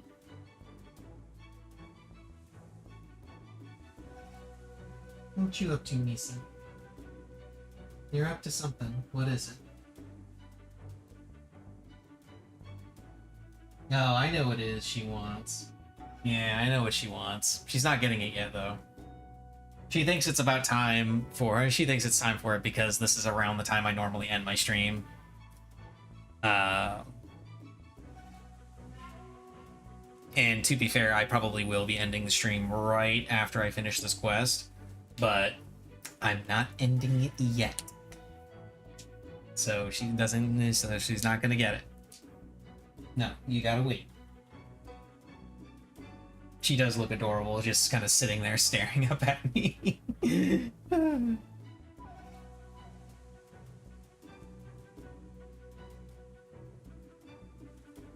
Okay, here we go. Let's dodge the enemies as best we can. Let's see what's going on. There's someone in ahead.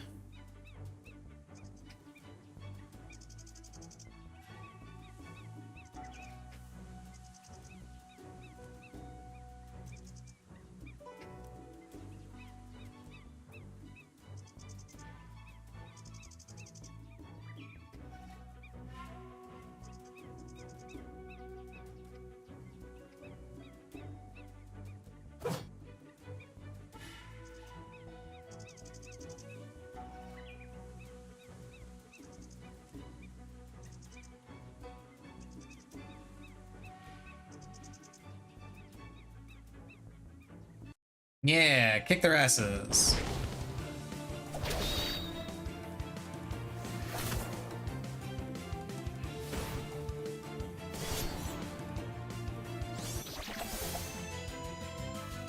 Ooh, class 7. Hello, it's class 7 poor.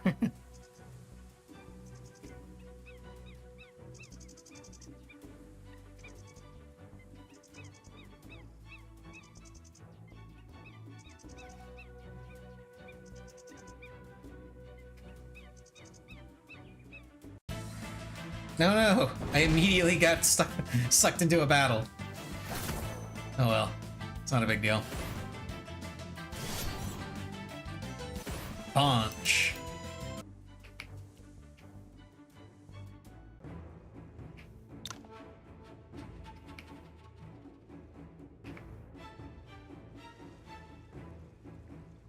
Oh yeah, this is the where you get the exotic golden scorpion. Menacing.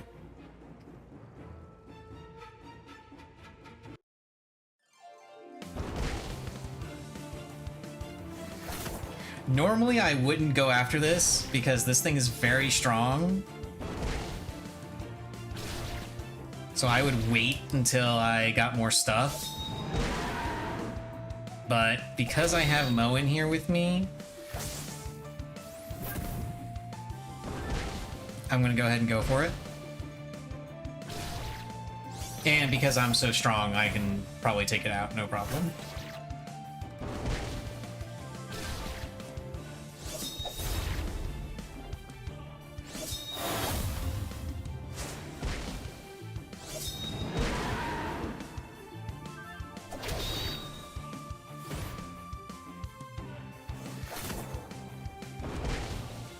Yeah.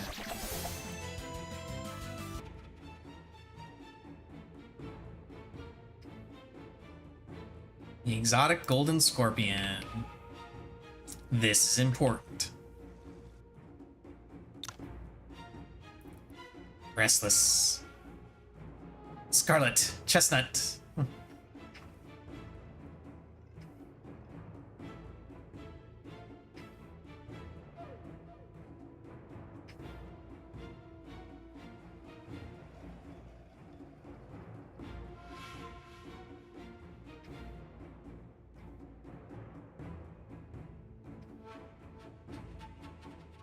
Now, if I remember right, this is actually very important because there's one of 3 ways you can... Because this is part of the Southern Chronicles stuff.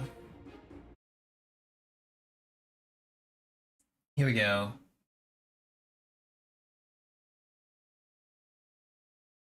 Yeah, for the first path, you have to find a Doctor NPC to trigger the event.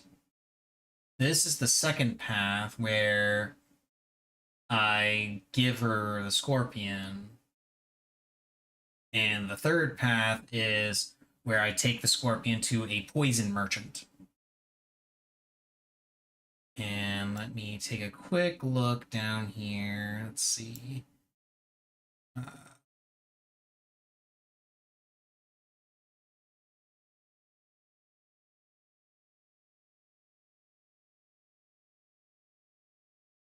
Okay. Yeah, she gives vibrant cloud sword play. Okay. Hmm.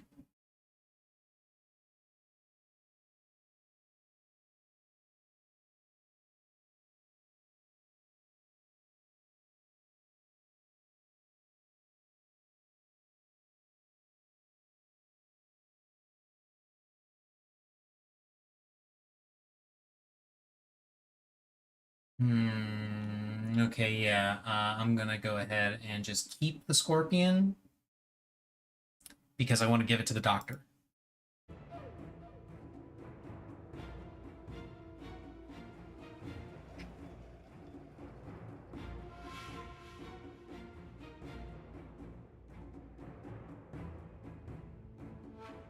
Why do you know our high priestess?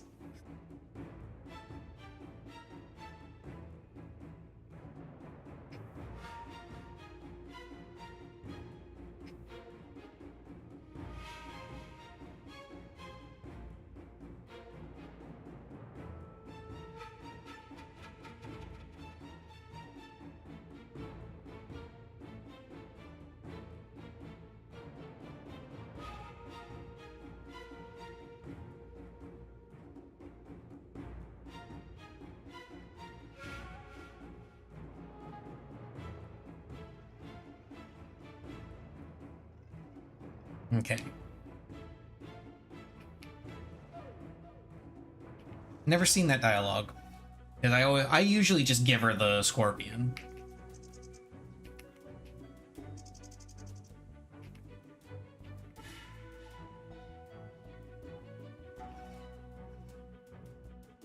Because I'm pretty sure I can still get the swordplay that she gives you.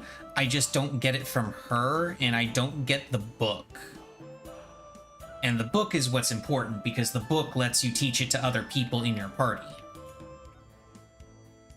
As opposed to consulting, where only Yi gets to learn it.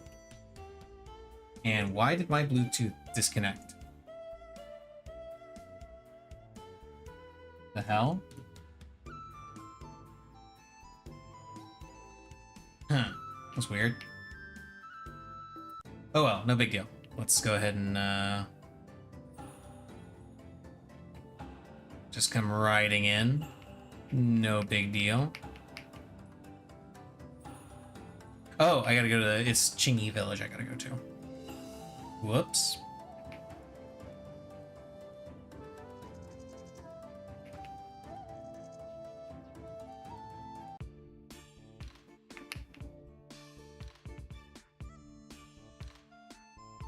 Let's head on over.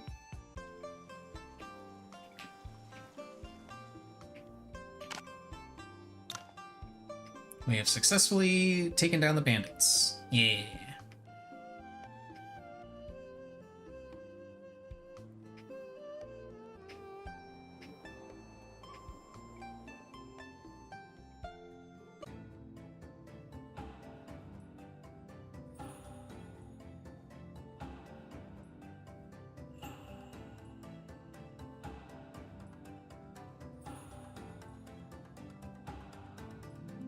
Yay! Rewards. Remember to accept more quests from Huan Feng. Once you have enough affiliation credits, your status within the sect will rise.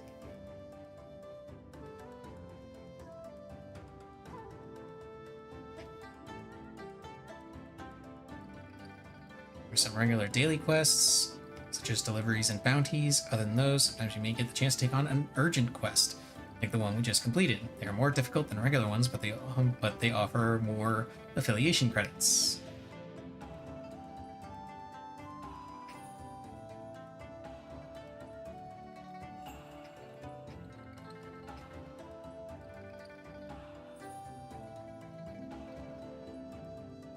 Yeah, from tomorrow on, you may accept affiliation quests. And Moen leaves the party.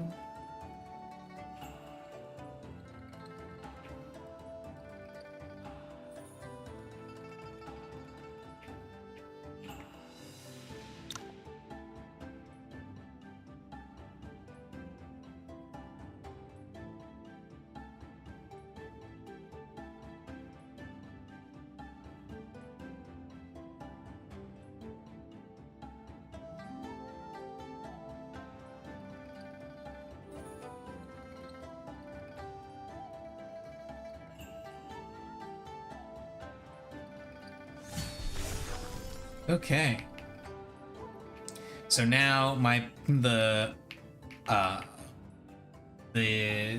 task in the main story is to become a senior disciple by getting 300 affiliation credits.